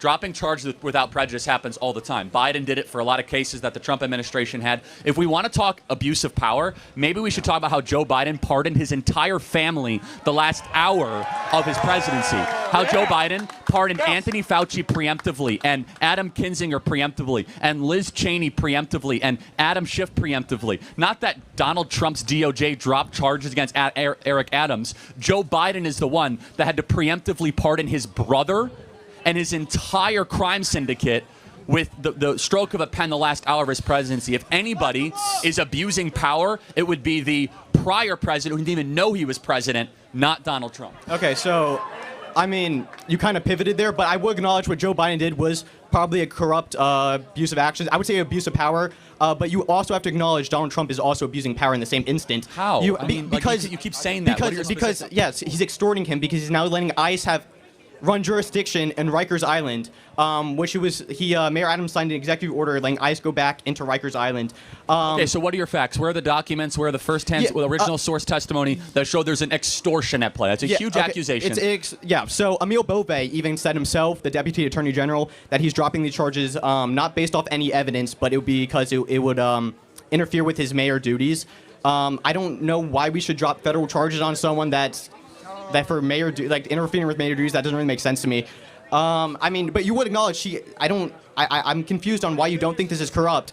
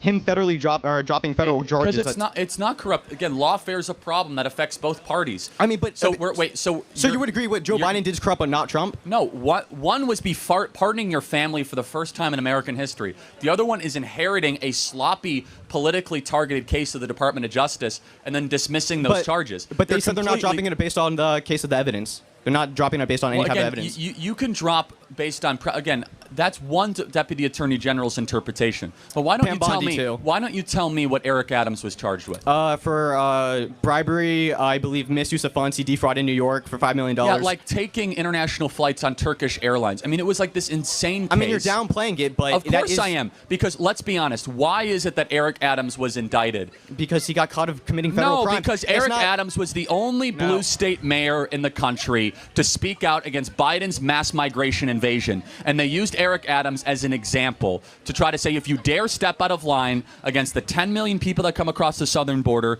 we will come against you. But how is it an abuse of power to do what the Department of Justice is constituted to do? Because this isn't based off any evidence. This is a federal indictment. Obviously, if you want to make the distinction that he tried, his immigration policy could be reflective of why he got charged, that is only speculation. There'd be zero proof in that. What we do know is that Mayor Adams did go to Mar-a-Lago, and then, 3 days later, he got the charges dropped on him without prejudice? And if it was corrupt, why is he dropping without prejudice? Why wouldn't he just drop the charges or pardon him? Do you know what without prejudice means? Yeah, they can bring the charges back. Yes, that's actually exactly. It's even a lower grade of it, which means that if there's more evidence, then they can reintroduce charges. But so they didn't do it with prejudice. But it's not based off the evidence. I'm interested though. So out of all the examples you could use, you think Donald Trump's corrupt and abuse of power because he has dropped the politically charged motivation No, we of can the go mayor to- of the largest state in the country. We can go to him improperly using tariffs, calling national emergencies on Canada. He said there's a fentanyl crisis in Canada. There absolutely is. No, there's fentanyl crisis in our country coming from Canada. But he's saying it's happening at the northern border. That's how he's able to unilaterally is. accept. So, do you It's a believe fact, his? actually. Okay, do you believe him implementing tariffs is him executing his economic policy or national policy? Well, national security, both. Yeah. Do you think? I mean, you would agree that if you're going to try stopping fentanyl from coming into the country, you would at least give them a target number to get to. He did. He hasn't provided anything. No, he did. That's no, not what's correct. the number? Well, actually, it was privately discussed because you don't know that, but that's fine. It was privately discussed. What's the number? What is he? I'm not going to tell you the number, Okay, but I happen to know it. But like again, there was a benchmark that Canada was given in the intermediary period, Canada and Mexico. And by the way, do you know how many people die from drug overdoses every year in America? A lot. That's not what I'm not. No, actually, it is what you're asking. It's 100. Hold on a second. Okay. It's absolutely what it is. It's 110,000 people die from drug overdoses, and a lot of people in South Carolina die from drug overdoses. That's a national security problem. When you have drugs flowing from a foreign country into your nation, and you use tariffs as a way to stop it, that is well within the commander-in-chief duties of the President of the United States. And President Trump was elected to do that. Yeah, so, I mean, we're just talking about problems.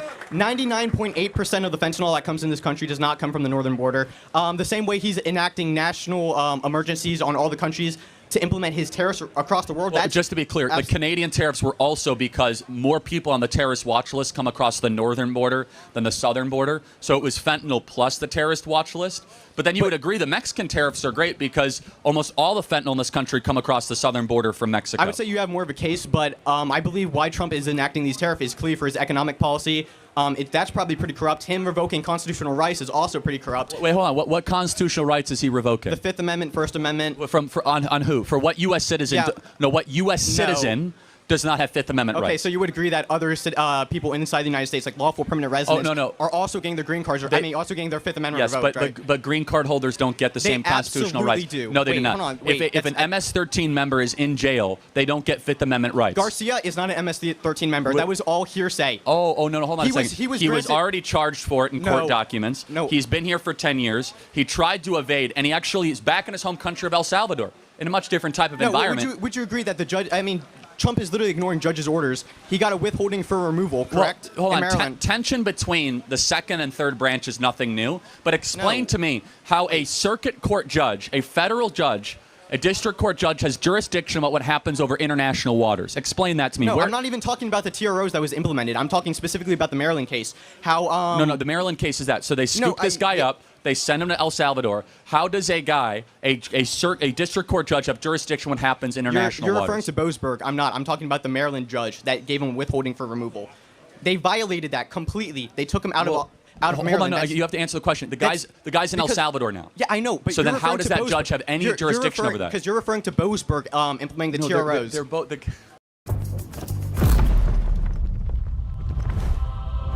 You gotta love Biscoff.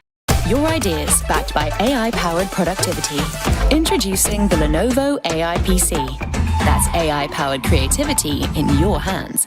That's smarter AI for you.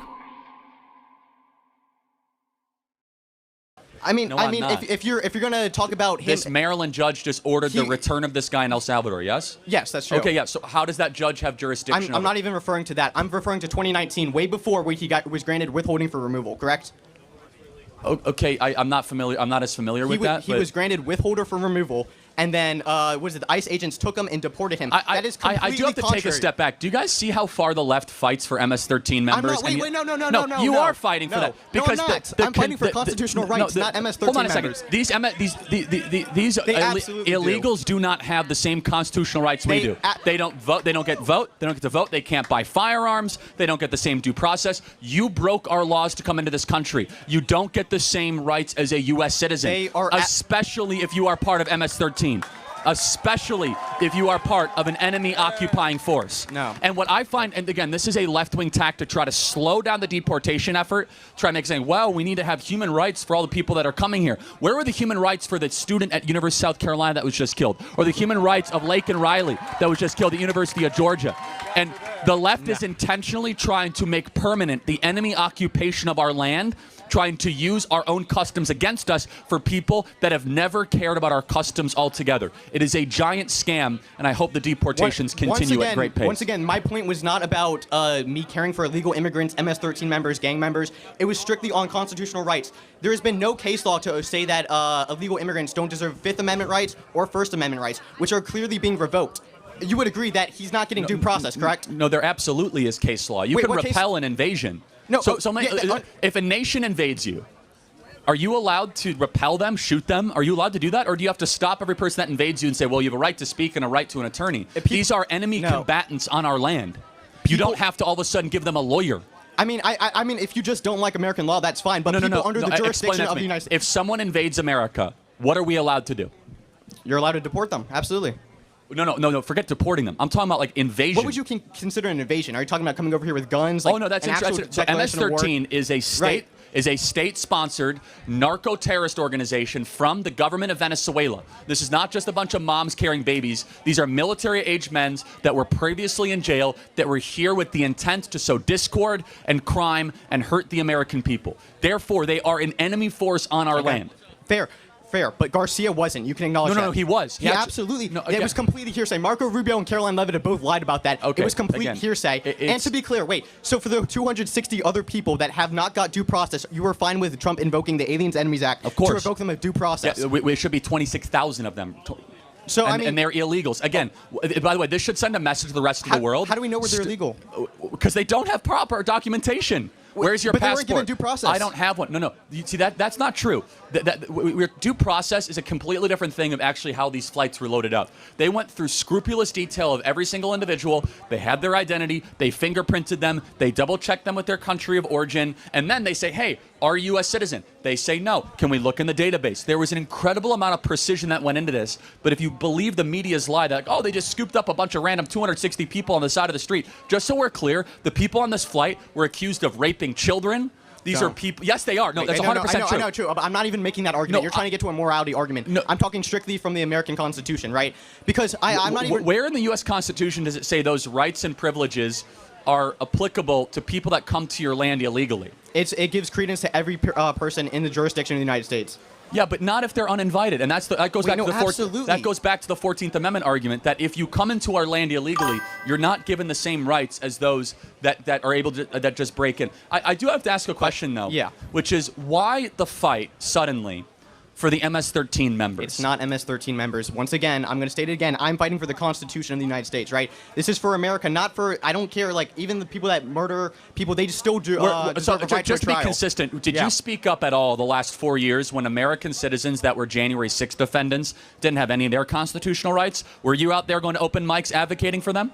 I mean, I'm not aware. No, answer the question. Yeah, okay, so were you fighting for American citizens that were given no pretrial detention, no attorney or representation? Were you out there fighting for the Constitution, or do you only fight for MS-13 members when it's politically convenient? Yeah, no, answer the question. Absolutely. If everything you said is true, I would absolutely be against that.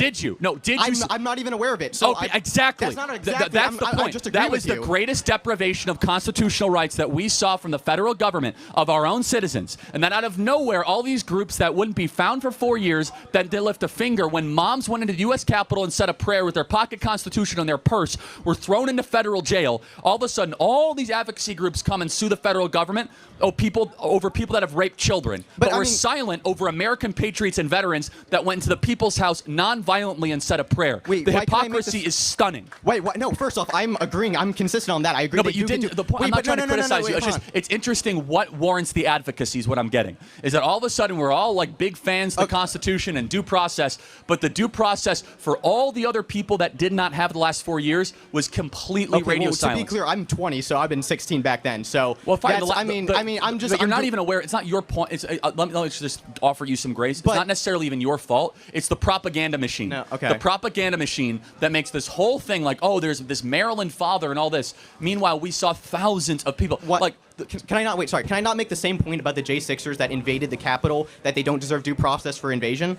Many of them didn't get due process. Okay, I mean, so why would you be against that? No, of course I'm for it, but they're U.S. citizens. That's the distinction. Secondly, they didn't get due process. And thirdly, all the left-wing groups that are now suing Trump, they wouldn't lift a finger to go help any of the J6ers. I mean, that's hypocrisy, sure. But no, it's worse than hypocrisy. It's hierarchy. The left-wing groups basically say, it's more morally acceptable to come into this country and rape children. We'll fight for you than it is to walk into the U.S. Capitol and say a prayer if you wear a MAGA hat. That is basically the message that the left-wing activist legal community is sending right now. I don't know why you keep jumping around. I'm trying specifically about the Fifth Amendment. Do you know specifically where in the Fifth Amendment it gives the carve-out where illegal immigrants or illegal citizens don't have the Fifth Amendment rights? Where's the carve-out for that? It's a generally accepted judicial principle. Under what case law? Well, under plenty of, I would have to look up the specific case law. I personally have. There has been zero case law that cites illegal immigrants. Was it Miranda versus Arizona itself? That was under illegal immigrant. Under the Enemy Invasions Act. So upon the declaration of an invasion, which President Trump signed on day one, right? Yeah. If you notice and recognize an invading force, so let me ask you a question. If all of a sudden China or Russia showed up with a bunch of tanks on our southern border, do we have to give all those people in tanks due process? Or are we able to shoot them? Yeah, we're able to shoot them. Okay, then why can't we do the same for MS-13 on our border? And we're actually being nicer than shooting them. We're sending back to their country of origin. I'm not talking about MS-13. Once again, I'm talking about specific people that are not given due process. I mean, it's not like we're talking in circles. You're conflating issues. I mean, you're conflating issues. But first off, they are an invading combatant force. The invocation of the Aliens Enemies Act is completely unconstitutional the way he's using it. Why? Because he's giving people. He's writing. Shipping people away without due process. The same way the INA was used for Mahmoud Khalil. Completely unconstitutional. No, it's totally constitutional. Absolutely not. I don't understand how you can deport someone based off their First Amendment right. Okay, but again, they are not a U.S. citizen. They are not afforded the same U.S. rights, the same rights that we are. Though, correct? Lawful permanent resident. Can they vote? No, they can't. Can they own a gun? No, they can't. Or is the government allowed to quarter soldiers in their home? Absolutely not. No. Okay. Well, the point being is at some point you don't have the same rights that we do. I mean, wait, you said hoarding, so I mean, that's against the Third Amendment. I don't know. Right. The point being they don't get the same rights that we do. Well, no. They do absolutely get the same rights. It's the way it's applied. You just acknowledge they can't buy a gun. Because, I mean, you would agree felons in the United States would constitutionally not have the same rights we have, right? Some of them, yes, for a temporary period. But yes, the point being is that you do something to earn that distinction. No, it gets revoked under a certain, I believe you have to... So let me ask you a question. Okay. So do you think we should deport people that are here illegally? Yes. So what would a due process look like? Because how it works now, you get a court date in 18 months, and we would deport maybe a couple thousand people. Okay.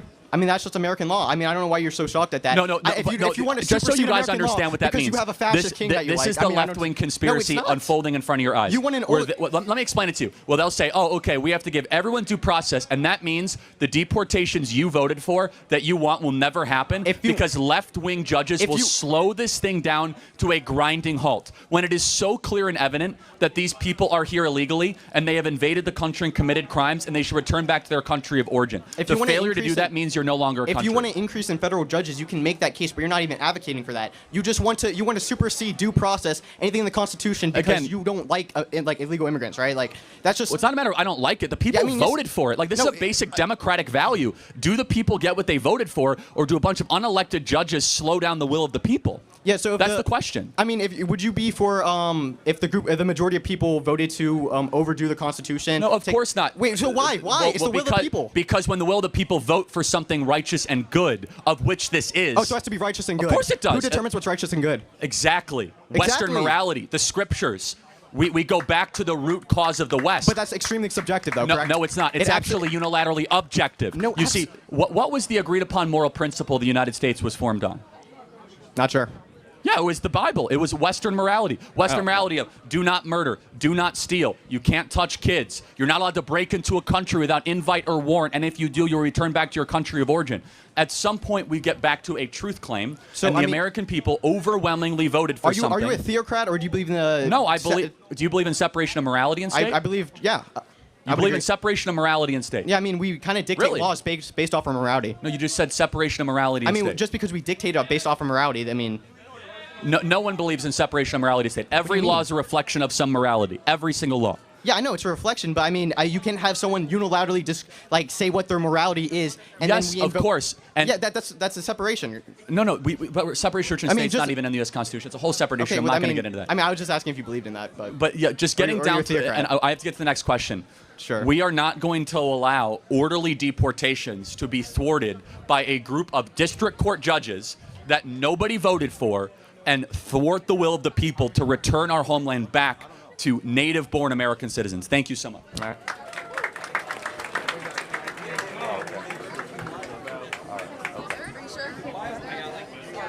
We got to go fast, guys, because I think there might be a lightning issue, unfortunately. So we got to go fast. It's a safety thing. I get that. That's no joke. Hey, Charlie. I'm glad to see you stayed dry in this weather. So somebody kind of asked my question. My name's Cameron. Somebody kind of asked my question already earlier. I was going to ask you, what is your testimony? But I have a second part that I can ask that will be a different answer. I do want to get to disagreements, though, so make it super quick. It's going to be, how do you let your political beliefs be shaped by your religious values, and do you believe that we should use religious values in our court systems? Yes, I mean, every one of our Western moral principles is an outgrowth of the Scriptures. The failure to understand that is a serious problem. I mean, look, the Ten Commandments is what largely form the West, right? We can get into the details of that, but specifically, obviously, do not murder, do not steal, do not give false testimony, do not commit adultery. These laws, and these ideas and these laws were formed and still form the West to this day. I'm happy to get more into that. But then if you don't agree with that, then by what moral order do you want to design society? And we've seen the alternatives are rather rubbish.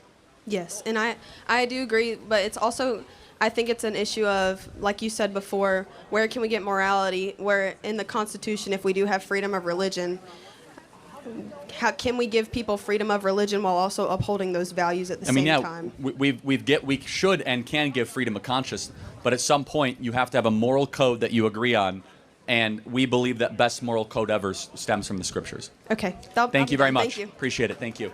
Any disagreements, guys?